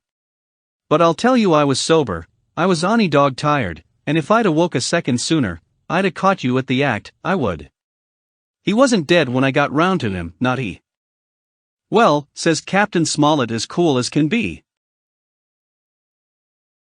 All that Silver said was a riddle to him, but you would never have guessed it from his tone. As for me, I began to have an inkling. Ben Gunn's last words came back to my mind. I began to suppose that he had paid the Buccaneers a visit while they all lay drunk together round their fire, and I reckoned up with glee that we had only 14 enemies to deal with. Well, here it is, said Silver. We want that treasure, and we'll have it, that's our point. You would just as soon save your lives, I reckon, and that's yours. You have a chart, haven't you? That's as may be, replied the captain. Oh well, you have, I know that, returned Long John. You needn't be so husky with a man, there ain't a particle of service in that, and you may lay to it. What I mean is, we want your chart. Now, I never meant you no harm myself. That won't do with me, my man, interrupted the captain. We know exactly what you meant to do, and we don't care for now, you see, you can't do it. And the captain looked at him calmly and proceeded to fill a pipe. If Abe Gray, Silver broke out. Avast there, cried Mr. Smollett. Gray told me nothing, and I asked him nothing, and what's more, I would see you and him, and this whole island blown clean out of the water into blazes first. So there's my mind for you, my man, on that. This little whiff of temper seemed to cool Silver down. He had been growing nettled before, but now he pulled himself together. Like enough, said he. I would set no limits to what gentlemen might consider shipshape, or might not, as the case were. And seeing as how you are about to take a pipe, Captain, I'll make so free as do likewise. And he filled a pipe and lighted it, and the two men sat silently smoking for quite a while, now looking each other in the face, now stopping their tobacco, now leaning forward to spit. It was as good as the play to see them. Now, resumed Silver, here it is. You give us the chart to get the treasure by, and drop shooting poor seamen and stoving of their heads in while asleep. You do that, and we'll offer you a choice. Either you come aboard along of us, once the treasure's shipped, and then I'll give you my affidavy, upon my word of honor, to clap you somewhere safe ashore. Or if that ain't to your fancy, some of my hands being rough and having old scores on account of hazing, then you can stay here, you can. We'll divide stores with you, man for man, and I'll give my affidavy, as before, to speak the first ship I sight, and send him here to pick you up. Now, you'll own that's talking. Handsomer you couldn't look to get now you. And I hope, raising his voice, that all hands in this here blockhouse will overhaul my words, for what is spoke to one is spoke to all. Captain Smollett rose from his seat, and knocked out the ashes of his pipe in the palm of his left hand. Is that all? He asked. Every last word, by thunder, answered John.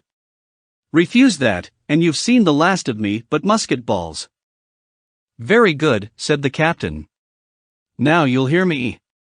If you'll come up one by one, unarmed, I'll engage to clap you all in irons, and take you home to a fair trial in England. If you won't, my name is Alexander Smollett, I've flown my sovereign's colors, and I'll see you all to Davy Jones. You can't find the treasure. You can't sail the ship, there's not a man among you fit to sail the ship. You can't fight us, Grey, there, got away from 5 of you. Your ship's in irons, Master Silver, you're on a lee shore, and so you'll find. I stand here and tell you so, and they're the last good words you'll get from me, for in the name of heaven, I'll put a bullet in your back when next I meet you. Tramp, my lad. Bundle out of this, please, hand over hand, and double quick. Silver's face was a picture, his eyes started in his head with wrath. He shook the fire out of his pipe. Give me a hand up, he cried. Not I, returned the captain. Who'll give me a hand up, he roared. Not a man among us moved. Growling the foulest imprecations, he crawled along the sand till he got hold of the porch, and could hoist himself again upon his crutch. Then he spat into the spring. There, he cried. That's what I think of ye. Before an hour's out, I'll stove in your old blockhouse like a rum puncheon. Laugh, by thunder, laugh. Before an hour's out, ye'll laugh upon the other side. Them that'll be the lucky ones. And with a dreadful oath he stumbled off, ploughed down the sand, was helped across the stockade, after 4 or 5 failures, by the man with the flag of truce, and disappeared in an instant afterwards among the trees. 21.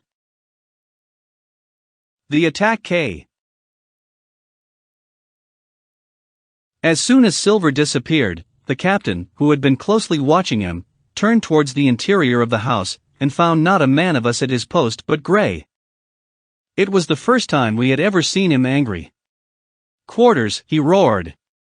And then, as we all slunk back to our places, Grey, he said, I'll put your name in the log, you've stood by your duty like a seaman. Mr. Trelawney, I'm surprised at you, Sir Doctor, I thought you had worn the king's coat. If that was how you served at Fontenoy, sir, you'd have been better in your berth. The doctor's watch were all back at their loopholes, the rest were busy loading the spare muskets, and everyone with a red face, you may be certain, and a flea in his ear, as the saying is. The captain looked on for a while in silence. Then he spoke. My lads, said he, I've given Silver a broadside. I pitched it in red hot on purpose, and before the hour's out, as he said, we shall be boarded. We're outnumbered, I needn't tell you that, but we fight in shelter, and a minute ago I should have said we fought with discipline. I've no manner of doubt that we can drub them, if you choose. Then he went the rounds and saw, as he said, that all was clear. On the 2 short sides of the house, east and west, there were only 2 loopholes, on the south side where the porch was, 2 again, and on the north side, 5. There was a round score of muskets for the 7 of us. The firewood had been built into 4 piles, tables, you might say, one about the middle of each side, and on each of these tables some ammunition and 4 loaded muskets were laid ready to the hand of the defenders. In the middle, the cutlasses lay ranged. Toss out the fire, said the captain, the chill is past, and we mustn't have smoke in our eyes. The iron fire basket was carried bodily out by Mr. Trelawney, and the embers smothered among sand. Hawkins hasn't had his breakfast. Hawkins, help yourself and back to your post to eat it, continued Captain Smollett. Lively, now, my lad, you'll want it before you've done. Hunter, serve out a round of brandy to all hands. And while this was going on, the captain completed, in his own mind, the plan of the defense.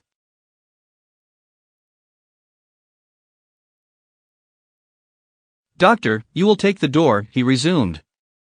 See, and don't expose yourself, keep within and fire through the porch. Hunter, take the east side, there. Joyce, you stand by the west, my man. Mr. Trelawney, you are the best shot, you and Grey will take this long north side, with the 5 loopholes, it's there the danger is. If they can get up to it and fire in upon us through our own ports, things would begin to look dirty. Hawkins, neither you nor I are much account at the shooting, will stand by to load and bear a hand. As the captain had said, the chill was past. As soon as the sun had climbed above our girdle of trees, it fell with all its force upon the clearing and drank up the vapors at a draught. Soon the sand was baking and the resin melting in the logs of the blockhouse. Jackets and coats were flung aside, shirts thrown open at the neck and rolled up to the shoulders, and we stood there, each at his post, in a fever of heat and anxiety. An hour passed away. "Hang them," said the captain. "This is as dull as the doldrums. Gray, whistle for a wind." And just at that moment came the first news of the attack. "If you please, sir," said Joyce, "if I see anyone, am I to fire?" "I told you so," cried the captain. "Thank you, sir," returned Joyce with the same quiet civility. Nothing followed for a time, but the remark had set us all on the alert, straining ears and eyes, the musketeers with their pieces balanced in their hands, the captain out in the middle of the blockhouse with his mouth very tight and a frown on his face. So some seconds passed, till suddenly Joyce whipped up his musket and fired. The report had scarcely died away ere it was repeated and repeated from without in a scattering volley, shot behind shot, like a string of geese, from every side of the enclosure. Several bullets struck the log-house, but not one entered, and as the smoke cleared away and vanished, the stockade and the woods around it looked as quiet and empty as before. Not a bough waved, not the gleam of a musket barrel betrayed the presence of our foes. "Did you hit your man?" asked the captain. "No, sir," replied Joyce. "I believe not, sir. Next best thing to tell the truth," muttered Captain Smollett. "Load his gun, Hawkins." "How many should say there were on your side, Doctor?" "I know precisely," said Dr. Livesey. 3 shots were fired on this side. I saw the 3 flashes, 2 close together, 1 farther to the west. 3, repeated the captain. "And how many on yours, Mr. Trelawney?" But this was not so easily answered. There had come many from the north, 7 by the squire's computation, 8 or 9 according to Gray. From the east and west only a single shot had been fired. It was plain, therefore, that the attack would be developed from the north, and that on the other 3 sides we were only to be annoyed by a show of hostilities. But Captain Smollett made no change in his arrangements. If the mutineers succeeded in crossing the stockade, he argued, they would take possession of any unprotected loophole and shoot us down like rats in our own stronghold. Nor had we much time left to us for thought. Suddenly, with a loud huzzah, a little cloud of pirates leaped from the woods on the north side and ran straight on the stockade. At the same moment, the fire was once more opened from the woods, and a rifle ball sang through the doorway and knocked the doctor's musket into bits. The boarders swarmed over the fence like monkeys. Squire and Gray fired again, and yet again. 3 men fell. 1 forwards into the enclosure, 2 back on the outside.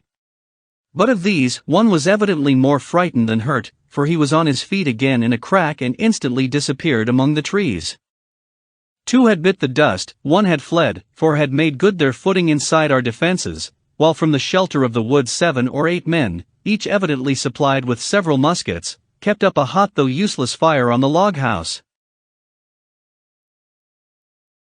The 4 who had boarded made straight before them for the building, shouting as they ran, and the men among the trees shouted back to encourage them. Several shots were fired, but such was the hurry of the marksmen that not one appears to have taken effect. In a moment, the 4 pirates had swarmed up the mound and were upon us. The head of Job Anderson, the boatswain, appeared at the middle loophole. "At 'em, all hands," he roared in a voice of thunder. At the same moment, another pirate grasped Hunter's musket by the muzzle, wrenched it from his hands, plucked it through the loophole, and with one stunning blow, laid the poor fellow senseless on the floor. Meanwhile a third, running unharmed all around the house, appeared suddenly in the doorway and fell with his cutlass on the doctor. Our position was utterly reversed. A moment since we were firing, under cover, at an exposed enemy, now it was we who lay uncovered and could not return a blow. The log house was full of smoke, to which we owed our comparative safety.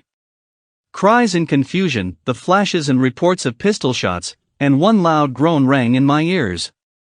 "Out, lads, out, and fight him in the open!" "Cutlasses!" cried the captain. I snatched a cutlass from the pile, and someone, at the same time snatching another, gave me a cut across the knuckles which I hardly felt. I dashed out of the door into the clear sunlight. Someone was close behind, I knew not whom. Right in front, the doctor was pursuing his assailant down the hill, and just as my eyes fell upon him, beat down his guard and sent him sprawling on his back with a great slash across the face. "Round the house, lads!" "Round the house!" cried the captain, and even in the hurly-burly, I perceived a change in his voice. Mechanically I obeyed, turned eastwards, and with my cutlass raised, ran round the corner of the house. Next moment I was face to face with Anderson. He roared aloud, and his hanger went up above his head, flashing in the sunlight. I had not time to be afraid, but as the blow still hung impending, leaped in a trice upon one side, and missing my foot in the soft sand, rolled headlong down the slope. When I had first sallied from the door, the other mutineers had been already swarming up the palisade to make an end of us. One man, in a red nightcap, with his cutlass in his mouth, had even got upon the top and thrown a leg across. Well, so short had been the interval that when I found my feet again all was in the same posture, the fellow with the red nightcap still halfway over, another still just showing his head above the top of the stockade. And yet, in this breath of time, the fight was over, and the victory was ours. Gray, following close behind me, had cut down the big boatswain ere he had time to recover from his last blow. Another had been shot at a loophole in the very act of firing into the house, and now lay in agony, the pistol still smoking in his hand. A third, as I had seen, the doctor had disposed of at a blow. Of the four who had scaled the palisade, one only remained unaccounted for, and he, having left his cutlass on the field, was now clambering out again with the fear of death upon him. "Fire, fire from the house," cried the doctor. "And you, lads, back into cover." But his words were unheeded, no shot was fired, and the last boarder made good his escape and disappeared with the rest into the wood. In 3 seconds nothing remained of the attacking party, but the 5 who had fallen, 4 on the inside and 1 on the outside of the palisade. The doctor and Gray and I ran full speed for shelter. The survivors would soon be back where they had left their muskets, and at any moment the fire might recommence. The house was by this time somewhat cleared of smoke, and we saw at a glance the price we had paid for victory. Hunter lay beside his loophole, stunned, Joyce by his, shot through the head, never to move again, while right in the center, the squire was supporting the captain, one as pale as the other. "The captain's wounded," said Mr. Trelawney. "Have they run?" asked Mr. Smollett. "All that could, you may be bound," returned the doctor, "but there's 5 of them will never run again." "5," cried the captain. "Come, that's better. 5 against 3 leaves us 4 to 9. That's better odds than we had at starting. We were 7 to 19 then, or thought we were, and that's as bad to bear." The mutineers were soon only 8 in number, for the man shot by Mr. Trelawney on board the schooner died that same evening of his wound. But this was, of course, not known till after by the faithful party. Part 5e, my CADV interee. 22. There was no return of the mutineers, not so much as another shot out of the woods. They had got their rations for that day, as the captain put it, and we had the place to ourselves, and a quiet time to overhaul the wounded and get dinner. Squire and I cooked outside in spite of the danger, and even outside we could hardly tell what we were at, for horror of the loud groans that reached us from the doctor's patients. Out of the 8 men who had fallen in the action, only 3 still breathed, that one of the pirates who had been shot at the loophole, Hunter, and Captain Smollett, and of these, the first 2 were as good as dead. The mutineer indeed died under the doctor's knife. And Hunter, do what we could, never recovered consciousness in this world. He lingered all day, breathing loudly like the old buccaneer at home in his apoplectic fit, but the bones of his chest had been crushed by the blow and his skull fractured in falling, and sometime in the following night, without sign or sound, he went to his Maker. As for the captain, his wounds were grievous indeed, but not dangerous. No organ was fatally injured. Anderson's ball, for it was Job that shot him first, had broken his shoulder blade and touched the lung, not badly. The second had only torn and displaced some muscles in the calf. He was sure to recover, the doctor said, but in the meantime, and for weeks to come, he must not walk nor move his arm, nor so much as speak when he could help it. My own accidental cut across the knuckles was a flea bite. Dr. Livesey patched it up with plaster and pulled my ears for me into the bargain. After dinner the squire and the doctor sat by the captain's side a while in consultation, and when they had talked to their heart's content, it being then a little past noon, the doctor took up his hat and pistols, girt on a cutlass, put the chart in his pocket, and with the musket over his shoulder crossed the palisade on the north side and set off briskly through the trees. Gray and I were sitting together at the far end of the blockhouse, to be out of earshot of our officers consulting, and Gray took his pipe out of his mouth and fairly forgot to put it back again, so thunderstruck he was at this occurrence. "Why in the name of Davy Jones," said he, "is Dr. Livesey mad?" "Why no," says I, "he's about the last of this crew for that, I take it." "Well, shipmate," said Gray, "mad he may not be, but if he's not, you mark my words, I am." "I take it," replied I, "the doctor has his idea, and if I am right, he's going now to see Ben Gunn." I was right, as appeared later, but in the meantime, the house being stifling hot and the little patch of sand inside the palisade ablaze with midday sun, I began to get another thought into my head, which was not by any means so right. What I began to do was to envy the doctor walking in the cool shadow of the woods with the birds about him and the pleasant smell of the pines, while I sat grilling, with my clothes stuck to the hot resin. And so much blood about me and so many poor dead bodies lying all around that I took a disgust of the place that was almost as strong as fear. All the time I was washing out the blockhouse, and then washing up the things from dinner, this disgust and envy kept growing stronger and stronger, till at last, being near a bread bag, and no one then observing me, I took the first step towards my escapade and filled both pockets of my coat with biscuit. I was a fool, if you like, and certainly, I was going to do a foolish, overbold act, but I was determined to do it with all the precautions in my power. These biscuits, should anything befall me, would keep me, at least, from starving till far on in the next day. The next thing I laid hold of was a brace of pistols, and as I already had a powder horn and bullets, I felt myself well supplied with arms. As for the scheme I had in my head, it was not a bad one in itself. I was to go down the sandy spit that divides the anchorage on the east from the open sea, find the white rock I had observed last evening, and ascertain whether it was there or not that Ben Gunn had hidden his boat, a thing quite worth doing, as I still believe. But as I was certain I should not be allowed to leave the enclosure, my only plan was to take French leave and slip out when nobody was watching, and that was so bad a way of doing it as made the thing itself wrong. But I was only a boy, and I had made my mind up.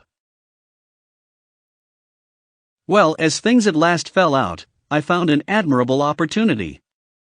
The squire and Gray were busy helping the captain with his bandages, the coast was clear, I made a bolt for it over the stockade, and into the thickest of the trees, and before my absence was observed I was out of cry of my companions. This was my second folly, far worse than the first, as I left but 2 sound men to guard the house, but like the first, it was a help towards saving all of us. I took my way straight for the east coast of the island, for I was determined to go down the seaside of the spit to avoid all chance of observation from the anchorage. It was already late in the afternoon, although still warm and sunny. As I continued to thread the tall woods, I could hear from far before me not only the continuous thunder of the surf, but a certain tossing of foliage and grinding of boughs which showed me the sea breeze had set in higher than usual. Soon cool draughts of air began to reach me, and a few steps farther I came forth into the open borders of the grove, and saw the sea lying blue and sunny to the horizon and the surf tumbling and tossing its foam along the beach. I have never seen the sea quiet round Treasure Island.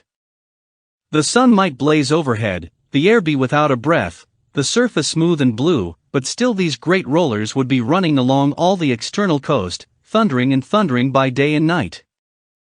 And I scarce believe there is one spot in the island where a man would be out of earshot of their noise. I walked along beside the surf with great enjoyment, till, thinking I was now got far enough to the south, I took the cover of some thick bushes and crept warily up to the ridge of the spit. Behind me was the sea, in front the anchorage. The sea breeze, as though it had the sooner blown itself out by its unusual violence, was already at an end. It had been succeeded by light, variable airs from the south and southeast, carrying great banks of fog, and the anchorage, under lee of Skeleton Island, lay still and leaden as when first we entered it. The Hispaniola, in that unbroken mirror, was exactly portrayed from the truck to the waterline, the Jolly Roger hanging from her peak. Alongside lay one of the gigs, silver in the stern sheets, him I could always recognize, while a couple of men were leaning over the stern bulwarks, one of them with a red cap, the very rogue that I had seen some hours before stride-legs upon the palisade. Apparently they were talking and laughing, though at that distance, upwards of a mile, I could, of course, hear no word of what was said. All at once there began the most horrid, unearthly screaming, which at first startled me badly, though I had soon remembered the voice of Captain Flint, and even thought I could make out the bird by her bright plumage as she sat perched upon her master's wrist. Soon after, the jolly boat shoved off and pulled for shore, and the man with the red cap and his comrade went below by the cabin companion. Just about the same time, the sun had gone down behind the spyglass, and as the fog was collecting rapidly, it began to grow dark in earnest. I saw I must lose no time if I were to find the boat that evening. The White Rock, visible enough above the brush, was still some eighth of a mile further down the spit, and it took me a goodish while to get up with it, crawling, often on all fours, among the scrub. Night had almost come when I laid my hand on its rough sides. Right below it there was an exceedingly small hollow of green turf, hidden by banks and a thick underwood about knee-deep, that grew there very plentifully, and in the center of the dell, sure enough, a little tent of goatskins, like what the gypsies carry about with them in England.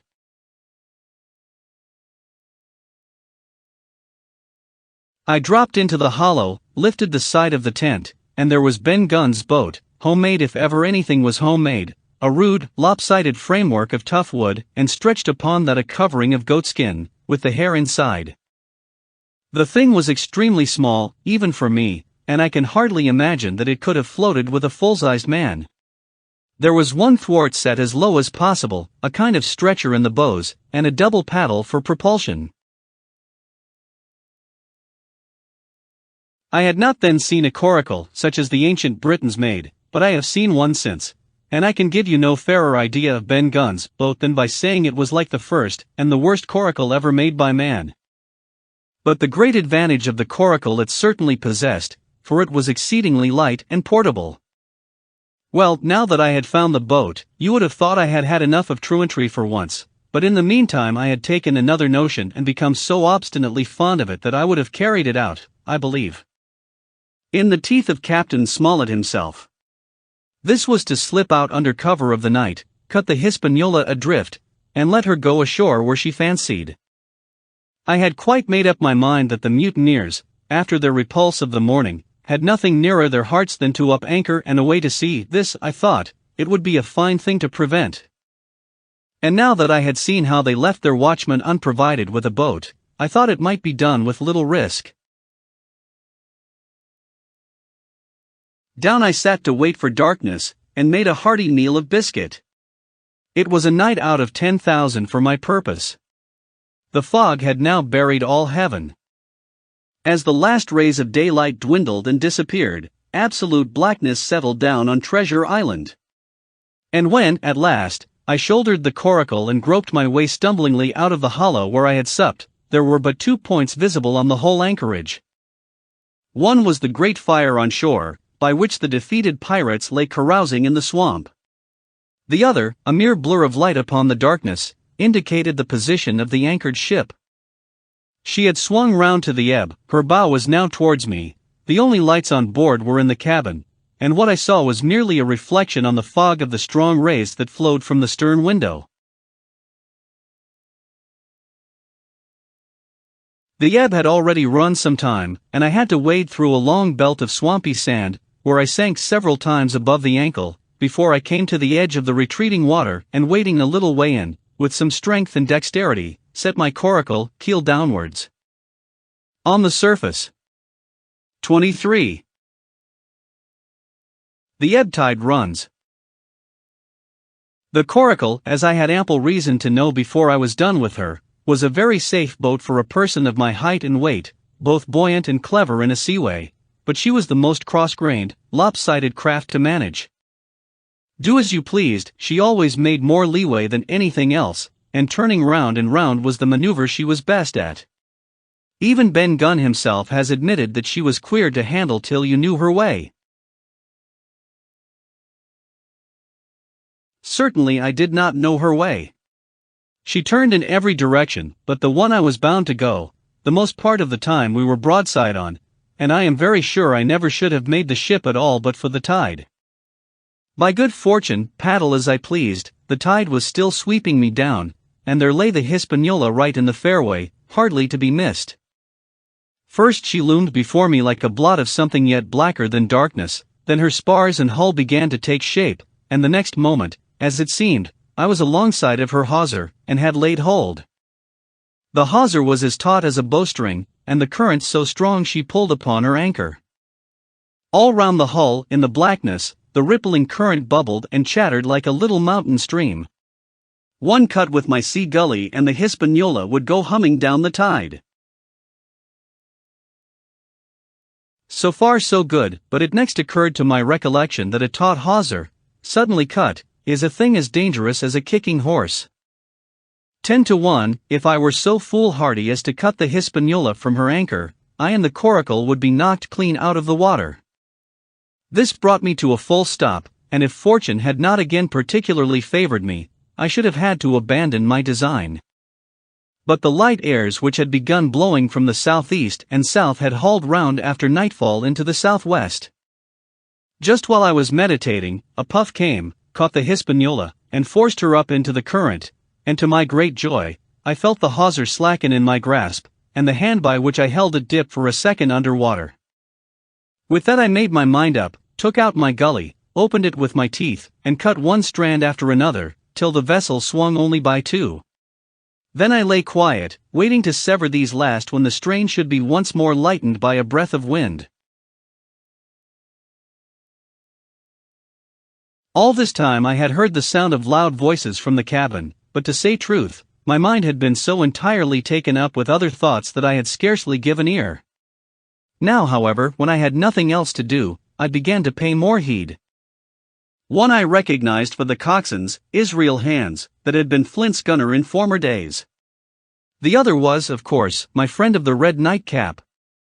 Both men were plainly the worse of drink, and they were still drinking, for even while I was listening, one of them, with a drunken cry, opened the stern window, and threw out something, which I divined to be an empty bottle. But they were not only tipsy, it was plain that they were furiously angry. Oaths flew like hailstones, and every now and then there came forth such an explosion as I thought was sure to end in blows. But each time the quarrel passed off, and the voices grumbled lower for a while, until the next crisis came, and in its turn passed away without result. On shore, I could see the glow of the great campfire burning warmly through the shoreside trees. Someone was singing a dull, old, droning sailor's song, with a droop and a quaver at the end of every verse, and seemingly no end to it at all but the patience of the singer. I had heard it on the voyage more than once and remembered these words. But one man of her crew alive. What put to sea with 75? And I thought it was a ditty rather too dolefully appropriate for a company that had met such cruel losses in the morning. But, indeed, from what I saw, all these buccaneers were as callous as the sea they sailed on. At last the breeze came, the schooner sidled and drew nearer in the dark. I felt the hawser slacken once more, and with a good, tough effort, cut the last fibers through.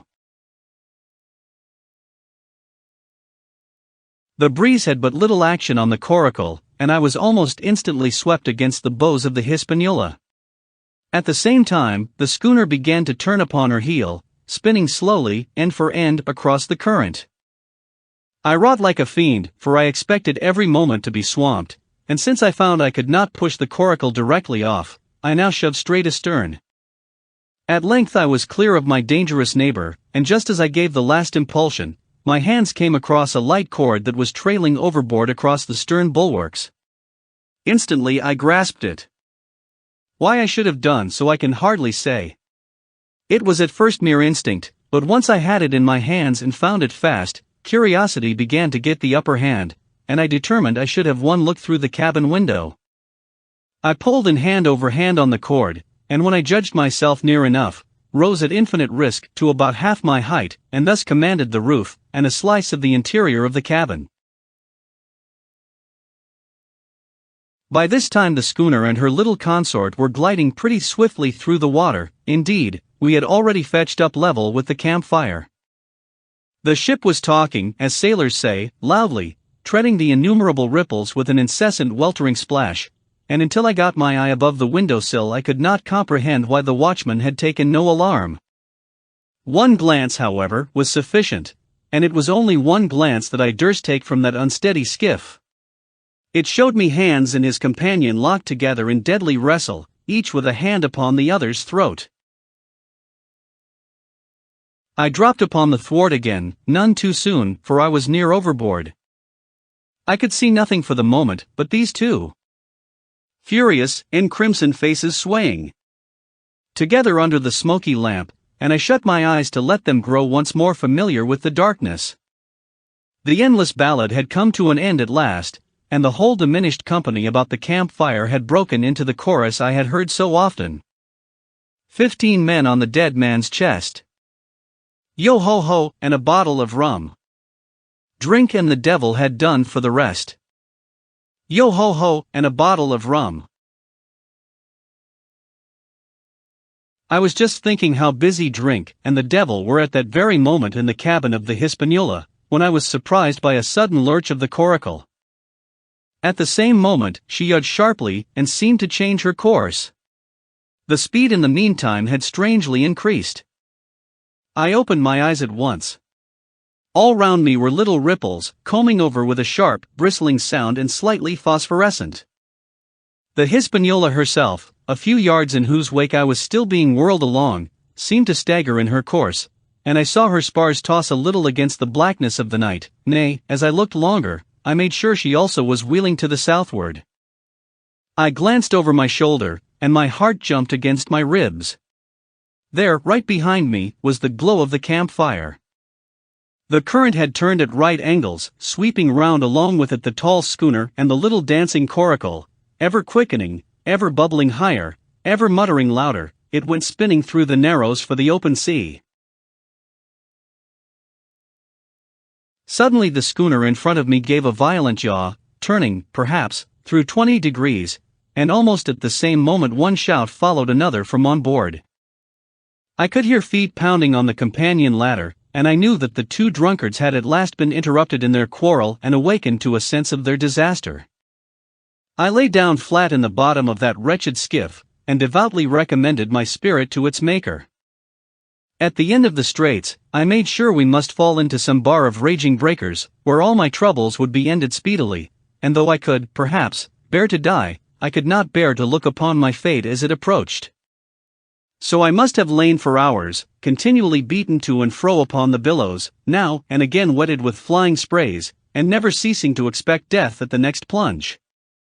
Gradually weariness grew upon me, a numbness, an occasional stupor, fell upon my mind even in the midst of my terrors, until sleep at last supervened, and in my sea-tossed coracle I lay and dreamed of home, and the old Admiral Benbow. 24. The Cruise of the Corac Low. It was broad day when I awoke, and found myself tossing at the southwest end of Treasure Island. The sun was up but was still hid from me behind the great bulk of the spyglass, which on this side descended almost to the sea in formidable cliffs. Haulbowline Head and Mizzenmast Hill were at my elbow, the hill bare and dark, the head bound with cliffs 40 or 50 feet high and fringed with great masses of fallen rock. I was scarce a quarter of a mile to seaward, and it was my first thought to paddle in and land. That notion was soon given over. Among the fallen rocks the breakers spouted and bellowed, loud reverberations, heavy sprays flying and falling, succeeded one another from second to second, and I saw myself, if I ventured nearer, dashed to death upon the rough shore, or spending my strength in vain to scale the beetling crags. Nor was that all, for crawling together on flat tables of rock or letting themselves drop into the sea with loud reports I beheld huge slimy monsters, soft snails, as it were, of incredible bigness, 2 or 3 score of them together, making the rocks to echo with their barkings. I have understood since that they were sea lions, and entirely harmless. But the look of them, added to the difficulty of the shore, and the high running of the surf, was more than enough to disgust me of that landing place. I felt willing rather to starve at sea than to confront such perils. In the meantime I had a better chance, as I supposed, before me. North of Haulbowline Head, the land runs in a long way, leaving at low tide a long stretch of yellow sand. To the north of that, again, there comes another cape, Cape of the Woods, as it was marked upon the chart, buried in tall green pines, which descended to the margin of the sea. I remembered what Silver had said about the current that sets northward along the whole west coast of Treasure Island, and seeing from my position that I was already under its influence, I preferred to leave Haulbowline Head behind me and reserve my strength for an attempt to land upon the kindlier-looking Cape of the Woods. There was a great, smooth swell upon the sea. The wind blowing steady and gentle from the south, there was no contrariety between that and the current, and the billows rose and fell unbroken. Had it been otherwise, I must long ago have perished, but as it was, it is surprising how easily and securely my little and light boat could ride. Often, as I still lay at the bottom and kept no more than an eye above the gunwale, I would see a big blue summit heaving close above me, yet the coracle would but bounce a little, dance as if on springs, and subside on the other side into the trough as lightly as a bird. I began after a little to grow very bold and sat up to try my skill at paddling. But even a small change in the disposition of the weight will produce violent changes in the behavior of a coracle.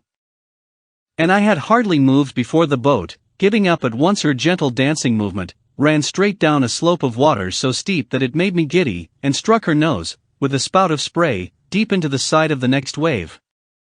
I was drenched and terrified, and fell instantly back into my old position, whereupon the coracle seemed to find her head again, and led me as softly as before among the billows. It was plain she was not to be interfered with, and at that rate, since I could in no way influence her course, what hope had I left of reaching land? I began to be horribly frightened, but I kept my head for all that. First, moving with all care, I gradually bailed out the coracle with my sea cap, then, getting my eye once more above the gunwale, I set myself to study how it was she managed to slip so quietly through the rollers. I found each wave, instead of the big, smooth glossy mountain it looks from shore, or from a vessel's deck, was for all the world like any range of hills on dry land, full of peaks and smooth places and valleys. The coracle, left to herself, turning from side to side, threaded, so to speak, her way through these lower parts, and avoided the steep slopes and higher, toppling summits of the wave. Well, now, thought I to myself, it is plain I must lie where I am and not disturb the balance, but it is plain also that I can put the paddle over the side and from time to time, in smooth places, give her a shove or two towards land. No sooner thought upon than done. There I lay on my elbows in the most trying attitude, and every now and again gave a weak stroke or two to turn her head to shore. It was very tiring and slow work, yet I did visibly gain ground, and as we drew near the Cape of the Woods, though I saw I must infallibly miss that point, I had still made some 100 yards of easting. I was, indeed, close in. I could see the cool green treetops swaying together in the breeze, and I felt sure I should make the next promontory without fail. It was high time, for I now began to be tortured with thirst. The glow of the sun from above, its thousandfold reflection from the waves, the seawater that fell and dried upon me, caking my very lips with salt, combined to make my throat burn and my brain ache. The sight of the trees so near at hand had almost made me sick with longing, but the current had soon carried me past the point, and as the next reach of sea opened out, I beheld a sight that changed the nature of my thoughts. Right in front of me, not half a mile away, I beheld the Hispaniola under sail. I made sure, of course, that I should be taken, but I was so distressed for want of water that I scarce knew whether to be glad or sorry at the thought, and long before I had come to a conclusion. Surprise had taken entire possession of my mind, and I could do nothing but stare and wonder. The Hispaniola was under her mainsail and 2 jibs, and the beautiful white canvas shone in the sun like snow or silver. When I first sighted her, all her sails were drawing, she was lying a course about northwest, and I presumed the men on board were going round the island on their way back to the anchorage. Presently she began to fetch more and more to the westward, so that I thought they had sighted me, and were going about in chase. At last, however, she fell right into the wind's eye, was taken dead aback, and stood there a while helpless, with her sails shivering. "Clumsy fellows," said I, "they must still be drunk as owls." And I thought how Captain Smollett would have set them skipping. Meanwhile the schooner gradually fell off and filled again upon another tack, sailed swiftly for a minute or so, and brought up once more dead in the wind's eye. Again and again was this repeated. To and fro, up and down, north, south, east and west, the Hispaniola sailed by swoops and dashes, and at each repetition ended as she had begun, with idly flapping canvas. It became plain to me that nobody was steering. And if so, where were the men? Either they were dead drunk or had deserted her, I thought, and perhaps if I could get on board I might return the vessel to her captain. The current was bearing coracle and schooner southward at an equal rate. As for the latter's sailing, it was so wild and intermittent, and she hung each time so long in irons, that she certainly gained nothing, if she did not even lose. If only I dared to sit up and paddle, I made sure that I could overhaul her. The scheme had an air of adventure that inspired me, and the thought of the water breaker beside the fore companion doubled my growing courage. Up I got, was welcomed almost instantly by another cloud of spray, but this time stuck to my purpose and set myself, with all my strength and caution, to paddle after the unsteered Hispaniola. Once I shipped a sea so heavy that I had to stop and bail, with my heart fluttering like a bird, but gradually I got into the way of the thing and guided my coracle among the waves, with only now and then a blow upon her bows and a dash of foam in my face. I was now gaining rapidly on the schooner. I could see the brass glisten on the tiller as it banged about, and still no soul appeared upon her decks. I could not choose but suppose she was deserted. If not, the men were lying drunk below, where I might batten them down, perhaps, and do what I chose with the ship. For some time she had been doing the worst thing possible for me, standing still. She headed nearly due south, yawing, of course, all the time. Each time she fell off, her sails partly filled, and these brought her in a moment right to the wind again. I have said this was the worst thing possible for me, for helpless as she looked in this situation, with the canvas cracking like cannon, and the blocks trundling and banging on the deck, she still continued to run away from me, not only with the speed of the current, but by the whole amount of her leeway, which was naturally great. But now, at last, I had my chance. The breeze fell for some seconds, very low, and the current gradually turning her, the Hispaniola revolved slowly round her center, and at last presented me her stern, with the cabin window still gaping open and the lamp over the table still burning on into the day. The mainsail hung drooped like a banner. She was stock still but for the current. For the last little while I had even lost, but now redoubling my efforts, I began once more to overhaul the chase. I was not 100 yards from her when the wind came again in a clap. She filled on the port tack, and was off again, stooping and skimming like a swallow. My first impulse was one of despair, but my second was towards joy. Round she came, till she was broadside onto me, round still till she had covered a half, and then 2/3, and then 3/4 of the distance that separated us. I could see the waves boiling white under her forefoot. Immensely tall she looked to me from my low station in the coracle.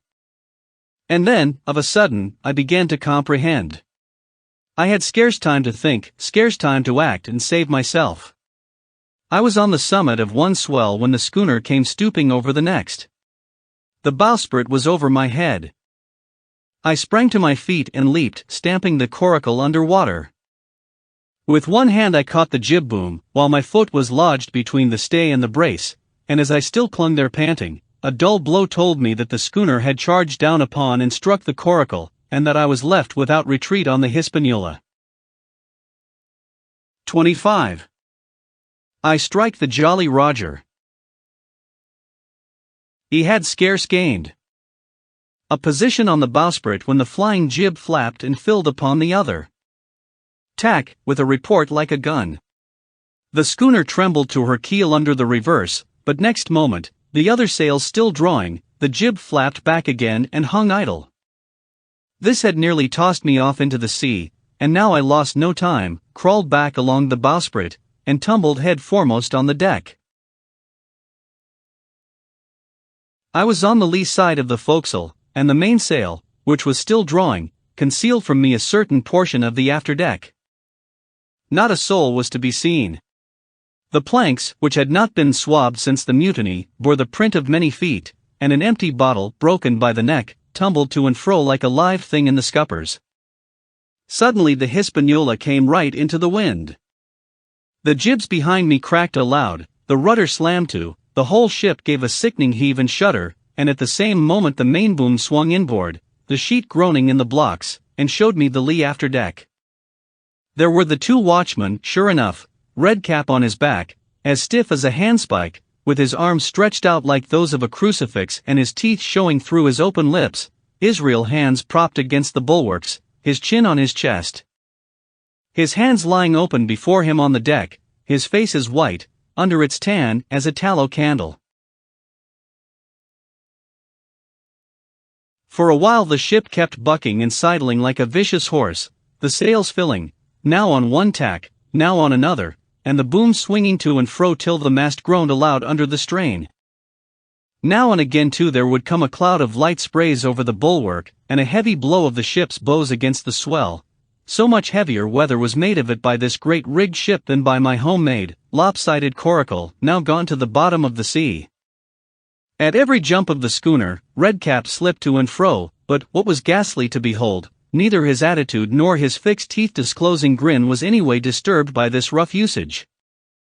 At every jump too, Hans appeared still more to sink into himself and settle down upon the deck, his feet sliding ever the farther out, and the whole body canting towards the stern, so that his face became, little by little, hid from me. And at last I could see nothing beyond his ear and the frayed ringlet of one whisker. At the same time, I observed, around both of them, splashes of dark blood upon the planks and began to feel sure that they had killed each other in their drunken wrath. While I was thus looking and wondering, in a calm moment, when the ship was still, Israel Hands turned partly round and with a low moan writhed himself back to the position in which I had seen him first. The moan, which told of pain and deadly weakness, and the way in which his jaw hung open went right to my heart. But when I remembered the talk I had overheard from the apple barrel, all pity left me. I walked aft until I reached the mainmast. "Come aboard, Mr. Hands," I said ironically. He rolled his eyes round heavily, but he was too far gone to express surprise. All he could do was to utter one word, "brandy." It occurred to me there was no time to lose, and dodging the boom as it once more lurched across the deck, I slipped aft, and down the companion stairs into the cabin. It was such a scene of confusion as you can hardly fancy. All the lockfast places had been broken open in quest of the chart. The floor was thick with mud where ruffians had sat down to drink or consult after waiting in the marshes round their camp. The bulkheads, all painted in clear white and beaded round with gilt, bore a pattern of dirty hands. Dozens of empty bottles clinked together in corners to the rolling of the ship. One of the doctor's medical books lay open on the table, half of the leaves gutted out, I suppose, for pipe lights. In the midst of all this the lamp still cast a smoky glow, obscure and brown as umber. I went into the cellar. All the barrels were gone, and of the bottles a most surprising number had been drunk out and thrown away. Certainly, since the mutiny began, not a man of them could ever have been sober. Foraging about, I found a bottle with some brandy left for Hans, and for myself I routed out some biscuit, some pickled fruits, a great bunch of raisins, and a piece of cheese. With these I came on deck, put down my own stock behind the rudder head, and well out of the coxswain's reach, went forward to the water breaker, and had a good deep drink of water, and then, and not till then, gave Hans the brandy. He must have drunk a gill before he took the bottle from his mouth. "I," said he, "by thunder, but I wanted some o' that." I had sat down already in my own corner and begun to eat. "Much hurt?" I asked him.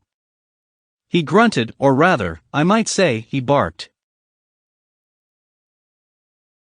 "If that doctor was aboard," he said, "I'd be right enough in a couple of turns, but I don't have no manner of luck, you see, and that's what's the matter with me. As for that swab, he's good and dead he is," he added, indicating the man with the red cap. "He warn't no seaman anyhow." "And where might you have come from?" "Well," said I, "I've come aboard to take possession of the ship, Mr. Hans, and you'll please regard me as your captain until further notice." He looked at me sourly enough but said nothing. Some of the color had come back into his cheeks, though he still looked very sick, and still continued to slip out and settle down as the ship banged about. "By the by," I continued, "I can't have these colors, Mr. Hans, and by your leave, I'll strike 'em. Better none than these." And again dodging the boom, I ran to the color lines, handed down their cursed black flag, and chucked it overboard. "God save the king," said I, waving my cap. "And there's an end to Captain Silver." He watched me keenly and slyly, his chin all the while on his breast. "I reckon," he said at last, "I reckon, Captain Hawkins, you'll kind of want to get ashore now. S'pose we talks?" "Why, yes," says I, "with all my heart, Mr. Hans. Say on." And I went back to my meal with a good appetite. "This man," he began, nodding feebly at the corpse, "O'Brien were his name, a rank Irelander, this man and me got the canvas on her, meaning for to sail her back. Well, he's dead now he is, as dead as bilge, and who's to sail this ship I don't see. Without I gives you a hint, you ain't that man as far as I can tell. Now, look here, you gives me food and drink and a old scarf or ankshere to tie my wound up, you do, and I'll tell you how to sail her, and that's about square all round, I take it. I'll tell you one thing," says I, "I'm not going back to Captain Kidd's anchorage. I mean to get into North Inlet and beach her quietly there." "To be sure you did," he cried. "Why, I ain't sich an infernal lubber after all. I can see, can't I? I've tried my fling, I have, and I've lost, and it's you has the wind of me. North Inlet? Why, I haven't no ch ice, not I. I'd help you sail her up to Execution Dock, by thunder. So I would." Well, as it seemed to me, there was some sense in this. We struck our bargain on the spot. In 3 minutes I had the Hispaniola sailing easily before the wind along the coast of Treasure Island, with good hopes of turning the northern point ere noon and beating down again as far as North Inlet before high water, when we might beach her safely and wait till the subsiding tide permitted us to land. Then I lashed the tiller and went below to my own chest, where I got a soft silk handkerchief of my mother's. With this, and with my aid, Hans bound up the great bleeding stab he had received in the thigh, and after he had eaten a little, and had a swallow or two more of the brandy, he began to pick up visibly, sat straighter up, spoke louder and clearer, and looked in every way another man. The breeze served us admirably. We skimmed before it like a bird, the coast of the island flashing by and the view changing every minute. Soon we were past the high lands and bowling beside low, sandy country, sparsely dotted with dwarf pines, and soon we were beyond that again, and had turned the corner of the rocky hill that ends the island on the north. I was greatly elated with my new command, and pleased with the bright, sunshiny weather and these different prospects of the coast. I had now plenty of water and good things to eat, and my conscience, which had smitten me hard for my desertion, was quieted by the great conquest I had made. I should, I think, have had nothing left me to desire, but for the eyes of the coxswain as they followed me derisively about the deck, and the odd smile that appeared continually on his face. It was a smile that had in it something both of pain and weakness, a haggard old man's smile, but there was, besides that, a grain of derision, a shadow of treachery, in his expression as he craftily watched me at my work. 26. Israel Hands. The wind serving us to a desire. Now hauled into the west. We could run so much the easier from the northeast corner of the island to the mouth of the north inlet. Only, as we had no power to anchor and dared not beach her till the tide had flowed a good deal farther, time hung on our hands. The coxswain told me how to lay the ship to. After a good many trials I succeeded, and we both sat in silence over another meal. "Captain," said he at length with that same uncomfortable smile, "here's my old shipmate, O'Brien. S'pose you was to heave him overboard. I ain't particklar as a rule, and I don't take no blame for settling his hash, but I don't reckon him ornamental now, do you? I'm not strong enough, and I don't like the job, and there he lies, for me," said I.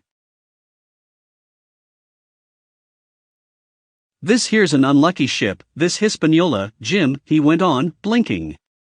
"There's a power of men been killed in this Hispaniola, a sight o' poor seamen dead and gone since you and me took ship to Bristol.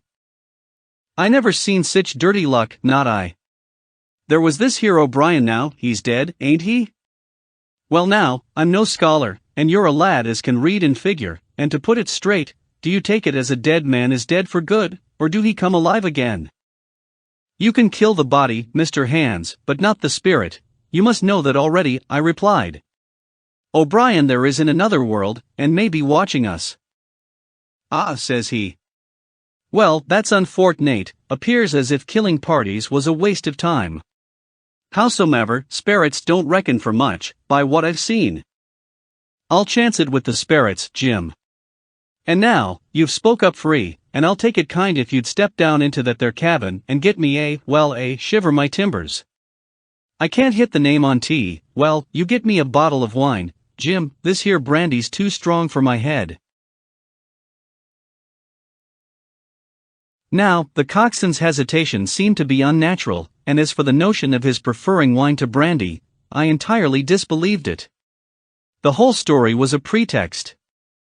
He wanted me to leave the deck, so much was plain, but with what purpose I could in no way imagine. His eyes never met mine, they kept wandering to and fro, up and down, now with a look to the sky, now with a flitting glance upon the dead O'Brien. All the time he kept smiling and putting his tongue out in the most guilty, embarrassed manner, so that a child could have told that he was bent on some deception. I was prompt with my answer, however, for I saw where my advantage lay, and that with a fellow so densely stupid I could easily conceal my suspicions to the end. "Some wine," I said. "Far better. Will you have white or red?" "Well, I reckon it's about the blessed same to me, shipmate," he replied. "So it's strong, and plenty of it, what's the odds?" "All right," I answered. "I'll bring you port, Mr. Hands. But I'll have to dig for it." With that I scuttled down the companion with all the noise I could, slipped off my shoes, ran quietly along the sparred gallery, mounted the forecastle ladder, and popped my head out of the fore companion. I knew he would not expect to see me there, yet I took every precaution possible, and certainly the worst of my suspicions proved too true. He had risen from his position to his hands and knees, and though his leg obviously hurt him pretty sharply when he moved, for I could hear him stifle a groan, yet it was at a good, rattling rate that he trailed himself across the deck. In half a minute he had reached the port scuppers and picked, out of a coil of rope, a long knife, or rather a short dirk, discolored to the hilt with blood. He looked upon it for a moment, thrusting forth his under jaw, tried the point upon his hand, and then, hastily concealing it in the bosom of his jacket, trundled back again into his old place against the bulwark. This was all that I required to know. Israel could move about, he was now armed, and if he had been at so much trouble to get rid of me, it was plain that I was meant to be the victim. What he would do afterwards, whether he would try to crawl right across the island from North Inlet to the camp among the swamps, or whether he would fire Long Tom, trusting that his own comrades might come first to help him, was, of course, more than I could say. Yet I felt sure that I could trust him in one point, since in that our interests jumped together, and that was in the disposition of the schooner. We both desired to have her stranded safe enough, in a sheltered place, and so that, when the time came, she could be got off again with as little labor and danger as might be, and until that was done I considered that my life would certainly be spared. While I was thus turning the business over in my mind, I had not been idle with my body. I had stolen back to the cabin, slipped once more into my shoes, and laid my hand at random on a bottle of wine, and now, with this for an excuse, I made my reappearance on the deck. Hans lay as I had left him, all fallen together in a bundle, and with his eyelids lowered as though he were too weak to bear the light. He looked up, however, at my coming, knocked the neck off the bottle like a man who had done the same thing often, and took a good swig, with his favorite toast of "Here's luck." Then he lay quiet for a little and then, pulling out a stick of tobacco, begged me to cut him a quid. "Cut me a junco that," says he, "for I haven't no knife and hardly strength enough, so be as I had. Ah, Jim, I reckon I've missed stays. Cut me a quid, as'll likely be the last, lad, for I'm for my long home, and no mistake." "Well," said I, "I'll cut you some tobacco, but if I was you and thought myself so badly, I would go to my prayers like a Christian man." "Why?" said he. "Now, you tell me why." "Why?" I cried. "You were asking me just now about the dead. You've broken your trust, you've lived in sin and lies and blood, there's a man you killed lying at your feet this moment, and you ask me why? For God's mercy, Mr. Hans, that's why."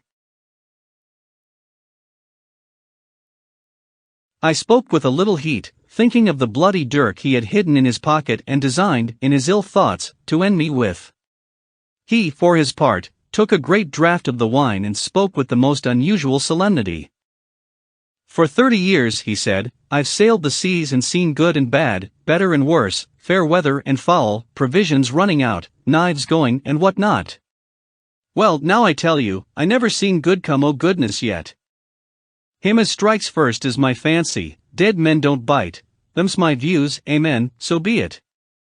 And now, you look here," he added, suddenly changing his tone, "we've had about enough of this foolery. The tide's made good enough by now. You just take my orders, Captain Hawkins, and we'll sail slap in and be done with it."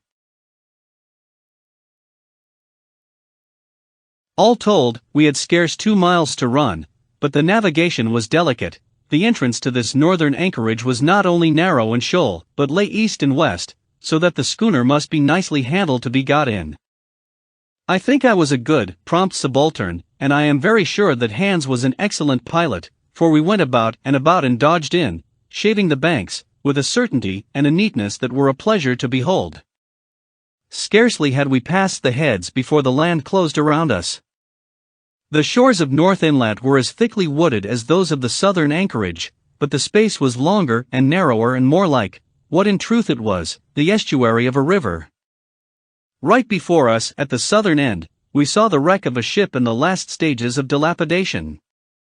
It had been a great vessel of 3 masts, but had lain so long exposed to the injuries of the weather that it was hung about with great webs of dripping seaweed, and on the deck of it shore bushes had taken root, and now flourished thick with flowers. It was a sad sight, but it showed us that the anchorage was calm. "Now," said Hans, "look there, there's a pet bit for to beach a ship in. Fine flat sand, never a cat's paw, trees all around of it, and flowers a-blowing like a garden on that old ship. And once beached, I inquired, how shall we get her off again? Why so, he replied, you take a line ashore there on the other side at low water, take a turn about one of them big pines, bring it back, take a turn around the capstan and lie to for the tide. Come high water, all hands take a pull upon the line, and off she comes as sweet as nature. And now, boy, you stand by. We're near the bit now, and she's too much way on her. Starboard a little, so, steady, starboard, larboard. A little, steady, steady. So he issued his commands, which I breathlessly obeyed, till, all of a sudden, he cried, now, my hearty, luff. And I put the helm hard up, and the Hispaniola swung round rapidly, and ran stem on for the low, wooded shore. The excitement of these last maneuvers had somewhat interfered with the watch I had kept hitherto, sharply enough, upon the coxswain. Even then I was still so much interested, waiting for the ship to touch, that I had quite forgot the peril that hung over my head and stood craning over the starboard bulwarks and watching the ripples spreading wide before the bows.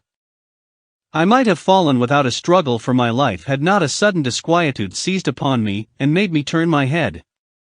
Perhaps I had heard a creak or seen his shadow moving with the tail of my eye, perhaps it was an instinct like a cat's, but, sure enough, when I looked round, there was Hans, already halfway towards me, with the dirk in his right hand. We must both have cried out aloud when our eyes met, but while mine was the shrill cry of terror, his was a roar of fury like a charging bully's. At the same instant, he threw himself forward, and I leapt sideways towards the bows. As I did so, I let go of the tiller, which sprang sharp to leeward, and I think this saved my life, for it struck Hans across the chest and stopped him, for the moment, dead. Before he could recover, I was safe out of the corner where he had me trapped, with all the deck to dodge about. Just forward of the mainmast I stopped, drew a pistol from my pocket, took a cool aim, though he had already turned and was once more coming directly after me, and drew the trigger. The hammer fell, but there followed neither flash nor sound. The priming was useless with seawater. I cursed myself for my neglect. Why had not I, long before, reprimed and reloaded my only weapons? Then I should not have been as now, a mere fleeing sheep before this butcher. Wounded as he was, it was wonderful how fast he could move, his grizzled hair tumbling over his face, and his face itself as red as a red ensign with his haste and fury. I had no time to try my other pistol, nor indeed much inclination, for I was sure it would be useless. One thing I saw plainly, I must not simply retreat before him, or he would speedily hold me boxed into the bows, as a moment since he had so nearly boxed me in the stern. Once so caught, and 9 or 10 inches of the blood-stained dirk would be my last experience on this side of eternity.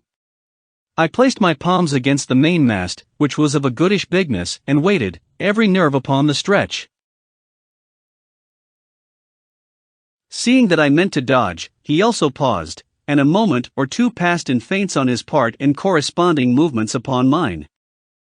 It was such a game as I had often played at home about the rocks of Black Hill Cove, but never before, you may be sure, with such a wildly beating heart as now.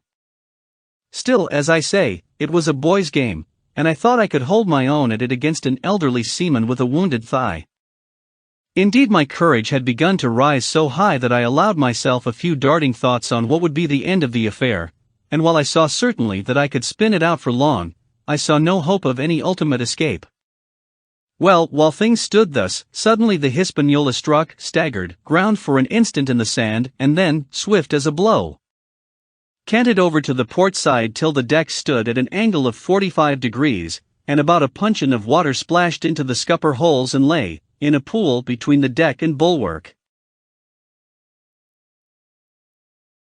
We were both of us capsized in a second, and both of us rolled, almost together, into the scuppers, the dead redcap, with his arms still spread out, tumbling stiffly after us. So near were we indeed, that my head came against the coxswain's foot with a crack that made my teeth rattle. Blow and all, I was the first afoot again, for Hans had got involved with the dead body. The sudden canting of the ship had made the deck no place for running on. I had to find some new way of escape, and that upon the instant, for my foe was almost touching me. Quick as thought, I sprang into the mizzen shrouds, rattled up hand over hand, and did not draw a breath till I was seated on the crosstrees.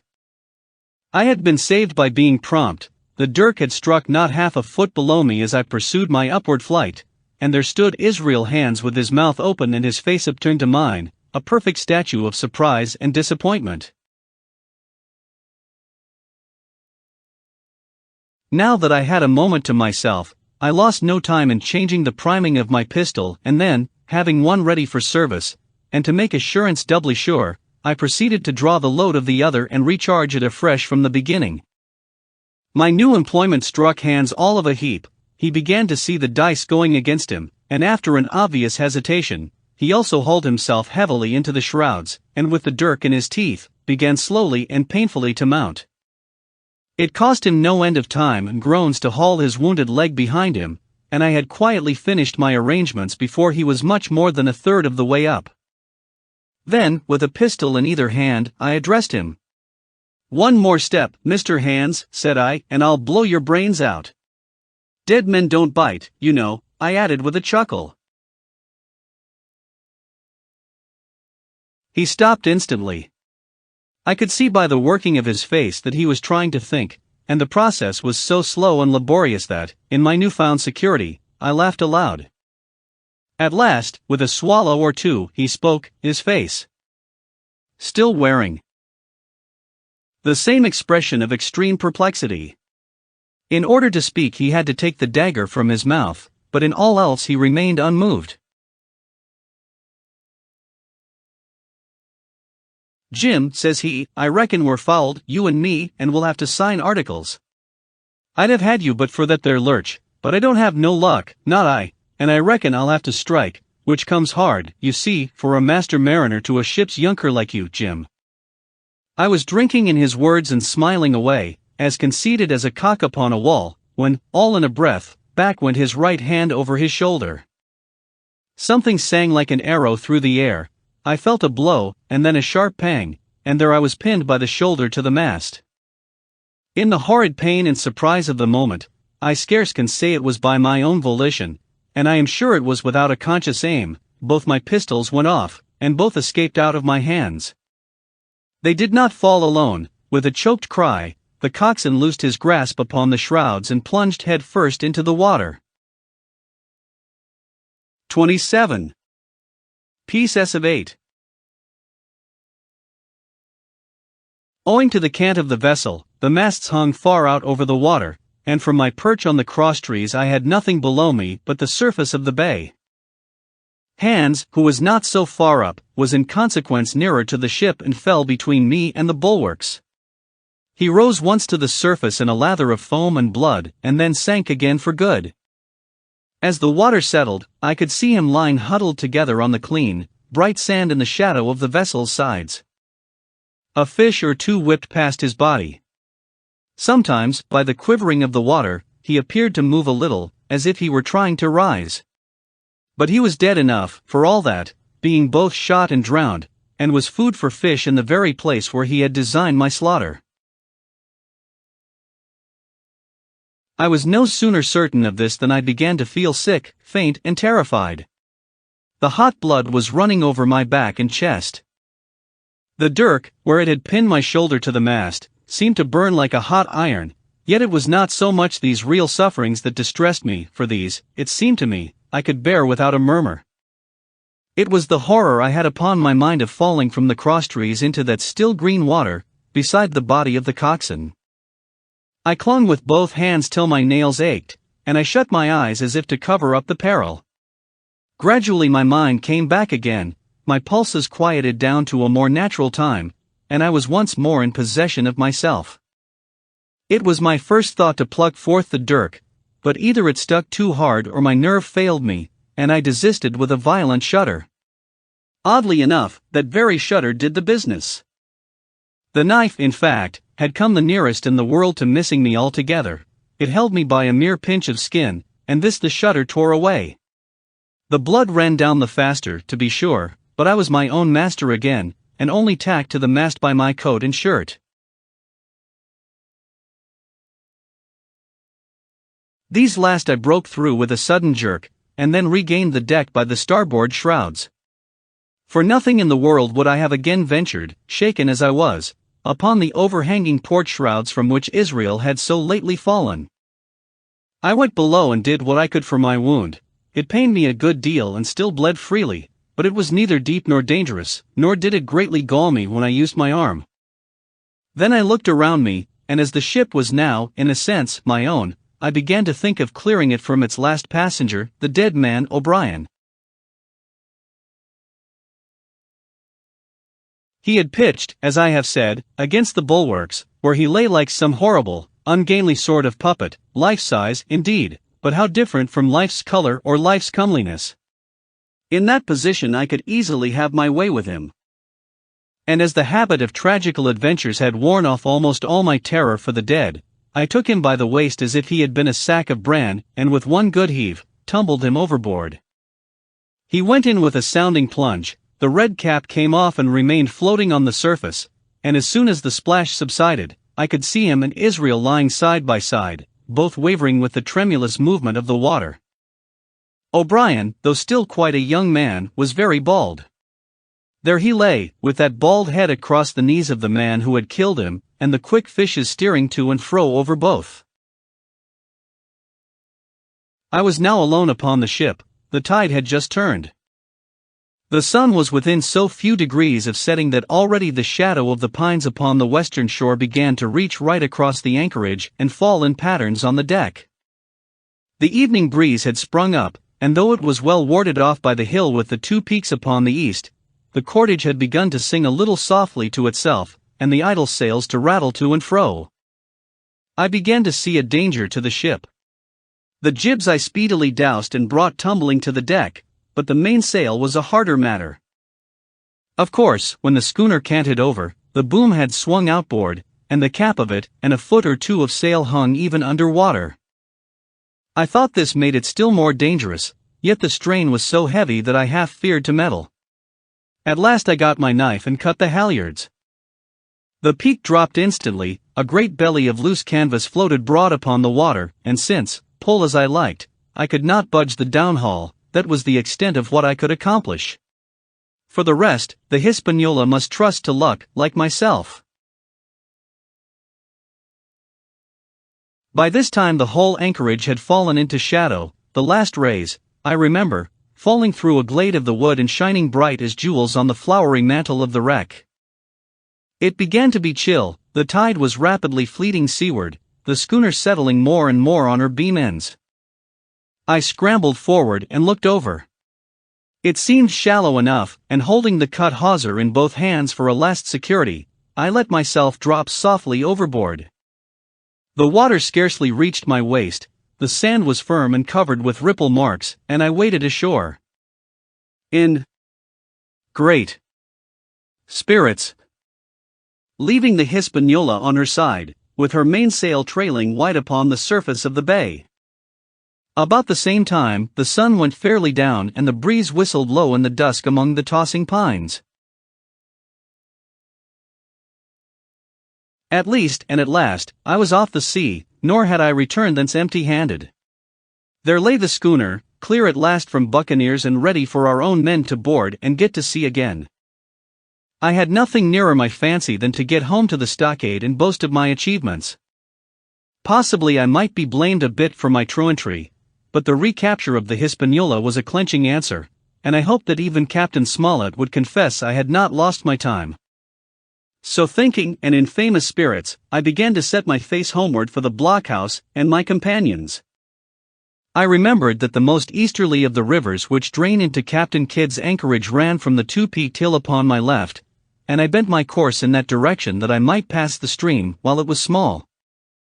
The wood was pretty open, and keeping along the lower spurs, I had soon turned the corner of that hill, and not long after waded to the midcalf across the watercourse. This brought me near to where I had encountered Ben Gunn, the maroon, and I walked more circumspectly, keeping an eye on every side.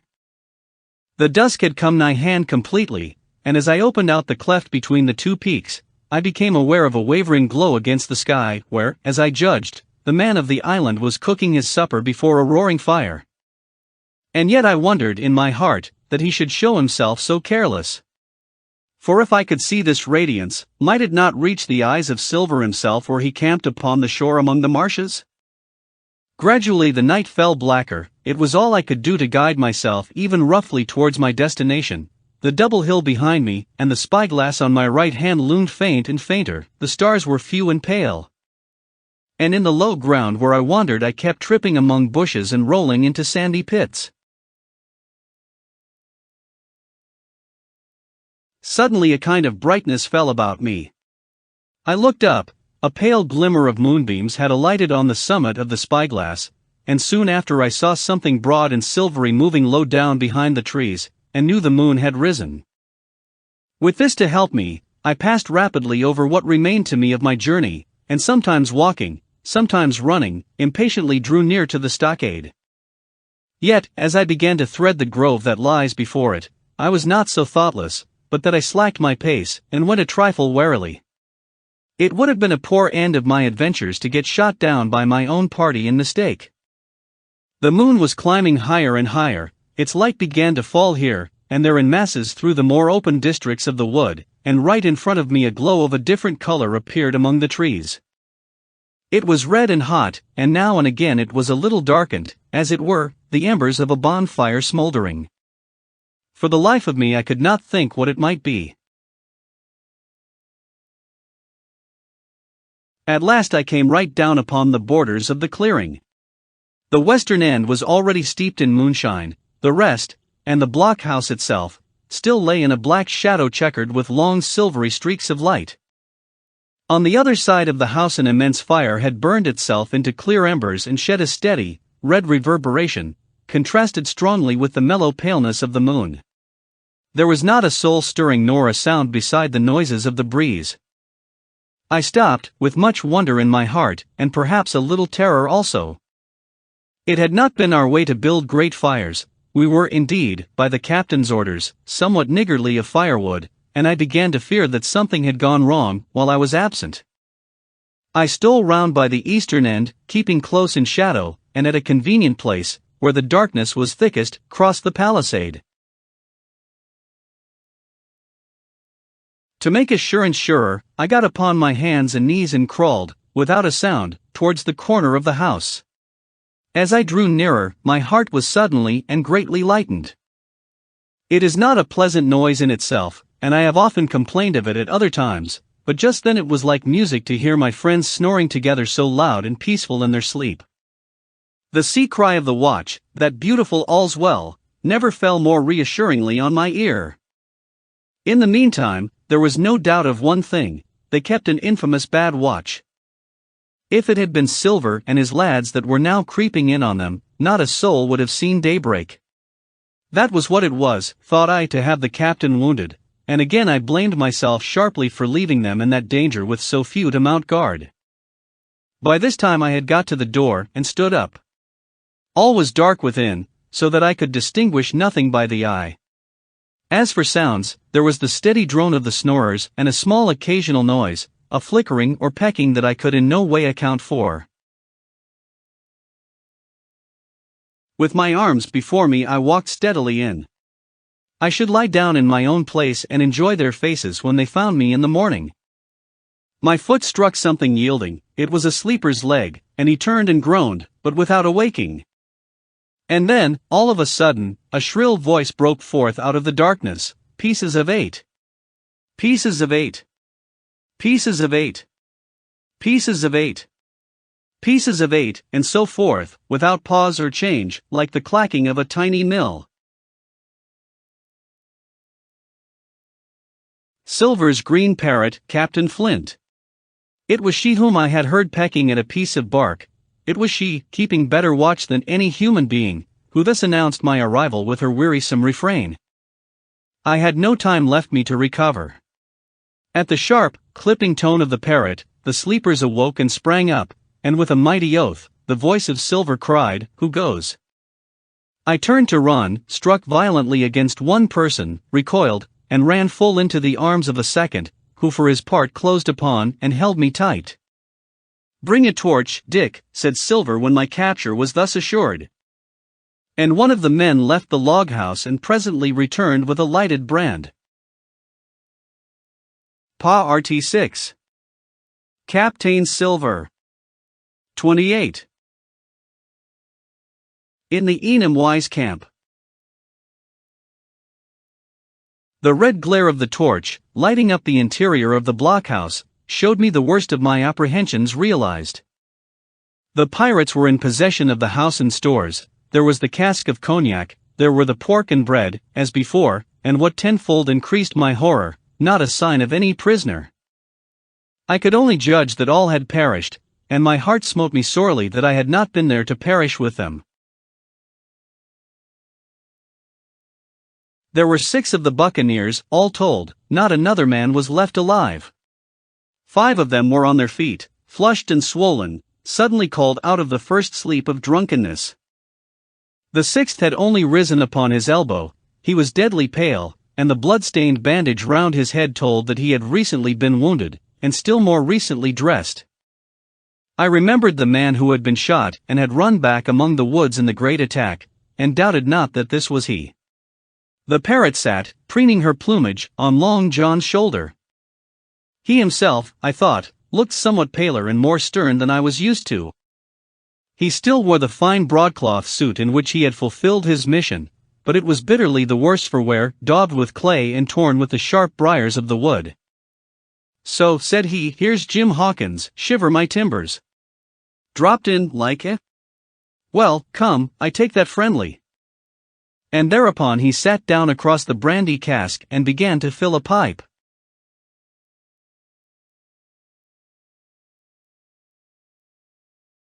"Give me a loan of the link, Dick," said he, and then, when he had a good light, "That'll do, lad," he added, "stick the glim in the wood heap, and you, gentlemen, bring yourselves to. You needn't stand up for Mr. Hawkins, he'll excuse you, you may lay to that. And so, Jim, stopping the tobacco, here you were, and quite a pleasant surprise for poor old John. I see you were smart when first I set my eyes on you, but this here gets away from me clean, it do." To all this, as may be well supposed, I made no answer. They had set me with my back against the wall, and I stood there, looking Silver in the face, pluckily enough, I hope, to all outward appearance, but with black despair in my heart. Silver took a whiff or two of his pipe with great composure, and then ran on again. "Now, you see, Jim, so be as you are here," says he, "I'll give you a piece of my mind. I've always liked you, I have, for a lad of spirit, and the picture of my own self when I was young and handsome. I always wanted you to jine and take your share, and die a gentleman, and now, my cock, you've got to. Captain Smollett's a fine seaman, as I'll own up to any day, but stiff on discipline. Duty is duty," says he, and right he is. "Just you keep clear of the captain. The doctor himself is gone dead again you." Ungrateful scamp was what he said, and the short and the long of the whole story is about here. You can't go back to your own lot, for they won't have you, and without you start a third ship's company all by yourself. Which might be lonely, you'll have to join with Captain Silver. So far so good.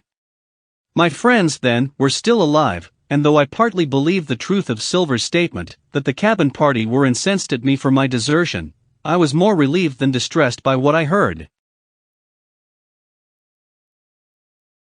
"I don't say nothing as to your being in our hands," continued Silver, "though there you are, and you may lay to it.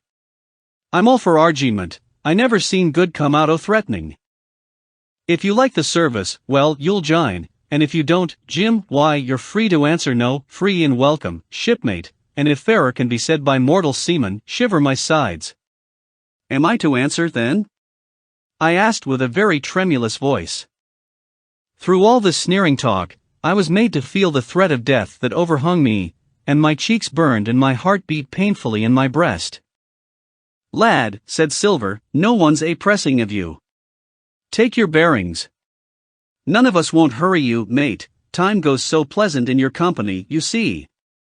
"Well," says I, growing a bit bolder, "if I'm to choose, I declare I have a right to know what's what, and why you're here, and where my friends are." "What's what?" repeated one of the buccaneers in a deep growl. "Ah, he'd be a lucky one as knowed that."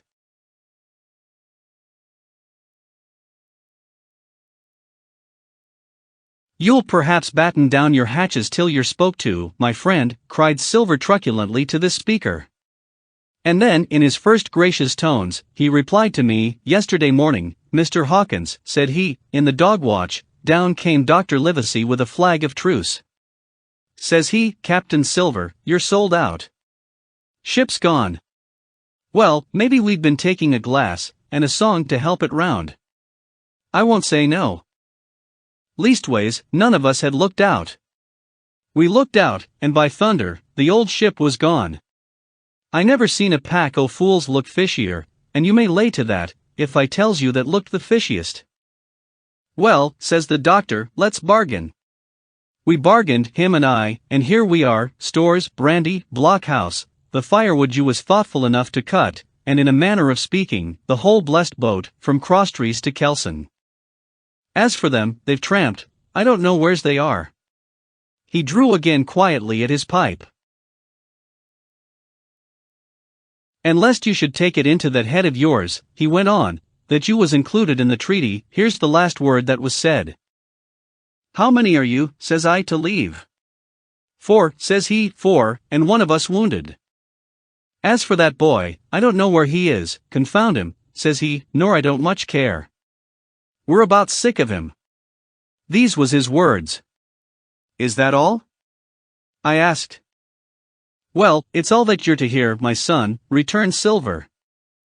"And now I am to choose?" "And now you are to choose, and you may lay to that," said Silver.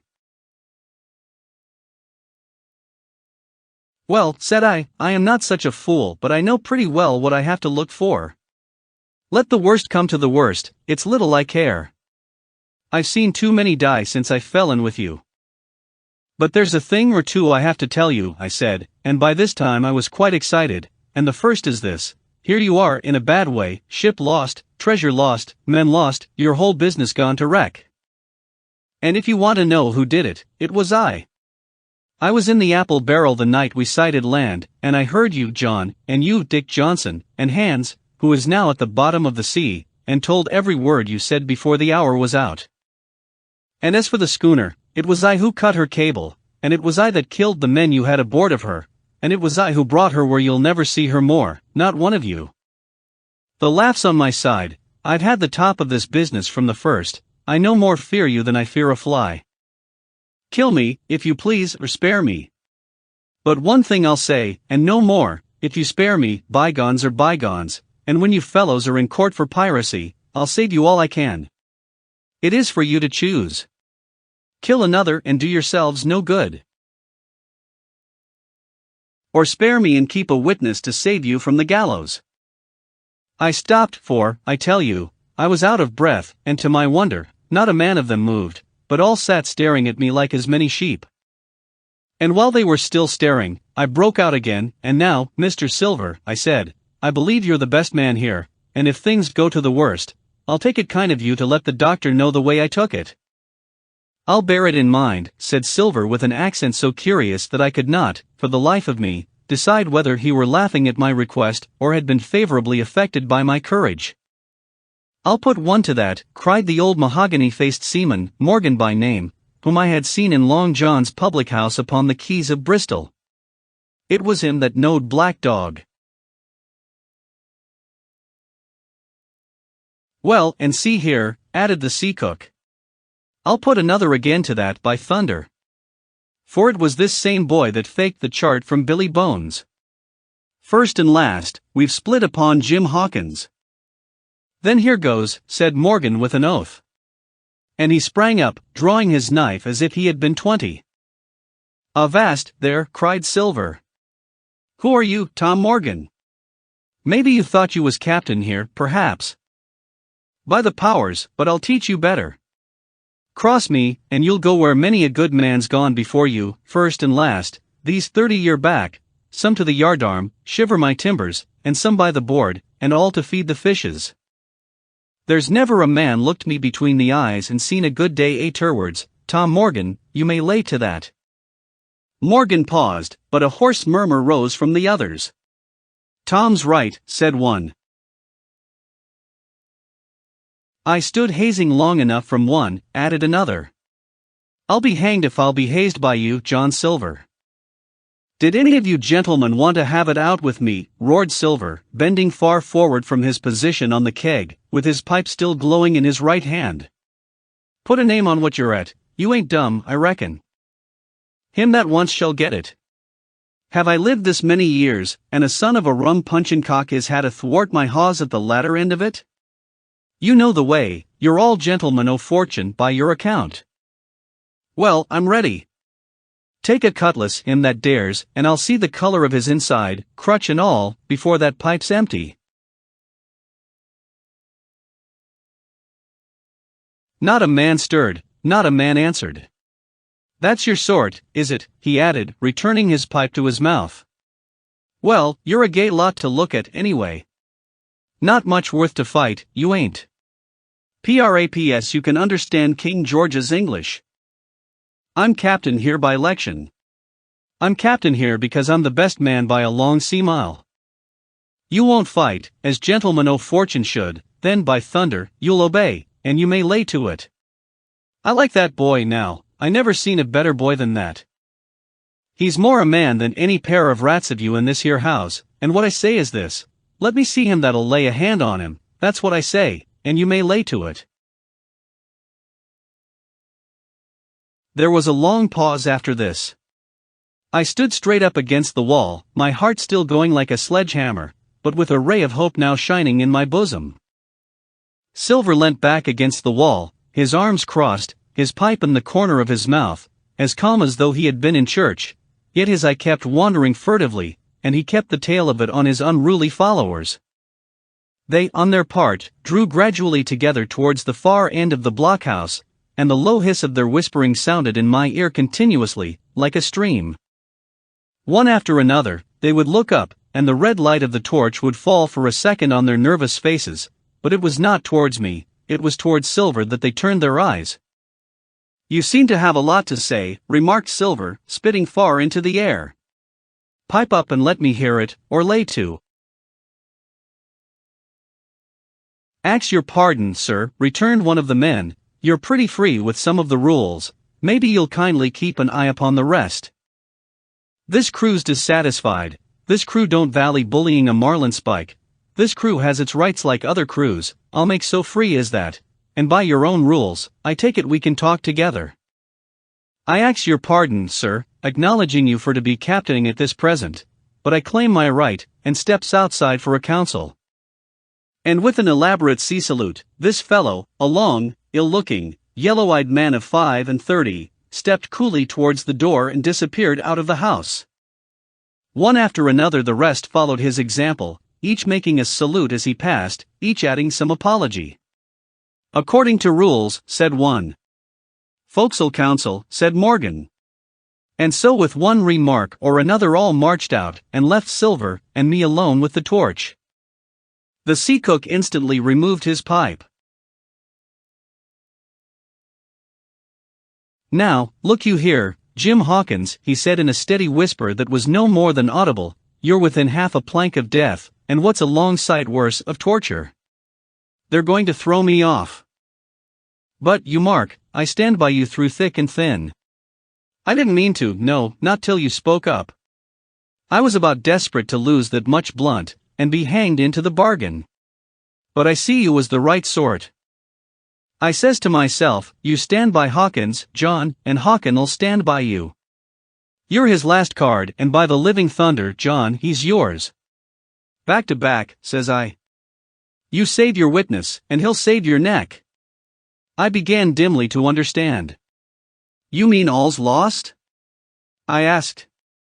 Aye, by gum, I do, he answered. Ship gone, neck gone, that's the size of it. Once I looked into that bay, Jim Hawkins, and seen no schooner. Well, I'm tough, but I gave out. As for that lot in their council, mark me, they're outright fools and cowards. I'll save your life, if so be as I can, from them. But see here, Jim, tit for tat, you save Long John from swinging. I was bewildered. It seemed a thing so hopeless he was asking. He, the old buccaneer, the ringleader, threw out. What I can do, that I'll do, I said. It's a bargain, cried Long John. You speak up, Plucky, and by thunder, I've a chance. He hobbled to the torch, where it stood propped among the firewood, and took a fresh light to his pipe. Understand me, Jim, he said, returning. I've a head on my shoulders, I have. I'm on Squire's side now. I know you've got that ship safe somewheres. How you done it, I don't know, but safe it is. I guess Hans and O'Brien turned soft. I never much believed in neither of them. Now you mark me. I ask no questions, nor I won't let others. I know when a game's up, I do, and I know a lad that's staunch. Ah, you that's young, you and me might have done a power of good together. He drew some cognac from the cask into a tin cannikin. Will you taste, messmate, he asked, and when I had refused, well, I'll take a dram myself, Jim, said he. I need a caulker, for there's trouble on hand. And talking o' trouble, why did that doctor give me the chart, Jim? My face expressed a wonder so unaffected that he saw the needlessness of further questions. Ah, well, he did though, said he. And there's something under that, no doubt, something, surely, under that, Jim, bad or good. And he took another swallow of the brandy, shaking his great fair head like a man who looks forward to the worst. 29. The black spot again. The council of buccaneers had lasted some time, when one of them re-entered the house, and with a repetition of the same salute, which had in my eyes an ironical air, begged for a moment's loan of the torch. Silver briefly agreed, and this emissary retired again, leaving us together in the dark. There's a breeze coming, Jim, said Silver, who had by this time adopted quite a friendly and familiar tone. I turned to the loophole nearest me and looked out. The embers of the great fire had so far burned themselves out, and now glowed so low and duskily that I understood why these conspirators desired a torch. About halfway down the slope to the stockade, they were collected in a group. One held the light, another was on his knees in their midst, and I saw the blade of an open knife shine in his hand with varying colors in the moon and torchlight. The rest were all somewhat stooping, as though watching the maneuvers of this last. I could just make out that he had a book as well as a knife in his hand, and was still wondering how anything so incongruous had come in their possession when the kneeling figure rose once more to his feet, and the whole party began to move together towards the house. Here they come, said I, and I returned to my former position, for it seemed beneath my dignity that they should find me watching them. Well, let 'em come, lad, let 'em come, said Silver cheerily. I've still a shot in my locker. The door opened, and the 5 men, standing huddled together just inside, pushed one of their number forward. In any other circumstances it would have been comical to see his slow advance, hesitating as he set down each foot, but holding his closed right hand in front of him. Step up, lad, cried Silver. I won't eat you. Hand it over, lubber. I know the rules, I do, I won't hurt a deputation. Thus encouraged, the buccaneer stepped forth more briskly, and having passed something to Silver, from hand to hand, slipped yet more smartly back again to his companions.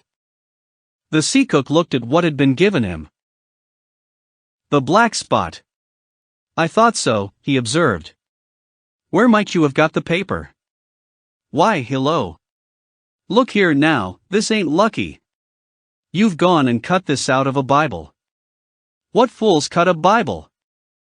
Ah, there, said Morgan. There. What did I say? No good'll come o' that, I said. Well, you've about fixed it now, among you, continued Silver. You'll all swing now, I reckon. What soft-headed lubber had a Bible? It was Dick, said one. Dick, was it?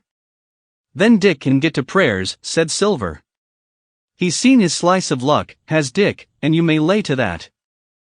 But here the long man with the yellow eyes struck in. Belay that talk, John Silver, he said. This crew has tipped you the black spot in full council, as in duty bound.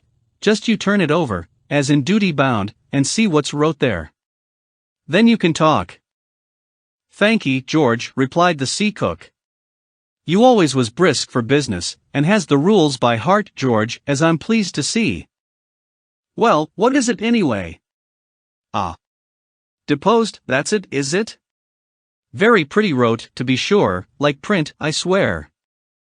Your hand o' right, George? Why, you was gettin' quite a leadin man in this here crew. You'll be captain next, I shouldn't wonder. Just oblige me with that torch again, will you? This pipe don't draw. Come now, said George, you don't fool this crew no more. You're a funny man, by your account, but you're over now, and you'll maybe step down off that barrel and help vote. I thought you said you knowed the rules, returned Silver contemptuously. Leastways, if you don't, I do, and I wait here, and am still your captain, mind, till you outs with your grievances, and I reply, in the meantime, your black spot ain't worth a biscuit. After that, we'll see. Oh, replied George, you don't be under no kind of apprehension, we're all square, we are. First, you've made a hash of this cruise, you'll be a bold man to say no to that. Second, you let the enemy out o' this here trap for nothing.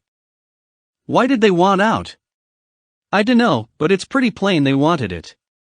Third, you wouldn't let us go at them upon the march. Oh, we see through you, John Silver, you want to play booty, that's what's wrong with you. And then, fourth, there's this here boy. Is that all? Asked Silver quietly. Enough, too, retorted George. We'll all swing and sundry for your bungling. Well now, look here, I'll answer these 4 pints, one after another I'll answer 'em. I made a hash o' this cruise, did I? Well now, you all know what I wanted, and you all know if that had been done that we'd have been aboard the Hispaniola this night as ever was, every man of us alive, and fit, and full of good plumduff. And the treasure in the hold of her, by thunder. Well, who crossed me? Who forced my hand, as was the lawful captain? Who tipped me the black spot the day we landed and began this dance? Ah. It's a fine dance, I'm with you there, and looks mighty like a hornpipe in a rope's end at Execution Dock by London town, it does. But who done it? Why, it was Anderson and Hans, and you, George Mary. And you're the last above board of that same meddling crew, and you have the Davy Jones's insolence to up and stand for captain over me, you. That sank the lot of us. By the powers. But this tops the stiffest yarn to nothing. Silver paused, and I could see by the faces of George and his late comrades that these words had not been said in vain. That's for number 1, cried the accused, wiping the sweat from his brow, for he had been talking with a vehemence that shook the house. Why, I give you my word, I'm sick to speak to you. You've neither sense nor memory, and I leave it to fancy where your mother's was that let you come to sea. See. Gentlemen o' fortune. I reckon tailors is your trade. Go on, John, said Morgan. Speak up to the others.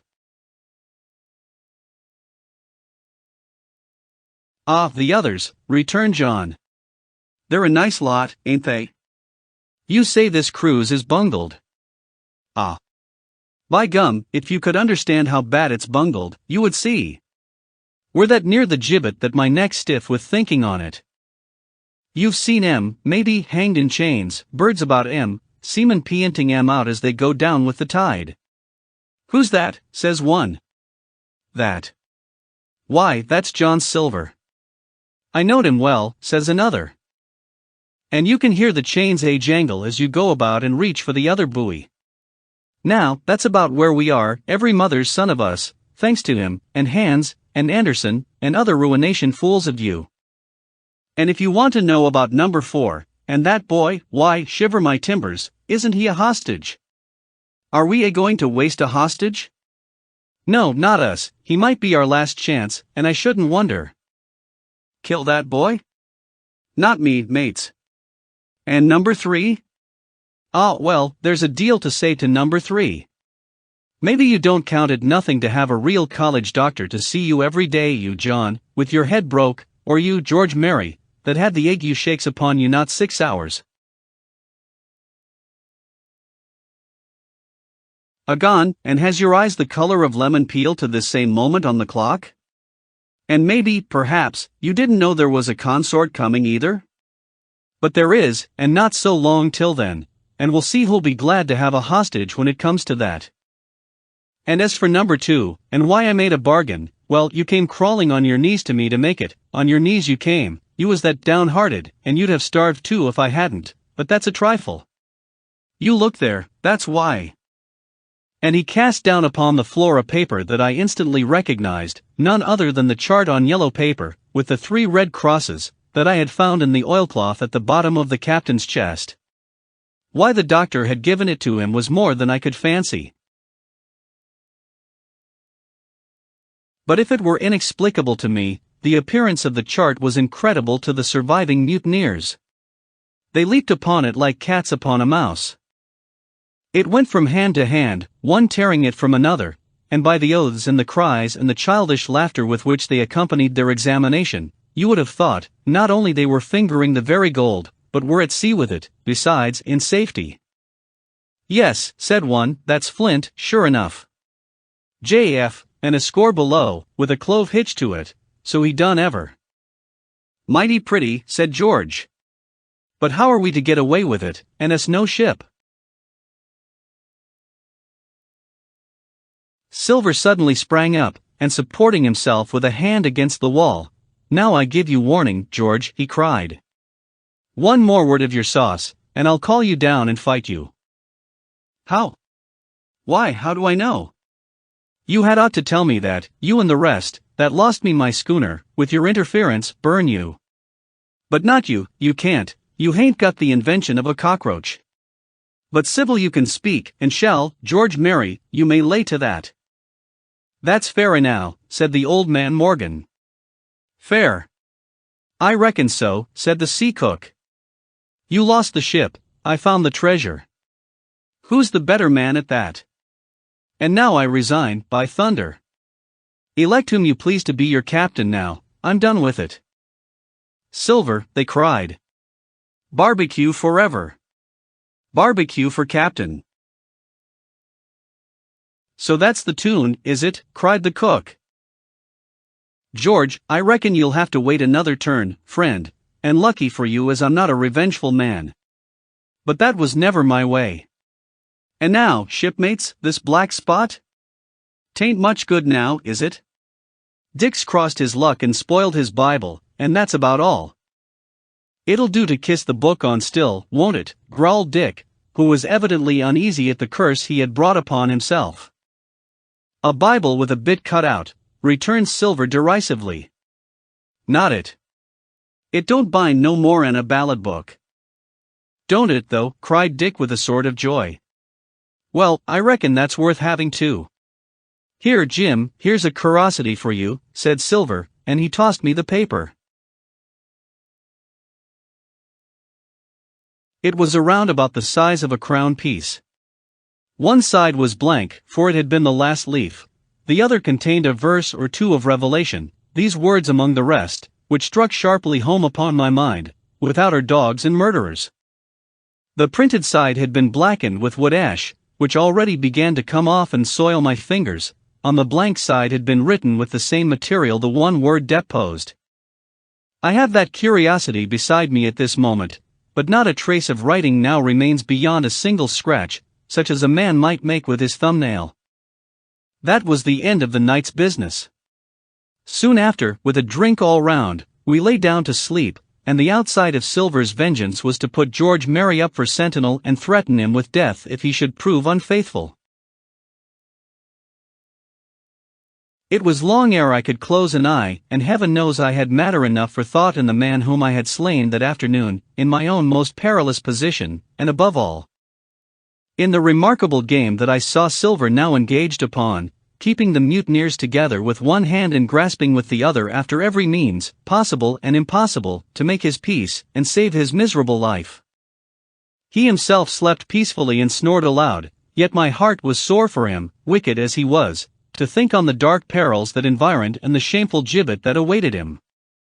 30. On parole. I was wakened indeed, we were all wakened, for I could see even the sentinel shake himself together from where he had fallen against the doorpost, by a clear, hearty voice hailing us from the margin of the wood. "Blockhouse, ahoy!" it cried. "Here's the doctor." And the doctor it was. Although I was glad to hear the sound, yet my gladness was not without admixture.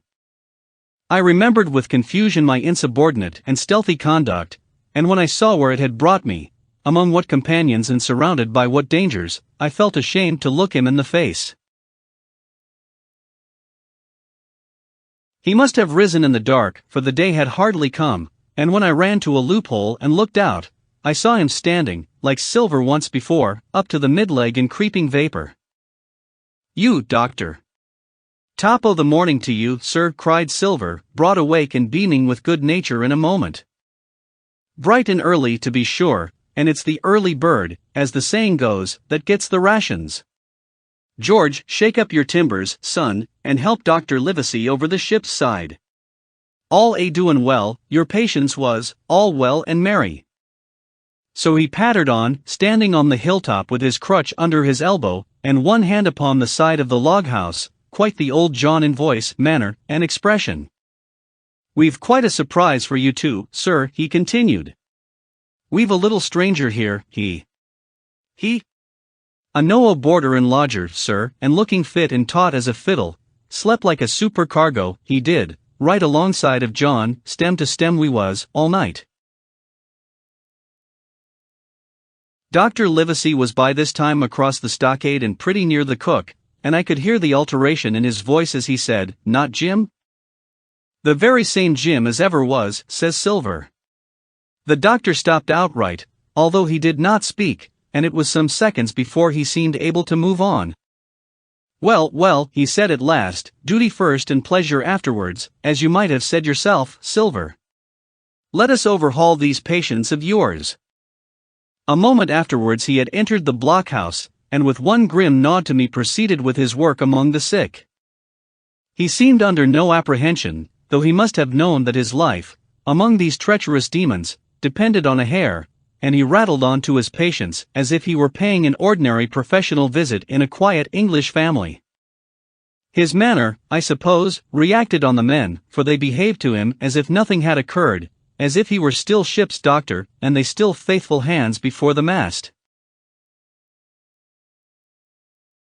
"You're doing well, my friend," he said to the fellow with the bandaged head, "and if ever any person had a close shave, it was you. Your head must be as hard as iron. Well, George, how goes it? You're a pretty color, certainly. Why, your liver, man, is upside down. Did you take that medicine? Did he take that medicine, men?" Aye, sir, he took it, sure enough," returned Morgan. "Because, you see, since I am mutineer's doctor, or prison doctor as I prefer to call it," says Dr. Livesey in his pleasantest way, "I make it a point of honor not to lose a man for King George and the gallows." The rogues looked at each other, but swallowed the home thrust in silence. "Dick don't feel well, sir," said one. "Don't he?" replied the doctor. "Well, step up here, Dick, and let me see your tongue." "No, I should be surprised if he did. The man's tongue is fit to frighten the French." "Another fever." "Ah there," said Morgan, "that comment of espioling Bibles." "That comes, as you call it, of being arrant asses," retorted the doctor, "and not having sense enough to know honest air from poison, and the dry land from a vile, pestiferous slough. I think it most probable, though of course it's only an opinion, that you'll all have the deuce to pay before you get that malaria out of your systems. Camp in a bog, would you? Silver, I'm surprised at you. You're less of a fool than many, take you all round, but you don't appear to me to have the rudiments of a notion of the rules of health. Well, he added after he had dosed them round, and they had taken his prescriptions, with really laughable humility, more like charity schoolchildren than blood-guilty mutineers and pirates, well, that's done for today. And now I should wish to have a talk with that boy, please. And he nodded his head in my direction carelessly. George Merry was at the door, spitting and spluttering over some bad-tasted medicine, but at the first word of the doctor's proposal he swung round with a deep flush and cried no and swore. Silver struck the barrel with his open hand. "Silence!" he roared and looked about him positively like a lion. "Doctor," he went on in his usual tones, "I was thinking of that, knowing as how you had a fancy for the boy. We're all humbly grateful for your kindness, and as you see, puts faith in you, and takes the drugs down like that much grog. And I take it I've found a way as'll suit all. Hawkins, will you give me your word of honor as a young gentleman, for a young gentleman you are, although poor-born, your word of honor not to slip your cable?" I readily gave the pledge required. "Then, doctor," said Silver, "you just step outside that stockade, and once you're there I'll bring the boy down on the inside, and I reckon you can yarn through the spars. Good day to you, sir, and all our due ties to the squire and Captain Smollett." The explosion of disapproval, which nothing but Silver's black looks had restrained, broke out immediately the doctor had left the house. Silver was roundly accused of playing double, of trying to make a separate peace for himself, of sacrificing the interests of his accomplices and victims, and, in one word, of the identical, exact thing that he was doing. It seemed to me so obvious in this case, that I could not imagine how he was to turn their anger. But he was twice the man the rest were, and his last night's victory had given him a huge preponderance on their minds. He called them all the fools and dolts you can imagine, said it was necessary I should talk to the doctor, fluttered the chart in their faces, asked them if they could afford to break the treaty the very day they were bound treasure hunting. "No, by thunder," he cried. "It's us must break the treaty when the time comes, and till then I'll gammon that doctor, if I have to oil his boots with brandy." And then he bade them get the fire lit, and stalked out upon his crutch, with his hand on my shoulder, leaving them in a disarray, and silenced by his volubility rather than convinced. "Slow, lad, slow," he said. "They might round upon us in a twinkle of an eye if we was seen to hurry." Very deliberately, then, did we advance across the sand to where the doctor awaited us on the other side of the stockade, and as soon as we were within easy speaking distance Silver stopped. "You'll make a note of this here also, doctor," says he, "and the boy'll tell you how I saved his life, and were deposed for it too, and you may lay to that. Doctor, when a man's steering as near the wind as me, playing chuck farthing with the last breath in his body, like, you wouldn't think it too much, mayhap, to give him one good word? You'll please bear in mind it's not my life only now, it's that boy's into the bargain. And you'll speak me fair, doctor, and give me a bit o' hope to go on, for the sake of mercy." Silver was a changed man once he was out there, and had his back to his friends in the blockhouse. His cheeks seemed to have fallen in, his voice trembled. Never was a soul more dead in earnest. "Why, John, you're not afraid?" asked Dr. Livesey. "Doctor, I'm no coward, no, not I, not so much," and he snapped his fingers. "If I was I wouldn't say it. But I'll own up fairly, I've the shakes upon me for the gallows. You're a good man and a true, I never seen a better man. And you'll not forget what I done good, not any more than you'll forget the bad, I know. And I step aside, see here, and leave you and Jim alone. And you'll put that down for me too, for it's a long stretch, is that?" So saying, he stepped back a little way, till he was out of earshot, and there sat down upon a tree stump and began to whistle, spinning round now and again upon his seat so as to command a sight. Sometimes of me and the doctor, and sometimes of his unruly ruffians, as they went to and fro in the sand between the fire, which they were busy rekindling, and the house, from which they brought forth pork and bread to make the breakfast. "So, Jim," said the doctor sadly, "here you are. As you have brewed, so shall you drink, my boy. Heaven knows, I cannot find it in my heart to blame you, but this much I will say, be it kind or unkind. When Captain Smollett was well, you dared not have gone off. And when he was ill and couldn't help it, by George, it was downright cowardly. I will own that I here began to weep. Doctor, I said, you might spare me. I have blamed myself enough. My life's forfeit anyway, and I should have been dead by now if Silver hadn't stood for me. And doctor, believe this, I can die, and I dare say I deserve it, but what I fear is torture. If they come to torture me, Jim, the doctor interrupted, and his voice was quite changed. Jim, I can't have this. Whip over, and we'll run for it. Doctor, said I passed my word. I know, he cried. We can't help that, Jim, now. I'll take it on my shoulders, Willis Bolas, blame and shame, my boy. But stay here, I cannot let you. Jump. One jump, and you're out, and we'll run for it like antelopes. No, I replied. You know right well you wouldn't do the thing yourself, neither you nor Squire, nor Captain. And no more will I. Silver trusted me. I passed my word, and back I go. But, doctor, you did not let me finish. If they come to torture me, I might let slip a word of where the ship is, for I got the ship, part by luck and part by risking, and she lies in North Inlet, on the southern beach, and just below high water. At half tide she must be high and dry. The ship! Exclaimed the doctor. Rapidly I described to him my adventures, and he heard me out in silence. There is a kind of fate in this, he observed when I had done. Every step, it's you that saves our lives. And do you suppose by any chance that we are going to let you lose yours? That would be a poor return, my boy. You found out the plot. You found Ben Gunn, the best deed that ever you did, or will do, though you live to 90. Oh, by Jupiter, and talking of Ben Gunn. Why, this is the mischief in person. Silver! He cried. Silver! I'll give you a piece of advice, he continued as the cook drew near again. Don't you be in any great hurry after the treasure. Why, sir, I do my possible, which that ain't, said Silver. I can only, asking your pardon, save my life and the boys by seeking for that treasure. And you may lay to that. Well, Silver, replied the doctor, if that is so, I'll go one step further, look out for squalls when you find it.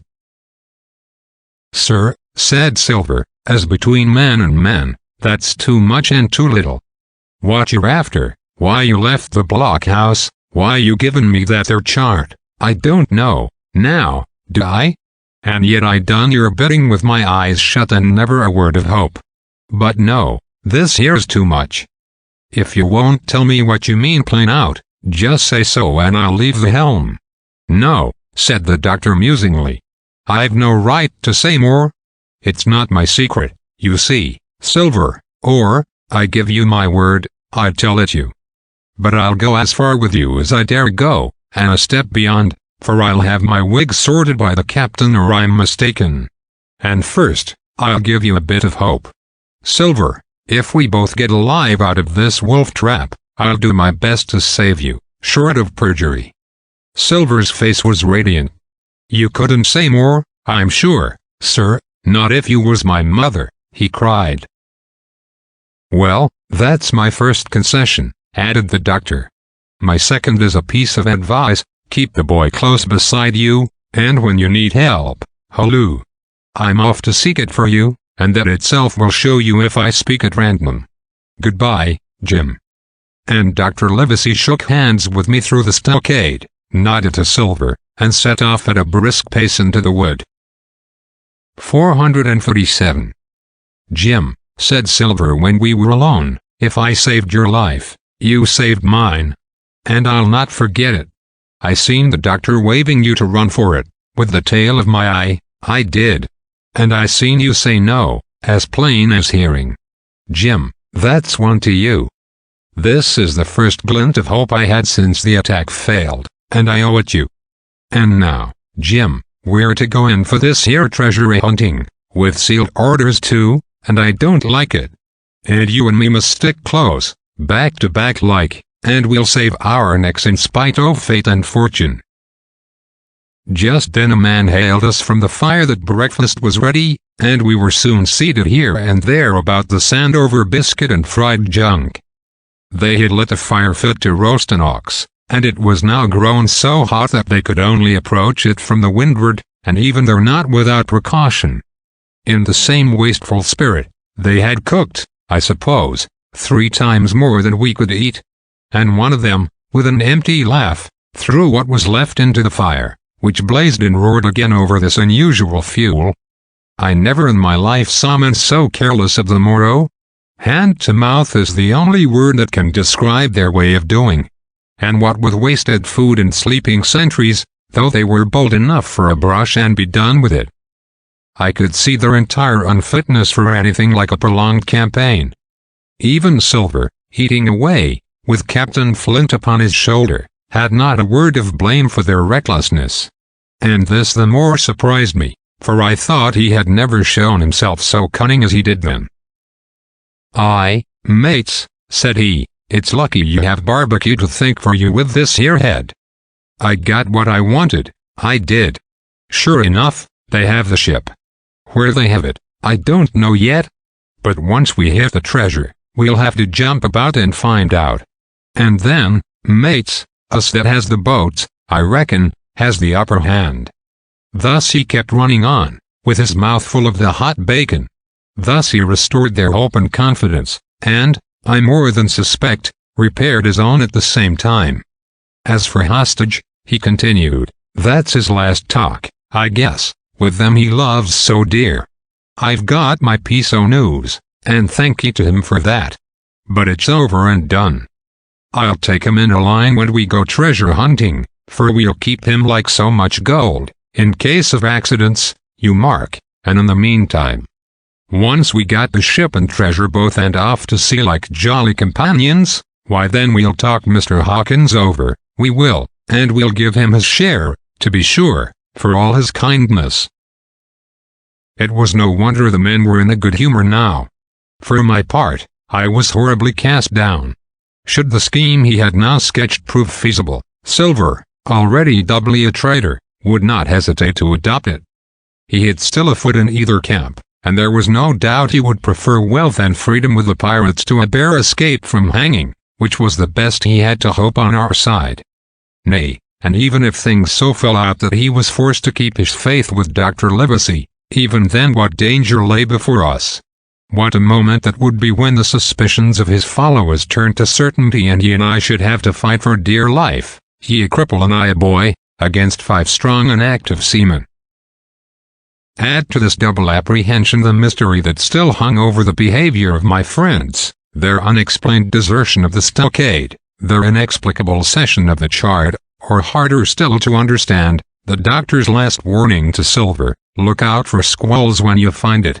And you will readily believe how little taste I found in my breakfast, and with how uneasy a heart I set forth behind my captors on the quest for a treasure. We made a curious figure, had anyone been there to see us, all in soiled sailor clothes and all but me armed to the teeth. Silver had 2 guns slung about him, one before and one behind, besides the great cutlass at his waist and a pistol in each pocket of his square-tailed coat. To complete his strange appearance, Captain Flint sat perched upon his shoulder and gabbling odds and ends of purposeless sea talk. I had a line about my waist and followed obediently after the sea cook, who held the loose end of the rope, now in his free hand, now between his powerful teeth. For all the world, I was led like a dancing bear. The other men were variously burthened, some carrying picks and shovels, for that had been the very first necessary they brought ashore from the Hispaniola, others laden with pork, bread, and brandy for the midday meal. All the stores, I observed, came from our stock, and I could see the truth of Silver's words the night before. Had he not struck a bargain with the doctor, he and his mutineers, deserted by the ship, must have been driven to subsist on clear water and the proceeds of their hunting. Water would have been little to their taste. A sailor is not usually a good shot. And besides all that, when they were so short of eatables, it was not likely they would be very flush of powder. Well, thus equipped, we all set out, even the fellow with the broken head, who should certainly have kept in shadow, and straggled, one after another, to the beach, where the 2 gigs awaited us. Even these bore trace of the drunken folly of the pirates, one in a broken thwart, and both in their muddy and unbaled condition. Both were to be carried along with us for the sake of safety. And so, with our numbers divided between them, we set forth upon the bosom of the anchorage. As we pulled over, there was some discussion on the chart. The red cross was, of course, far too large to be a guide. And the terms of the note on the back, as you will hear, admitted of some ambiguity. They ran, the reader may remember, thus: tall tree, spyglass shoulder, bearing a point to the end of NNE. Skeleton Islandes, EN by E 10 feet. A tall tree was thus the principal mark. Now, right before us the anchorage was bounded by a plateau from 200 to 300 feet high, adjoining on the north the sloping southern shoulder of the spyglass, and rising again towards the south into the rough, cliffy eminence called the mizzenmast hill. The top of the plateau was dotted thickly with pine trees of varying height. Every here and there, one of a different species rose 40 or 50 feet clear above its neighbors, and which of these was the particular tall tree of Captain Flint could only be decided on the spot, and by the readings of the compass. Yet, although that was the case, every man on board the boats had picked a favorite of his own ere we were halfway over, Long John alone shrugging his shoulders and bidding them wait till they were there. We pulled easily, by Silver's directions, not to weary the hands prematurely, and after quite a long passage, landed at the mouth of the second river, that which runs down a woody cleft of the spyglass. Thence, bending to our left, we began to ascend the slope towards the plateau. At the first outset, heavy, miry ground and a matted, marish vegetation greatly delayed our progress. But by little and little the hill began to steepen and become stony underfoot, and the wood to change its character and to grow in a more open order. It was, indeed, a most pleasant portion of the island that we were now approaching. A heavy scented broom and many flowering shrubs had almost taken the place of grass. Thickets of green nutmeg trees were dotted here and there with the red columns and the broad shadow of the pines, and the first mingled their spice with the aroma of the others. The air, besides, was fresh and stirring, and this, under the sheer sunbeams, was a wonderful refreshment to our senses. The party spread itself abroad, in a fan shape, shouting and leaping to and fro. About the center, and a good way behind the rest, Silver and I followed, I tethered by my rope, he plowing, with deep pants, among the sliding gravel. From time to time, indeed, I had to lend him a hand, or he must have missed his footing and fallen backward down the hill. We had thus proceeded for about half a mile and were approaching the brow of the plateau when the man upon the farthest left began to cry aloud, as if in terror. Shout after shout came from him, and the others began to run in his direction. "He can't have found the treasure," said old Morgan, hurrying past us from the right, "for that's clean atop." Indeed, as we found when we also reached the spot, it was something very different. At the foot of a pretty big pine and involved in a green creeper, which had even partly lifted some of the smaller bones, a human skeleton lay, with a few shreds of clothing, on the ground. I believe a chill struck for a moment to every heart. He was a seaman, said George Merry, who, bolder than the rest, had gone up close and was examining the rags of clothing. "Leastways, this is good sea cloth." Aye, said Silver. "Like enough. You wouldn't look to find a bishop here, I reckon. But what sort of a way is that for bones to lie? 'Tain't in nature." Indeed, on a second glance, it seemed impossible to fancy that the body was in the natural position. But for some disarray the man lay perfectly straight, his feet pointing in one direction, his hands, raised above his head like a diver's, pointing directly in the opposite. "I've taken a notion into my old numbskull," observed Silver. "Here is the compass. there's the tip-top piano skeleton island, sticking out like a tooth. Just take a bearing, will you, along the line of them bones. It was done. The body pointed straight in the direction of the island, and the compass read duly ease. En by E. I thought so, cried the cook. This here is a pianter. Right up there is our line for the Pole Star and the Jolly Dollars. But, by thunder, if it don't make me cold inside to think of Flint. This is one of his jokes, and no mistake. Him and these 6 was alone here. He killed 'em, every man. And this one he hauled here and laid down by compass, shiver my timbers. They're long bones, and the hair's been yellow. Aye, that would be Allardyce. You mind Allardyce, Tom Morgan? Aye, returned Morgan. I mind him. He owed me money, he did, and took my knife ashore with him. Speaking of knives, said another, why don't we find his lying round?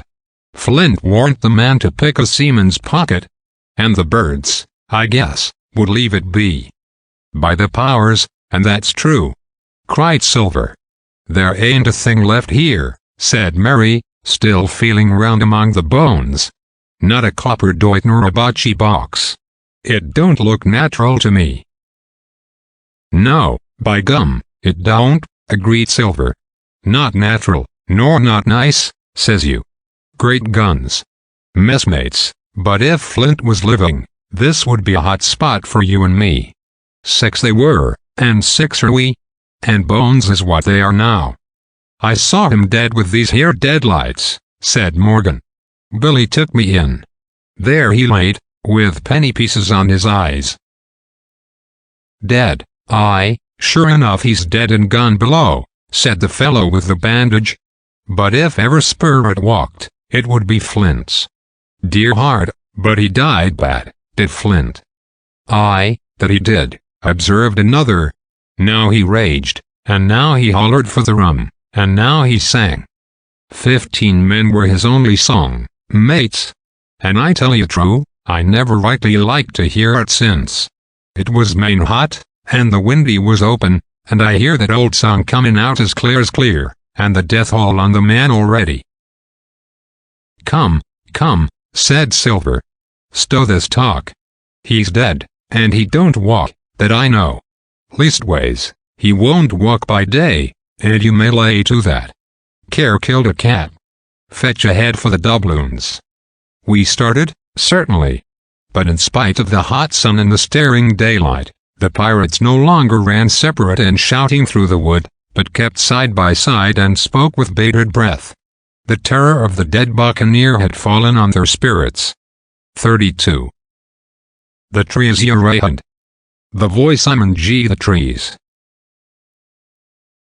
Partly from the damping influence of this alarm, partly to rest Silver and the sick folk, the whole party sat down as soon as they had gained the brow of the ascent.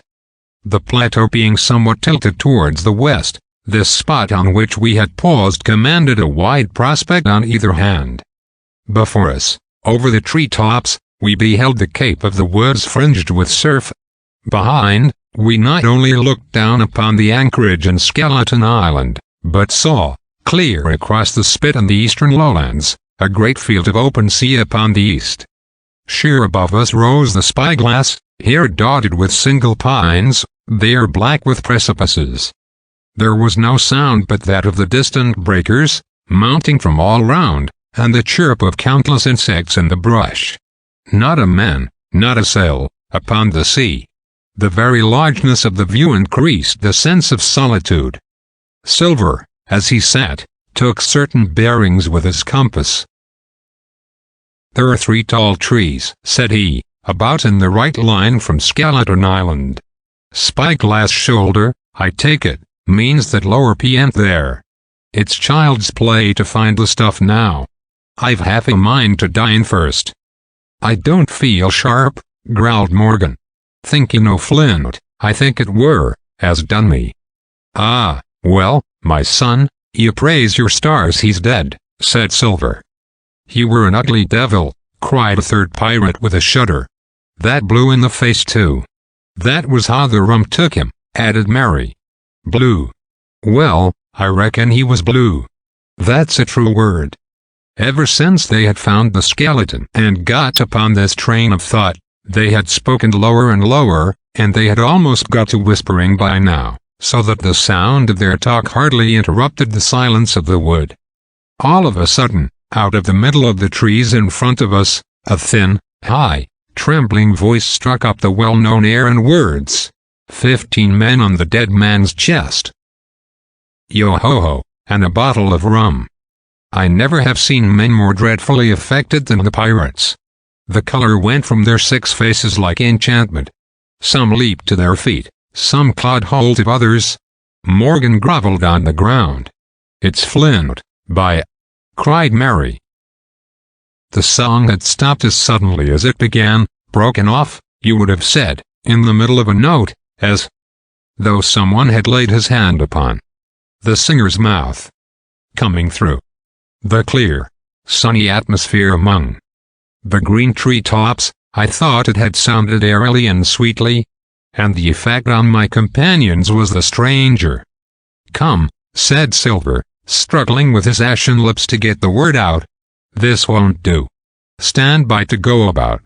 This is a rum start, and I can't name the voice, but it's someone skylarking, someone that's flesh and blood, and you may lay to that."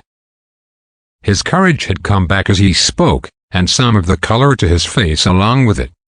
Already the others had begun to lend an ear to this encouragement and were coming a little to themselves, when the same voice broke out again, not this time singing, but in a faint distant hail that echoed yet fainter among the clefts of the spyglass. "Darby McGraw," it wailed, for that is the word that best describes the sound. "Darby McGraw. Darby McGraw." Again and again and again. And then rising a little higher, and with an oath that I'll leave out, "Fetch aft the rum, Darby." The buccaneers remained rooted to the ground, their eyes starting from their heads. Long after the voice had died away they still stared in silence, dreadfully, before them. "That fixes it," gasped one. "Let's go." They was his last words, moaned Morgan, his last words above board. Dick had his Bible out and was praying volubly. He had been well brought up, had Dick, before he came to sea and fell among bad companions. Still Silver was unconquered. I could hear his teeth rattle in his head, but he had not yet surrendered. "Nobody in this here island ever heard of Darby," he muttered. "Not one but us that's here." And then, making a great effort, "Shipmates," he cried, "I'm here to get that stuff, and I'll not be beat by man or devil. I never was feared of Flint in his life, and, by the powers, I'll face him dead. There's £700,000 not a quarter of a mile from here.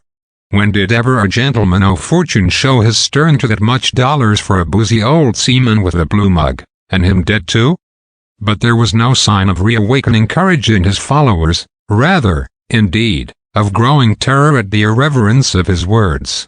"Belay there, John," said Mary. "Don't you cross a spirit." And the rest were all too terrified to reply. They would have run away severally had they dared. But fear kept them together, and kept them close by John, as if his daring helped them. He, on his part, had pretty well fought his weakness down. "Spirit? Well, maybe," he said. "But there's one thing not clear to me. There was an echo. Now, no man ever seen a spirit with a shadow. Well then, what's he doing with an echo to him, I should like to know? That ain't in nature, surely?" This argument seemed weak enough to me.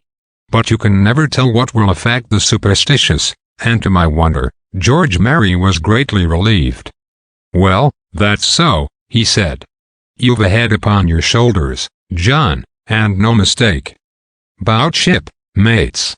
This here crew is on a wrong tack, I do believe. And come to think on it, it was like Flint's voice, I grant you, but not just so clear a way like it, after all.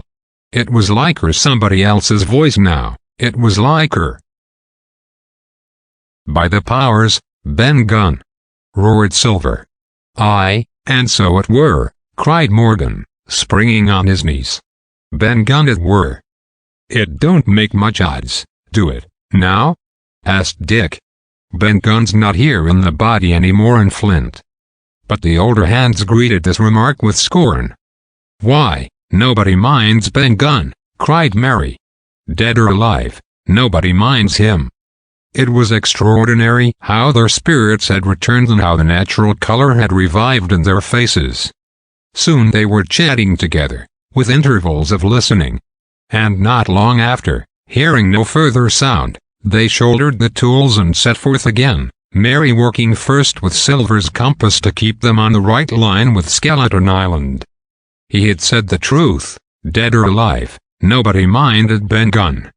Dick alone still held his Bible, and looked around him as he went, with fearful glances. But he found no sympathy, and Silver even joked him on his precautions. "I told you," said he, "I told you you had spelled your Bible. If it ain't no good to swear by, what do you suppose a spirit would give for it? Not that." And he snapped his big fingers, halting a moment on his crutch. But Dick was not to be comforted. Indeed, it was soon plain to me that the lad was falling sick. Hastened by heat, exhaustion, and the shock of his alarm, the fever, predicted by Dr. Livesey, was evidently growing swiftly higher. It was fine open working here, upon the summit. Our way lay a little downhill, for, as I have said, the plateau tilted towards the west. The pines, great and small, grew wide apart, and even between the clumps of nutmeg and azalea, wide open spaces baked in the hot sunshine. Striking, as we did, pretty near northwest across the island, we drew, on the one hand, ever nearer under the shoulders of the spyglass, and on the other, looked ever wider over that western bay where I had once tossed and trembled in the coracle. The first of the tall trees was reached, and by the bearings proved the wrong one. So with the second. The third rose nearly 200 feet into the air above a clump of underwood, a giant of a vegetable, with a red column as big as a cottage, and a wide shadow around in which a company could have maneuvered. It was conspicuous far to see both on the east and west and might have been entered as a sailing mark upon the chart. But it was not its size that now impressed my companions. It was the knowledge that 700,000 pounds in gold lay somewhere buried below its spreading shadow. The thought of the money, as they drew nearer, swallowed up their previous terrors. Their eyes burned in their heads. Their feet grew speedier and lighter. Their whole soul was bound up in that fortune, that whole lifetime of extravagance and pleasure, that lay waiting there for each of them. Silver hobbled, grunting, on his crutch. His nostrils stood out and quivered. He cursed like a madman when the flies settled on his hot and shiny countenance. He plucked furiously at the line that held me to him and from time to time turned his eyes upon me with a deadly look. Certainly he took no pains to hide his thoughts, and certainly I read them like print. In the immediate nearness of the gold, all else had been forgotten. His promise and the doctor's warning were both things of the past, and I could not doubt that he hoped to seize upon the treasure, find and board the Hispaniola under cover of night, cut every honest throat about that island, and sail away as he had at first intended, laden with crimes and riches. Shaken as I was with these alarms, it was hard for me to keep up with the rapid pace of the treasure hunters. Now and again I stumbled, and it was then that Silver plucked so roughly at the rope and launched at me his murderous glances. Dick, who had dropped behind us and now brought up the rear, was babbling to himself both prayers and curses as his fever kept rising. This also added to my wretchedness, and to crown all, I was haunted by the thought of the tragedy that had once been acted on that plateau, when that ungodly buccaneer with the blue face, he who died at Savannah, singing and shouting for drink, had there, with his own hand, cut down his 6 accomplices. This grove that was now so peaceful must then have rung with cries, I thought. And even with the thought I could believe I heard it ringing still. We were now at the margin of the thicket. "Huzza, mates, all together!" shouted Mary. And the foremost broke into a run. And suddenly, not 10 yards further, we beheld them stop. A low cry arose. Silver doubled his pace, digging away with the foot of his crutch like one possessed. And next moment he and I had come also to a dead halt. Before us was a great excavation, not very recent, for the sides had fallen in and grass had sprouted on the bottom. In this were the shaft of a pick broken in two and the boards of several packing cases strewn around. On one of these boards I saw, branded with a hot iron, the name Walrus, the name of Flint's ship. All was clear to probation. The cash had been found and rifled. The £700,000 were gone. 33.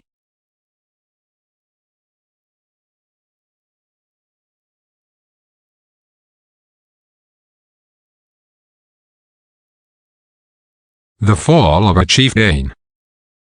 There never was such an overturn in this world. Each of these 6 men was as though he had been struck. But with Silver the blow passed almost instantly. Every thought of his soul had been set full stretch, like a racer, on that money. Well, he was brought up, in a single second, dead. And he kept his head, found his temper, and changed his plan before the others had had time to realize the disappointment. "Jim," he whispered, "take that, and stand by for trouble." And he passed me a double-barreled pistol. At the same time, he began quietly moving northward, and in a few steps had put the hollow between us 2 and the other 5. Then he looked at me and nodded, as much as to say, "Here is a narrow corner," as, indeed, I thought it was. His looks were not quite friendly, and I was so revolted at these constant changes that I could not forbear whispering, "So you've changed sides again." There was no time left for him to answer in. The buccaneers, with oaths and cries, began to leap, one after another, into the pit and to dig with their fingers, throwing the boards aside as they did so. Morgan found a piece of gold. He held it up with a perfect spout of oaths. It was a 2-guinea piece, and it went from hand to hand among them for a quarter of a minute. 2 guineas! Roared Mary, shaking it at Silver. "That's your £700,000, is it? You're the man for bargains, ain't you? You're him that never bungled nothing, you wooden-headed lubber." "Dig away, boys," said Silver with the coolest insolence. "You'll find some pig nuts, and I shouldn't wonder." "Pig nuts," repeated Mary, in a scream. "Mates, do you hear that? I tell you now, that man there knew it all along. Look in the face of him and you'll see it wrote there." "Ah, Mary," remarked Silver, standing for Cap'n again. "You're a pushing lad, to be sure." But this time everyone was entirely in Mary's favor. They began to scramble out of the excavation, darting furious glances behind them. One thing I observed, which looked well for us, they all got out upon the opposite side from Silver. Well, there we stood, 2 on one side, 5 on the other, the pit between us, and nobody screwed up high enough to offer the first blow. Silver never moved. He watched them, very upright on his crutch, and looked as cool as ever I saw him. He was brave, and no mistake. At last Mary seemed to think a speech might help matters. "Mates," says he, "there's 2 of them alone there. One's the old cripple that brought us all here and blundered us down to this. The other's that cub that I mean to have the heart of. Now, mates." He was raising his arm and his voice, and plainly meant to lead a charge. But just then, crack, crack, crack, 3 musket shots flashed out of the thicket. Mary tumbled head foremost into the excavation. The man with the bandage spun round like a teetotum and fell all his length upon his side, where he lay dead, but still twitching. And the other 3 turned and ran for it with all their might. Before you could wink, Long John had fired 2 barrels of a pistol into the struggling Mary, and as the man rolled up his eyes at him in the last agony, "George," said he, "I reckoned I settled you." At the same moment, the doctor, Gray, and Benbow joined us, with smoking muskets, from among the nutmeg trees. "Forward!" cried the doctor. "Double quick, my lads. We must head them off the boats." and we set off at a great pace, sometimes plunging through the bushes to the chest. I tell you, but Silver was anxious to keep up with us. The work that man went through, leaping on his crutch till the muscles of his chest were fit to burst, was work no sound man ever equaled. And so thinks the doctor. As it was, he was already 30 yards behind us and on the verge of strangling when we reached the brow of the slope. "Doctor," he hailed, "see there. No hurry." Sure enough, there was no hurry. In a more open part of the plateau, we could see the 3 survivors still running in the same direction as they had started, right from mizzenmast hill. We were already between them and the boats, and so we 4 sat down to breathe, while Long John, mopping his face, came slowly up with us. "Thank ye kindly, doctor," says he. "You came in about the nick, I guess, for me and Hawkins. And so it's you, Ben Gunn," he added. "Well, you're a nice one, to be sure." "I'm Ben Gunn, I am," replied the maroon, wriggling like an eel in his embarrassment.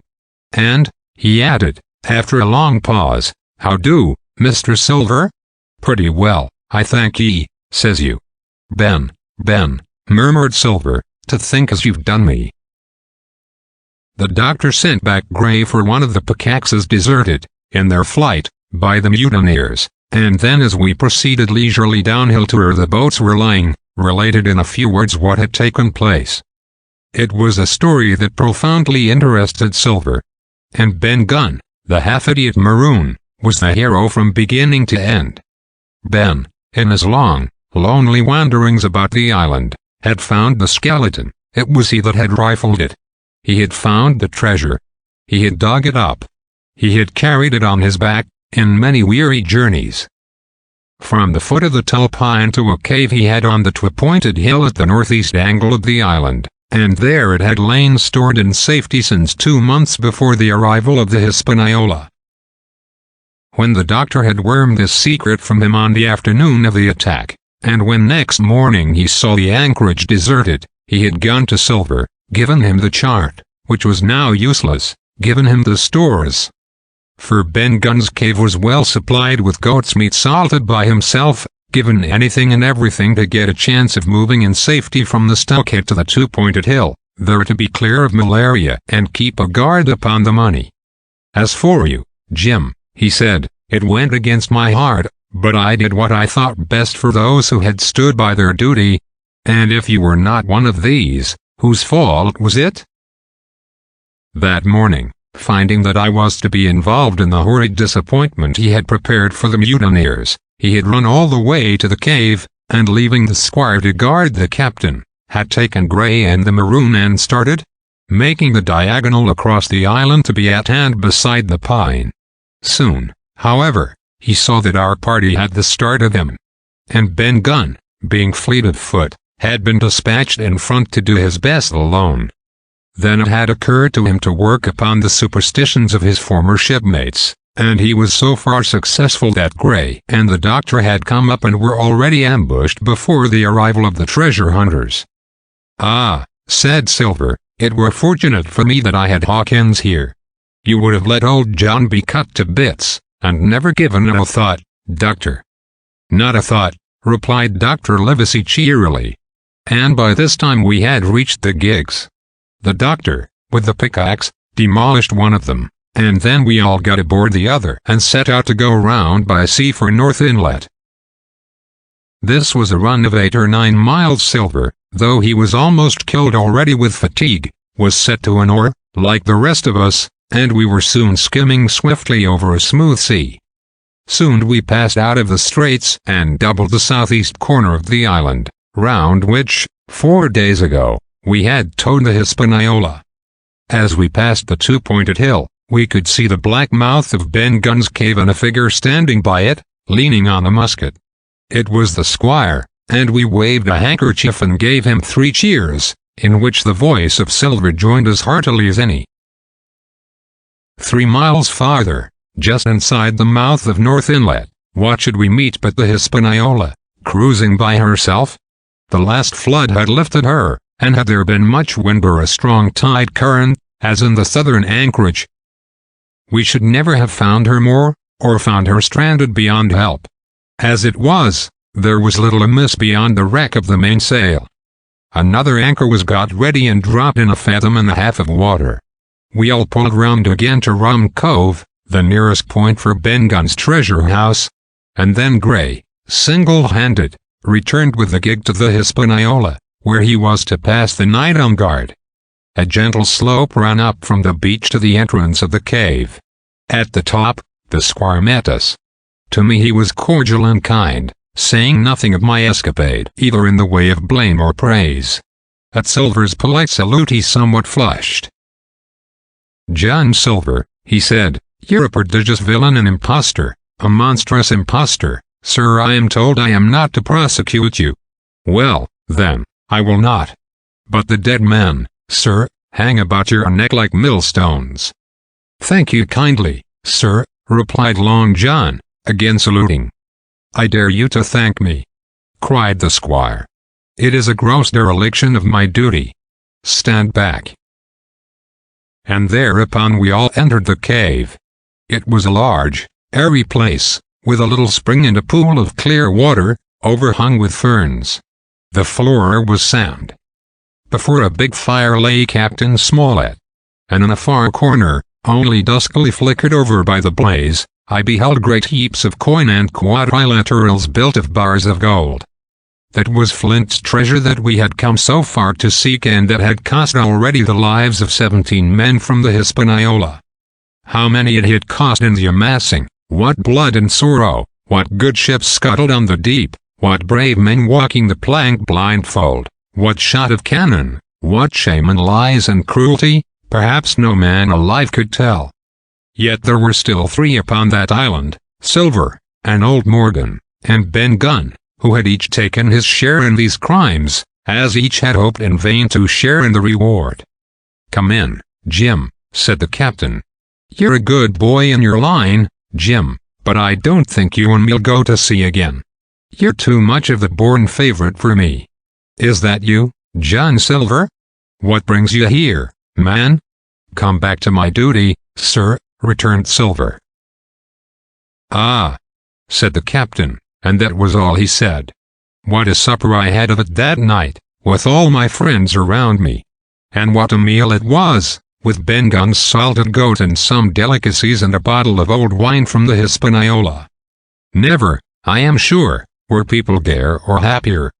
And there was Silver, sitting back almost out of the firelight, but eating heartily, prompt to spring forward when anything was wanted, even joining quietly in our laughter, the same bland, polite, obsequious seaman of the voyage out. 34. The next morning we fell early to work, for the transportation of this great mass of gold near a mile by land to the beach, and thence 3 miles by boat to the Hispaniola, was a considerable task for so small a number of workmen. The 3 fellows still abroad upon the island did not greatly trouble us. A single sentry on the shoulder of the hill was sufficient to ensure us against any sudden onslaught, and we thought, besides, they had had more than enough of fighting. Therefore the work was pushed on briskly.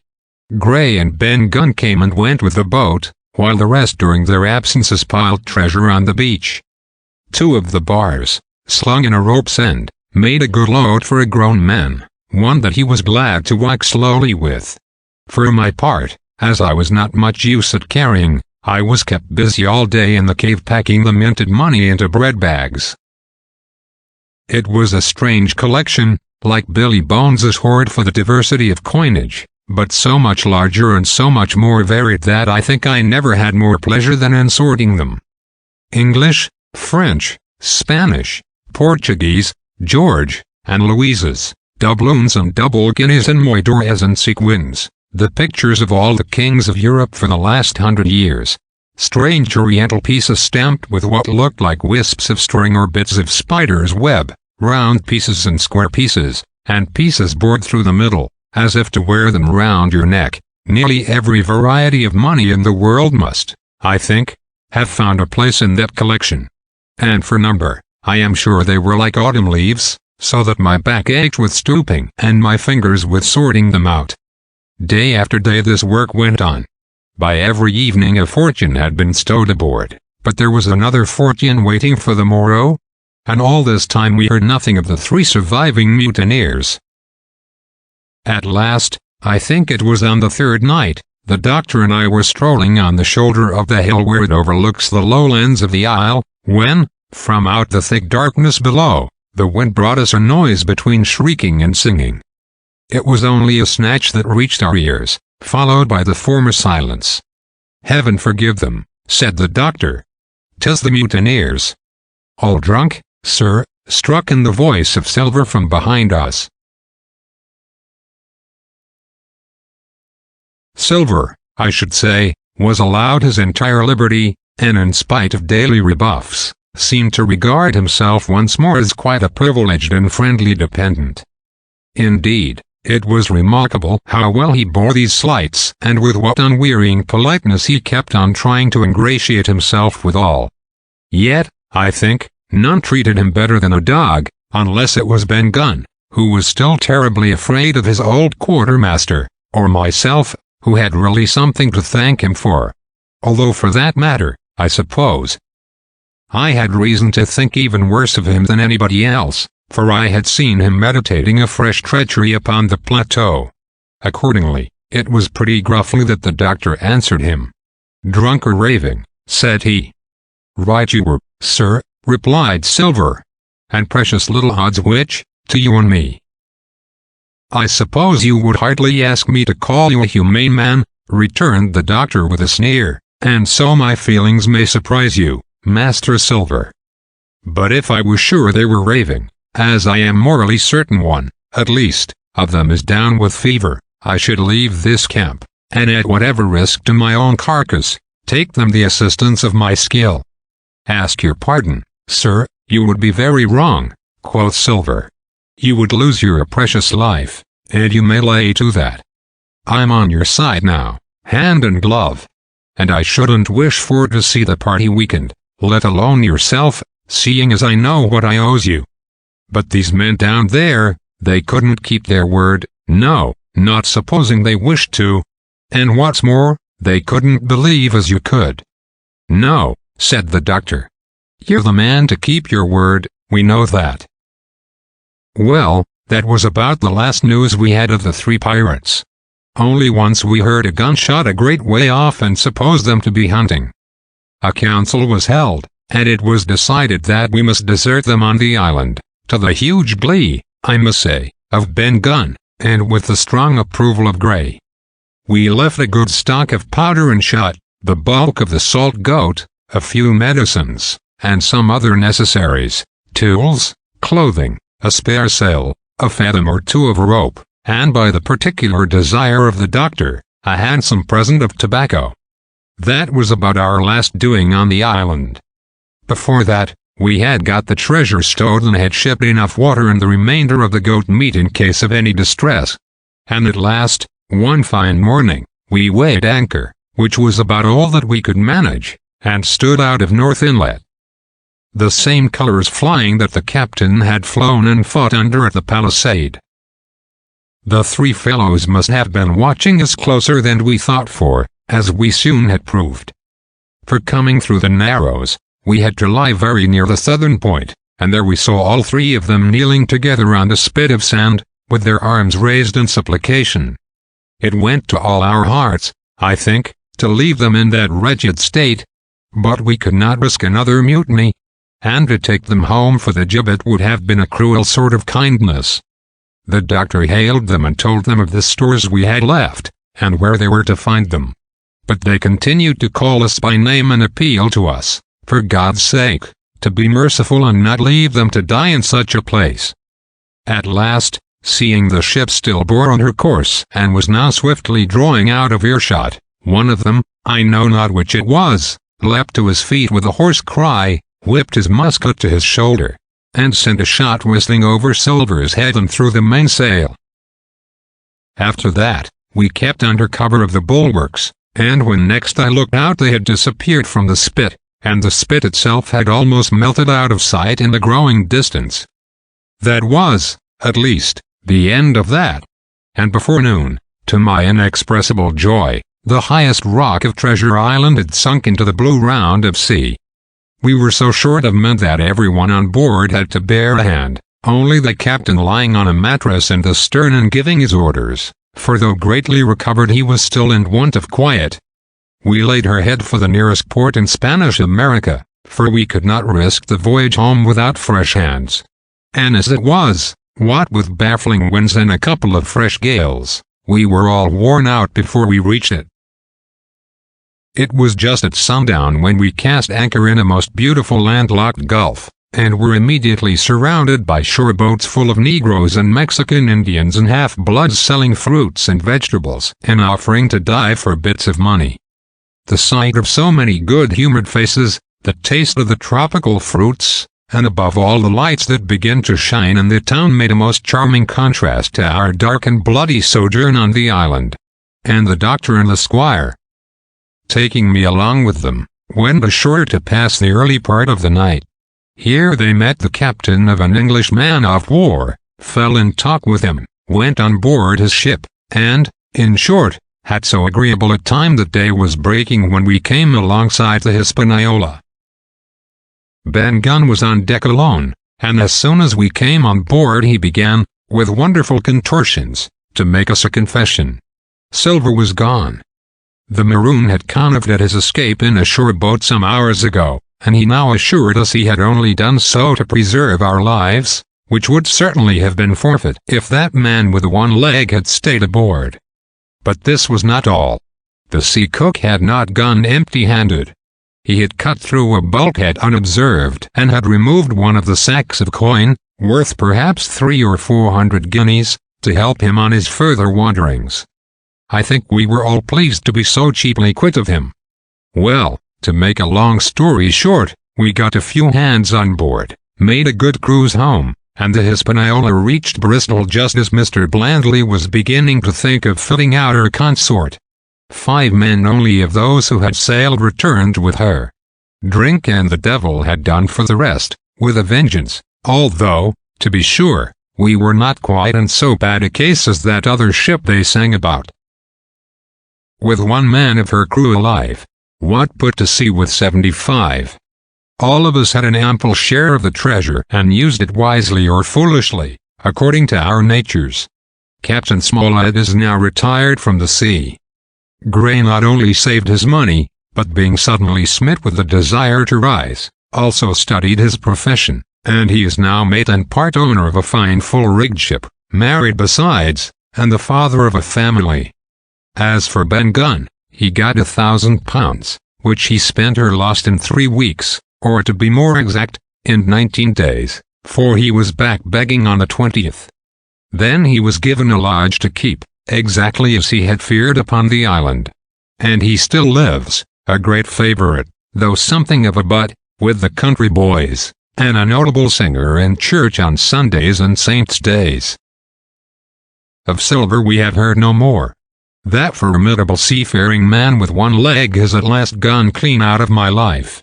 But I dare say he met his old negress, and perhaps still lives in comfort with her and Captain Flint. It is to be hoped so, I suppose, for his chances of comfort in another world are very small. The bar silver and the arms still lie, for all that I know, where Flint buried them. And certainly they shall lie there for me. Oxen and Wayne ropes would not bring me back again to that accursed island. And the worst dreams that ever I have are when I hear the surf booming about its coast, or start upright in bed with the sharp voice of Captain Flint still ringing in my ears. Pieces of 8. Pieces of 8.